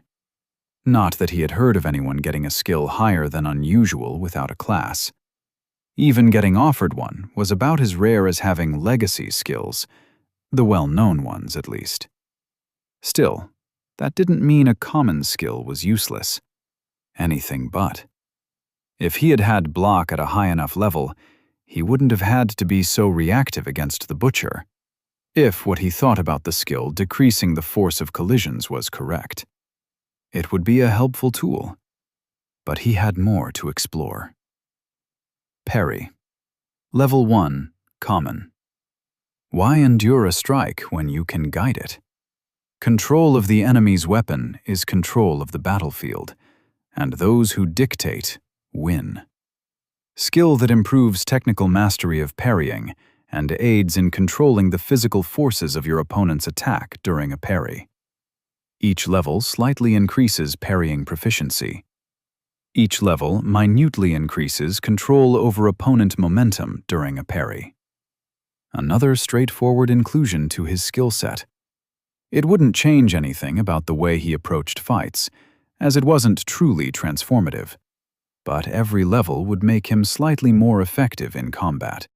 Though capped to 20, the influence wouldn't be all that much until he merged the skill. He brought up the next skill. Footwork, Level 1, Uncommon. The difference between life and death can be thinner than a hair. The wrong twist, the slightest flinch, a leg slightly out of place, all can spell your doom. Watch your footing. Skill that improves reaction, bodily control, and speed when repositioning during combat. Each level slightly increases capabilities when tactically repositioning. A fine addition, Caius thought. Already he could see the next piece of his inheritance coming together and could picture the way each skill slotted into the overall picture. He knew it would most likely be at least a couple of months until he could merge them. Even with the increased skill growth thanks to being in the depths, he could probably grind it out in a few weeks if he had a sparring partner, but alas, he did not. He only had one more skill, and then he could get to planning his next move. Chapter 17. Snacks of the Unwise. Caius sat on his rather uncomfortable seat in front of the hearth, enjoying the radiating warmth that slowly dried him from his earlier clean. His skill list had been growing nicely, though he still had 2 more components to add to his list before he could relax. It was always impressed upon him that the first thing he should do after merging a skill was collect the requirements for his next one as fast as possible. Technically, the system wouldn't add a skill to your list without asking. However, in practice, it was unfortunately possible to accept a skill that you didn't want. Spending so much effort to not think about accepting an unwanted skill could potentially generate enough of a mental impulse for it to occur. That was not something he was interested in letting happen. Even if it was just a folk myth, there was no reason to risk it when all it cost to avoid was a slight inconvenience. With that in mind, once he had gone over the last of his recent gains, Caius planned on getting light, medium, and heavy armor mastery as soon as he could.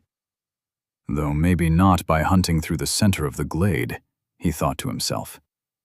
He hadn't missed that as soon as he had pressed towards the center, he had seen undead that were stronger than the others he had fought, and better equipped too. He was still a little nervous of running into something like the Butcher again, after all. Better to wait until he had all the pieces in place before he went off gallivanting and taunting death directly to its face again. A circumnavigation of the glade would be better. Open sightlines would allow him to pass by any obvious encampments, thanks to the seemingly poor senses of the undead. Running into any stray beasts wouldn't be an issue. If anything, it might help with gaining his last few remaining skills he needed. Caius nodded to himself, happy with his rough plan, and brought up the last of his most recent skills. Toughened Physique, Level 1, Rare. Sometimes you are forced to take a hit. Those of weak will flinch, allowing the attacker to land where they may. Others lean into the blow, a heart strike skittering across hardened ribs. Flesh is given, but death is avoided. Skill that increases the body's resistance to injury and increases speed and control when the user is unable to avoid injury, aiding them in receiving the injury to non-fatal locations. Each level slightly increases the chance to divert attacks to non-fatal areas. Each level minutely increases the effectiveness of endurance to bodily integrity. Caius grinned as he read the description of the skill. This was something that would make an immediate difference, even if a small one at first. The boost to endurance was significant, but would be of little utility until he was much higher level, at which point he would have merged this skill anyway. However, the instinct to divert unavoidable blows to turn them into minor wounds was huge, especially because, if he was correct on the wording of the skill, it would still work while wearing armor. Standing with a smile, Caius stood up and retrieved his pack, as well as the slightly rusted chain shirt that he had scavenged from one of the undead guards that had originally surrounded the church. He returned to his seat, facing away from the fire to dry his still damp back. Fumbling with the buckle, he eventually opened his bag before pulling out his folded, reinforced tunic and laying it out by the fire. He was going to put it back on shortly anyway, so he wouldn't hold himself back from small creature comforts like pleasantly warmed clothes. He then moved to the chain shirt, folding it up as best he could. It was big enough to fit over his tunic, and he needed it for medium armor mastery. He wouldn't be able to wear it straight away. First, he needed light armor mastery. His jacket should be enough for that. Unfortunately, the final skill he needed for adamant body was heavy armor mastery. He'd scavenged a breastplate, but it would be too unwieldy to take with him. There was no way in hell he was going to wear the heavy chest armor on his trip either. Taking it off would be too slow, and if he was ambushed with it on, he was likely to get offered the skill and be forced to turn it down.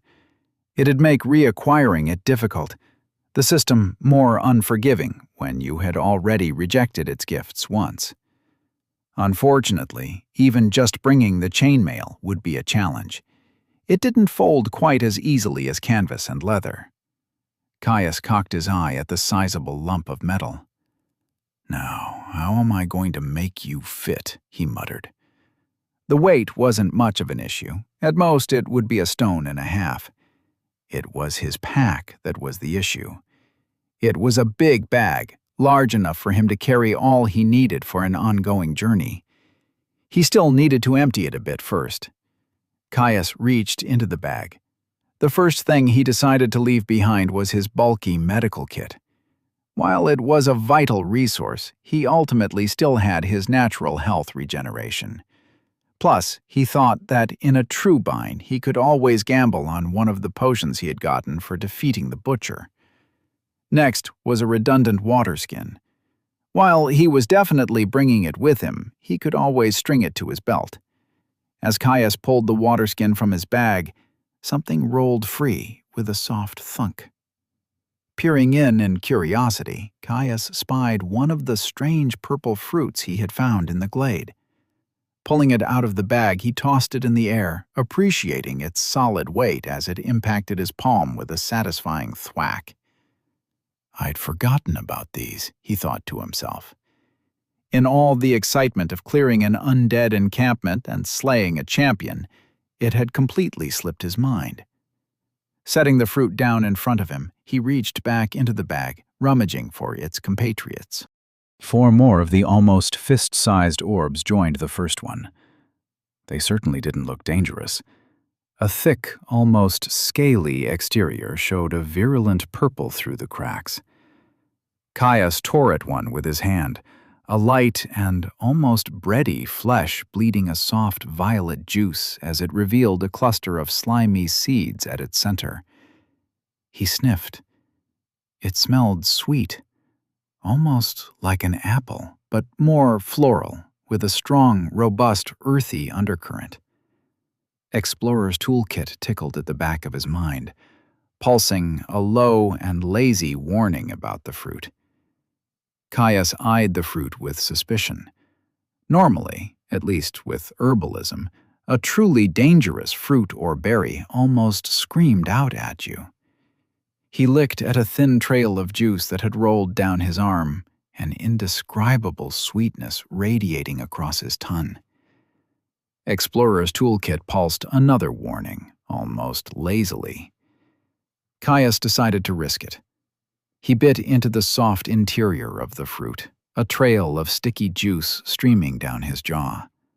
As the soft, delicate flesh of the fruit hit his tongue, his eyes widened. It was delicious. Like jellied stone fruit, like a summer orchard in full bloom. Ding! You have been afflicted by glade plum lethargy. His jaw half distended, halfway through his next bite. Caius stopped dead. He sent his focus inwards, surveilling his inner realm.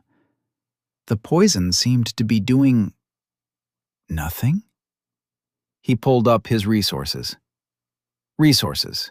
Health, 11 over 200, 2 per minute. Stamina, 84 over 200, 2 per minute.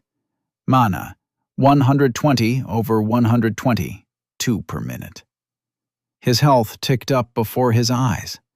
Whatever the poison was doing, it wasn't damaging his body at all. Even something as indirect as slowing his breathing would expend the resource in an effort to fight it off. His stamina, however, was dropping prodigiously. That was fine.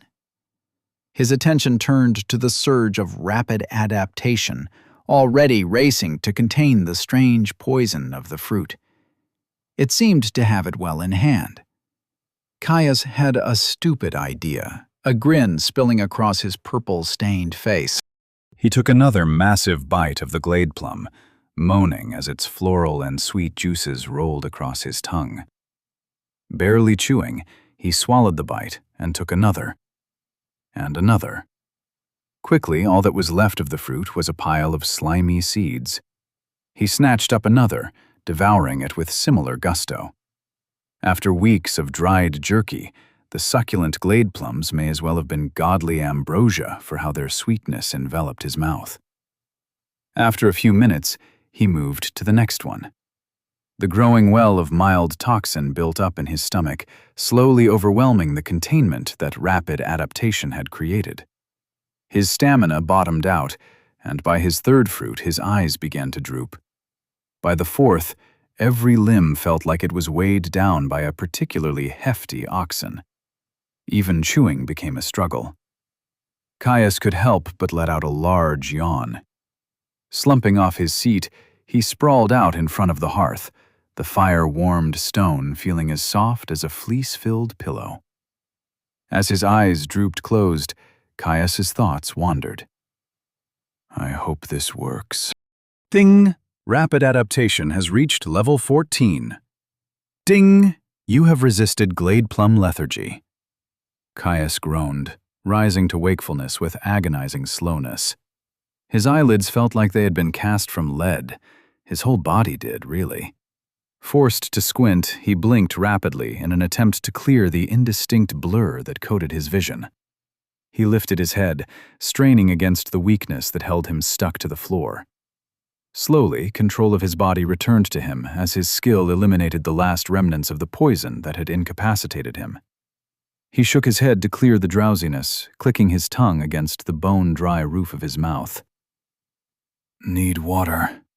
The thought was basic, primal, but his remaining lethargy wasn't exactly conducive to higher thought. A few minutes later he stood, empty water skin in hand, and rubbed at his eyes. Well, it worked, he thought with a grin. It was a massive find. The biggest struggle with rapid adaptation was that most methods of leveling it, by their very nature, carried a deadly risk. Especially since most things capable of afflicting him also had a vested interest in turning him into a corpse through significantly more active efforts. It was far too dangerous to infect himself with unknown afflictions in combat. If the worst had come to pass and he had still not capped the skill as his class selection closed in, he would have been forced to take drastic measures. He was no masochist, but pain would have served to level the skill in a controlled manner, as gruesome as it was. The plums represented another avenue, something that he thought he would never get access to in the depths. A poison that didn't physically harm the body. That was the original plan, up in the forest below. If, in the months preceding his class, he hadn't capped the skill naturally, they had planned to travel to one of the larger frontier cities and enlist the skills of an alchemist. Though completely disabling myself for who knows how long is not exactly what I would consider safe. Caius thought, looking at the aging barred door that secured the church. The plums were too useful, too plentiful, and too plain delicious to ignore. But next time he would have to make some preparations to ensure his safety. Quietly, with more than a little abashment, Caius admitted he might have been a little hasty. In his defense, he didn't think that they would have quite so potent of an effect. Plus, he had been living off a diet of plain water and smoked meat for far too long. Fresh fruit was too much of a tempter. With a sigh, Caius adjusted the blanket he was using as a skirt, before unbarring the church door to check on his pants and boots that he had left outside to let his cleaning enchantments work their magic. Pulling the clothing off the headstone they were draped over, he inspected them, before nodding in satisfaction at their reasonable level of cleanliness. A few minutes of getting changed, and he was all suited up, pack rearranged to fit his scavenged chain shirt. He only had a few more skills to gain, and he still had more scouting to do. Pushing deeper into the glade was an option, but he hadn't missed that as soon as he had made tracks for the center, he had quickly ran into stronger and better geared undead. If that was an indicator of growing danger, he wanted no part in it. At least, not yet. On the other hand, the thin, clear strip that separated the glade from the cavern walls would give him good sight lines, allowing him to spot any more camps similar to the Hunter's Lodge from a distance far enough to avoid significant danger. Scouting out the various exits tangling deeper into the biome was something he would need to do anyway, so a circumnavigation served as good a goal as any in his opinion. He decided to bring his empty water skins with him. It had been a few days since his last trek to the stream, and he was down to a single one, half empty at that. Rolled tight, he managed to squeeze them under the flap of his pack. May as well start where I came in. It's close to home, and as recognizable a spot as any. He mumbled, leaving the church and vaulting over the small stone wall that surrounded its boundaries. Caius strode along the thin stretch of grass that existed between the glade proper and the walls of the immense cavern that held the glowing forest deep beneath the earth. He kept close to the tree line, happy to let the canopy and endless wall of trunks break up his figure as his feet ate up the distance beneath his feet. He'd been walking for some time now, moving counterclockwise from his start, and already he had passed a couple of exits from the immense space. Much like the tunnel he had entered from, these passageways were relatively small, maybe big enough for 3 men to walk abreast. They were covered in rooty vines. Barely lit by the luminescent moss that was omnipresent in this biome of the depths, they quickly turned off, barring him from deeper insights into their destination. He had simply noted them and moved on. He'd already decided that he wasn't going to leave the glade until he had at least acquired his next merged skill. It would shore up his defenses nicely, and for all the glade's danger, it was still far better than ambush-ridden passageways that were no doubt covered in traps. Fighting was always more fraught in confined spaces, and he had no intention of taking unnecessary risks. Not when he still had another 2 years stuck with almost no chance of rescue. Somehow, he doubted that some high-level delving team would just so happen to take a swim at the bottom of a remote waterfall deep in the foothills of the mountains that sealed off his home from the rest of the arboreal sea. Soon, he would come across the spring that breached the wall of the cavern, supplying the small stream that he had been using as a water source. He was pretty sure he could already see it, the distinct spray of water refracting the soft light of the cavern as it erupted from the stone. He hoped he would find something there to fight, if he didn't before. His hunting clothes weren't quite light armor, but they were pretty bloody close with all the leather reinforcement that covered the almost jacket that was built over his tunic. It should be enough for his needs, at least. The ground continued to fall away beneath the measured pace of his strides, the spray of spring water getting ever closer. The faintest hint of rustling undergrowth was the only warning Caius got before a gray blur streaked towards him through the undergrowth. Chapter 18. Crouching Tiger. Caius reacted instantly to the sound of something crashing through the undergrowth. Explorer's toolkit screamed in his mind, but only an idiot needed a skill to tell them that unexpected movement in the depths was dangerous. He backpedaled as fast as he could into the open grass as he ripped his sword free from his scabbard. A mottled gray feline figure blurred out of the undergrowth, launching itself towards him with outstretched claws. Caius twisted, shifting to the side to avoid the pounce. One of the beast's paws scythed out to catch him, forcing him to pivot on his feet. He rolled his shoulder, preferring to take the blow on the thick leather that covered the joint. The claws skittered on the pseudo-pauldron, cutting a deep line into the thickened material, but saving his flesh from a worse wound. The force of the impact knocked him back, forcing him to adjust his footing lest he get knocked prone. The beast landed softly, quickly spinning as it hunched down, its muscles rippling under its fur as it readied itself for another confrontation. Caius brought his longsword up into a mid-guard, ready for the beast's next charge as he quickly slung off his pack and tossed it to the side. He stared hard at the beast. It was far less twisted than he expected, considering all the hellish-seeming dire beasts he had seen so far. Roughly the size of a wolf, it was big enough to nearly reach his hips. A short, mottled coat barely served to hide the thick muscle that stood out in stark relief under its skin, almost like one of the mountain lions that he rarely saw in the forest above. The lion's chops drew back, revealing sharpened canines, as a deep, threatening rumble echoed from deep in its chest. In an instant, it went from motionless to a dead sprint, claws driving deep into the earth to launch itself towards him. It reared up once more, batting towards him with lethal intent. Caius brought his sword up, blocking the first swing with the edge of his sword. A thin line of red trickled down his blade as it cut deep into the beast's pad. Its other paw hit him with the weight of a fully laden cart. Its claws tore across the leather of his chest, biting into the material and drawing blood. Caius gasped, forcing himself to inhale after the weight of the blow drove the air from his chest. Ignoring his aching ribs, he twisted into his block and carried his sword through to cut heavily into the beast's shoulder. His blade bit deep, the lion hissing in fury as it jumped back. The creature eyed him warily, padding around him in a circle that forced him to keep turning to match its pace. The wound on the lion's shoulder sealed shut, muscle and skin rippling as it forced itself back into position. He missed fighting undead.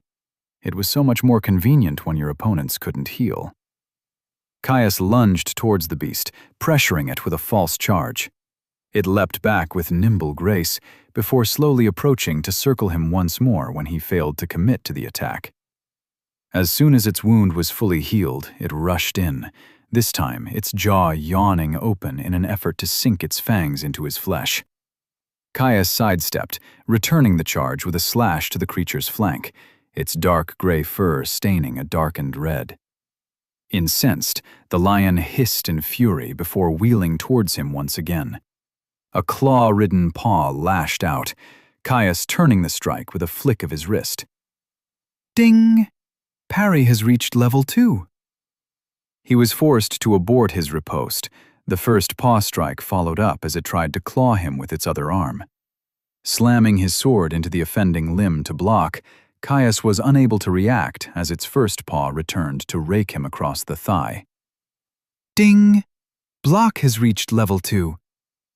Claws scythed through the thickened leather that covered the front of his legs, digging through his fat to nick the surface of the muscle below.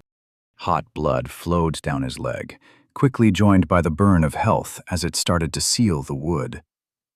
Caius roared in frustration, forcing the lion back with a stab that nicked its cheek. The lion stepped back, hissing at him threateningly, before it charged into the fray once more. He tried to maneuver around the beast's approach, but its nimble agility allowed it to keep the pressure on him. Swinging his sword to meet muscle-bound limbs, he tried his best to ward off the flurry of blows that sought to overwhelm his defense. He got a series of parallel cuts across his shoulder and chest for his troubles.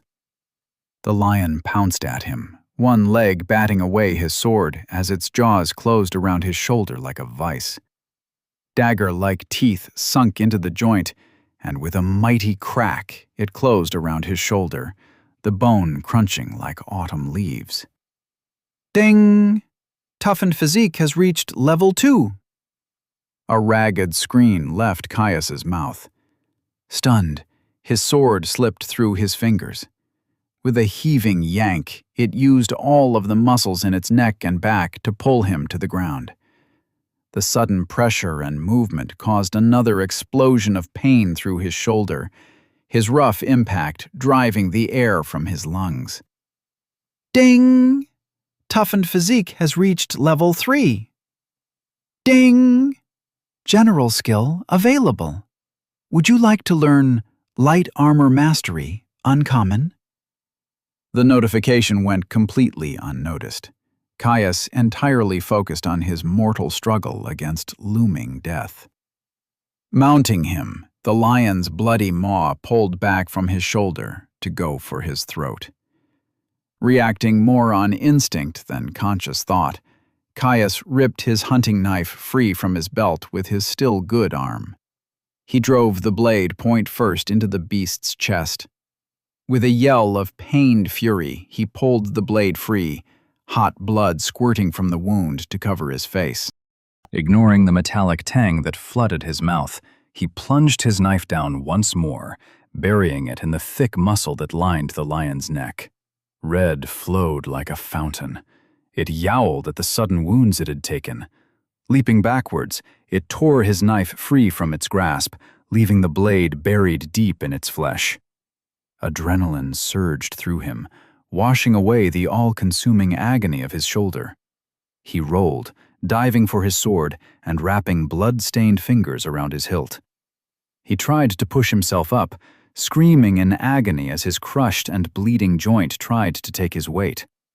With a moaning heave, he pushed into the ground with his sword hand, stumbling upwards to train his sword on the cat with a trembling arm. He could feel his health streaming into the grievous wound on his shoulder, flooding the site with as much revitalizing energy as it could muster. He knew it wouldn't be enough. The joint was completely gone. That alone would probably take more than his entire health pool. It was the blood. the blood that streamed down his arm and chest, soaking through his garments to stain the grass below. Too much of it. Too fast. The cat had done him in. It had fucking killed him.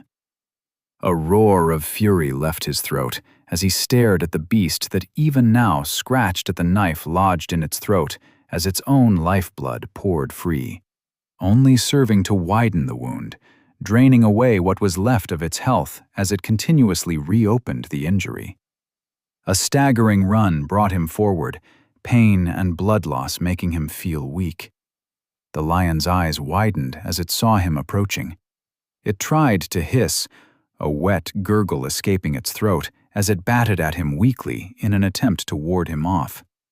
A shaky step took him around the limb, bringing him closer to the beast. He bared his bloody teeth before spitting at the creature to rid himself of the viscera that coated his mouth. It scrambled, trying to pull itself away from him as its legs collapsed under its weight. Caius drove his blade home with a scream, the movement sending agony sharding out from his ruined shoulder. Ding! Level 19, Shadowstalker, slain. He left his sword embedded in the cat's skull, gasping as he stumbled free. He reached up to touch his shoulder, eyes scrunching shut as he felt the mess of torn flesh and bone. He pulled his hand back, looking at the blood that covered his hand. Why now? He'd gotten so close, managed to merge a skill faster than he ever thought possible. Just a month or two, and he would have had a defensive skill. Would have been safe. It wasn't supposed to go like this. He was going to surge through the depths, get his class, and return victorious. He was supposed to find Father. He wanted to see the look of surprise and joy on his face when he saw his boy still lived. He didn't want to die. He felt his health finally peter out, his shoulder still leaking a steady stream of blood. He wavered, vertigo rolling over him as the ground seemed to sway beneath his feet. His eyes slipped to his pack, lying disheveled on the ground. Shouldn't have left the fucking medkit behind. He was an idiot. He brought enough jerky for several days and didn't have enough room for medical supplies? In the bloody depths? Fuck! He screamed in outrage, stomping his foot into the ground repetitively as his frustration and fear washed over him. The movement jostled his ruined arm, causing it to scorch with agony as it smacked the reinforced exterior of his potion bag. Caius's eyes widened. The potions! It might just be enough. A manic laugh bubbled from his lips as he scrambled at the clasp sealing the box tight, ignoring the waves of pain that protested at his movement. Ripping the container open, he fumbled for one of the rectangular vials, smearing blood over their glass exteriors. He pulled one free, quickly uncorking it with his teeth before emptying the burnt orange fluid down his waiting throat. A floral-scented heat flowed free of the bottle, tasting of berries and an impossible note of the setting sun. It ignited within him, continuous waves of energy wafting through his body, bolstering the natural welling of his health and stamina that seeped from his soul. Ding! You have imbibed a tonic, solar revitalization. He gasped, the welling energy immediately diverting to work on sealing the ravaged wound on his shoulder. With wide eyes, he brought up his resources. Resources: health, 0/200, 2 per minute plus 15 per minute. Stamina, 163/200, 2 per minute plus 15 per minute. Mana, 120/120, 2 per minute. A brew of regeneration, not the best for his current situation, but a significant one. It might just be enough. He'd need to help it along, though, and stem his bleeding that served the worst risk. He sat down heavily, scrambling at his buckled and laced boots with his single good arm. Ripping them free, he unbuckled his belt before tearing off his pants. Wadding up a section of exposed, heavy-duty canvas, He pressed it over his wound. The pressure brought starbursts to his eyes, tears welling up at the agony. He simply gritted his teeth and pushed harder. He had no idea how long the potion would last, and he needed to stem the bleeding before it wore off. He sat there, huddled on the ground, eyes scrunched up shut against the agony of his shoulder, feeling his flesh slowly writhe and undulate under the canvas of his pants. Hot blood soaking through the fabric, staining his hand red. For the first time in years, he prayed.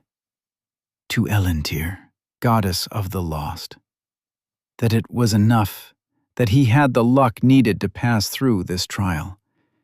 He was a traveler, damn well lost, and most likely an orphan. It had to be enough for a little bit of luck.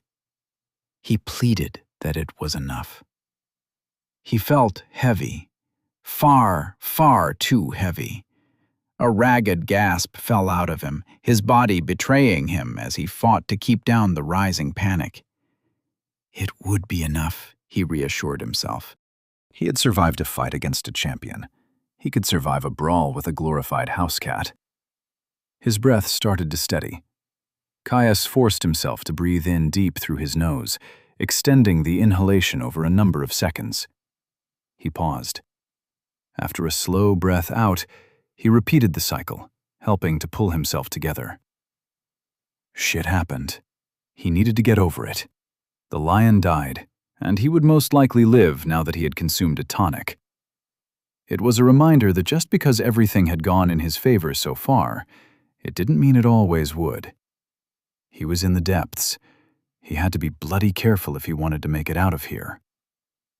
Literally everything down here would have a stat advantage on him, and so far he had only just barely been bridging the gap with his skills. That trend would continue. He would make it so. He had no other option. As he grew his skills, he would be safer, be able to push himself harder. But until that point, no more stupid mistakes. As his breathing slowed, and his panic slowly withdrew its claws from his chest, his heartbeat steadied to a measured pace, slowing the pace of his bleed. After nearly 10 minutes of quiet contemplation, Caius stopped feeling the slowly stemming stream of blood that had been leaking free of his wounded shoulder. His attention dipped inside of himself, quickly seeing the bolstering energy of the potion of solar revitalization still burning away happily. That was good. Hopefully it would have enough juice left to at least knit his shoulder back together, if not top up his health pool once it was done. He really should look at the wound. A sharp burst of air between pursed lips steadied him as lightning strikes of pain scattered through his shoulder as he withdrew his makeshift gauze. The blood had soaked deep into the fabric, helping the rough fibers to adhere to exposed, innervated flesh. He stared dutifully ahead, placing his pants on the ground as he avoided looking at his shoulder. A slight turn of the head and a flick of his eyes let him know all he needed. His face blanched, flicking away from the wound. He'd somehow missed it in the struggle, but the lion hadn't just crushed his shoulder. It had torn a chunk out. A thick mass of congealed blood was the only thing that stopped him from seeing the frayed muscle and broken bone that now made up the joint. Thick shards of white pierced the mass. He could even see his fat layer. Nauseating. The world seemed to sway once more, the tree line in front of him seeming to wave as if a mirage. He needed something to distract him from the wound. If he physically watched his flesh and bone writhe and re-knit itself, he was pretty sure he would throw up. He'd had some pretty bad wounds before, but never had his insides revealed to him in such depth. It was confronting. He searched his mind for a distraction, quickly finding the system notification blaring in the background. Well, at least I got something out of that, he muttered to himself. Chapter 19. Armored. Caius pulled up his new skill, eager to take his mind off the gory wound that dominated his peripheral vision. Light Armor Mastery. Level 1, Uncommon. The best defense is never getting hit in the first place. Unfortunately, it is sometimes unavoidable. Would you prefer cloth or reinforced leather when that occurs? Skill that increases the defensive efficacy of worn light armor and increases agility while wearing it. Each level slightly increases the integrity of worn light armor. Each level minutely increases ease of movement while wearing light armor. Caius nodded as he read the description, careful to avoid jostling the grievous wound to his shoulder. Increasing the durability of his clothes would be valuable, though they barely counted as light armor, and even if he capped it out, he doubted it would have made much difference to the lion that had savaged his shoulder. Luckily, chain would. And as soon as his shoulder was healed up, he planned on throwing the chain shirt he had scavenged on and never taking it off outside of the church. With nothing else pressing, he decided to simply wait until he was healed. His eyes drifted over to the lion, his sword still standing proudly where he had embedded it in the creature's skull. I should probably grab that. No point leaving myself undefended, even if I would be in pretty dire straits if something else turned up. He pushed himself to his feet slowly, relying on the muscles in his leg and his core to do most of the work. Despite the smooth rise, he had to stifle a pained scream as his shoulder protested at the shifting movement. He walked over to the lion with slow, measured steps, taking care to avoid hurting his shoulder as much as possible. Grabbing hold of his sword, he pulled it free and groaned as agony tore through him. He stumbled towards the tree line where he would be less exposed. Death was tied closely to life. He knew that far more than most, having grown up in the wilds.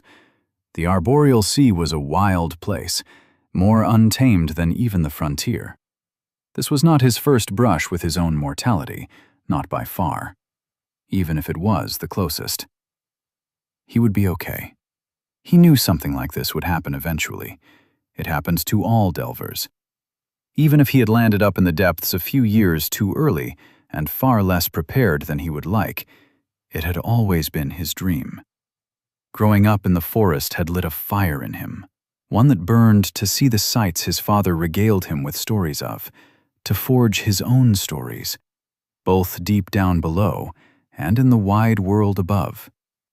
If he wanted that, he would need to be strong, and with strength came danger. He needed to be prepared to live with his life on the line, both if he wanted to escape the depths and if, when he eventually returned as a delver, in truth. Leaning his back against a tree trunk to take some of the weight of his feet, he settled in to wait for his shoulder to heal. After leaving the site of his battle with the lion, Caius had managed to make his way to the spring that fed the stream he had been using for water. It had been a welcome respite, a way for him to wash off the blood, refill his water, and cleanse himself from the ardor of battle. The tonic he had taken during the fight had lasted him almost the whole walk to the water source, the better part of an hour. At his best guess, long enough to refill his health pool 3 times over. He slung off his bag, throwing it down roughly onto the ground beside him, his extra water skins that he had tied to its exterior sloshing from the impact. Ahead of him was another small cave that wound its way into the rock of the cavern. They seemed to be fairly frequent, as he passed them reasonably often in his journey around the cavern. This one, however, was slightly different. A small stone shack was built into the cave wall next to it, with a handful of undead lingering outside. These ones seemed fairly similar in makeup to the ones that had guarded the church, and he doubted that such a small structure would host a guardian, so he wasn't too worried. Perfect enemies to focus on a little skill training, and to help him gain medium armor mastery. He could already feel his excitement rising at the prospect. The more time he spent down here, the more he craved the violent clash of steel and the explosive growth it brought. Hurriedly unbuckling his belt, Caius reached into his pack and shrugged on the set of chainmail he had scavenged from one of the churches. It was poorly made, poorly preserved, and even more poorly fitted. While his reinforced tunic did well to prevent any chafing, the armor constricted his arms slightly and pinched horribly in the armpit. It was worth it. It was armor. He'd been lucky. The clean sight lines of the clear strip at the edge of the glade had let him see the undead far before they had seen him. It gave him time to prepare. For a moment, he considered trying a stealth approach, but the even lighting and lack of cover quickly disabused him of that idea. Free of the weight of his pack, Caius simply approached them openly. He'd decided against using a similar tactic to the one he had taken at the hunting lodge. The undead didn't really have the numbers to force him to use a fighting retreat, and a full frontal assault was much more likely to aid him in his skill growth. It'd be quicker this way anyway, he muttered to himself, drawing his sword in a smooth motion. Setting a brisk pace towards the undead that loitered outside the cave entrance, the distance dissolved beneath his feet. As one, the group acknowledged his presence with a stiff-legged turn, vacant gazes training on him with unnerving synchronicity. As a collective, they raised their motley weapons and charged. They were garbed in a ragtag collection of armor, mostly leather, with the odd bit of chain or rusted plate reinforcing their vital areas. Apart from two that were wearing helms, the armor was a bit pointless. Even a blow through the heart wouldn't slow them down. None of them had anything longer than an arming sword either, further satisfying Caius that a frontal confrontation would not put him at too much risk. They met his charge with a haphazard run of their own, weapons rising in mindless violence to meet him in a crash of cacophonous steel and whirling blades. Caius parried one of the undead, turning away its pitted mace and returning the favor by driving his sword through its face. Ding! Level 12, Wretched Militiaman slain. He stepped back quickly, trying to avoid being gutted by an arming sword. Swift footwork saved him from the full force of the blow, but he was unable to avoid it completely as the tip of the sword skittered along his chest. The dull blade screeched horribly as it skittered along his chain shirt. Though the chain saved him from the worst of the injury, the sheer strength of the blow still caused him to wince as it bruised his flesh. He retaliated with a stab that was quickly batted away by an undead holding a short sword. Borrowing the momentum of the parry, he twirled his blade over his head before cleaving into the leftmost undead's unguarded head. Ding! Level 11, Wretched Militiaman slain. There were only 3 undead left now, including both of the ones who were wearing helmets. He focused his attention on the 3rd undead, holding an ancient-looking battle axe. Both of the helmeted undead stabbed towards him with their arming swords in a surprising display of unity. He parried the first thrust, but was forced to twist around the second blow, unable to bring his sword to bear in time. Its rust-spotted edge crashed along his ribs, his chainmail saving him once again from suffering anything worse than a deep bruise. Ding! Parry has reached level 3. Ding! Footwork has reached level 2. I fucking love armor, he thought to himself with a grin, spinning away from the advancing sword-wielding undead to engage the remaining monster, already bringing its axe down in a savaged chop. Caius's back stepped out of range, allowing the weight of the swing to pull the undead out of position. With its head unguarded, he slew it with ease. Ding! Level 11, Wretched Militiaman slain. He pulled his blade free of the creature's skull to intercept a slash from one of the remaining militiamen, the sudden movement causing a spray of black blood to trail from his sword point. Pivoting into the movement, he avoided yet another thrust from its compatriot. He lunged forwards, the failed stab having left the undead open. He took it through the eye, the open-faced helmet doing nothing to protect it from a frontal lunge. Ding! Level 13, Wretched Militiaman slain. Caius settled in. With only one undead remaining, it was time for him to enact his plan. He had a skill to earn, and he intended to get it without another unnecessary brush with death. The last undead charged him, raising its sword before bringing it down towards his unguarded head. With a flick of his sword, Caius turned the blow. Instead of flowing smoothly into a riposte, he simply reset his stance with a backstep, falling into a flexible midguard. Re-engaging him with a wild diagonal swing, the undead tried to cut him through the shoulder. Caius's pupils narrowed to points, still shaken from the previous injury he had taken to the joint. He clamped down on the rising feeling of concern, discarding the unhelpful panic. A smooth step took him into position, and he shifted, allowing the sword through his guard. Its point skittered harmlessly across his mail. The strike still stung, small amounts of health siphoning away to heal the quickly forming contusion the arming sword left in its wake. Ding!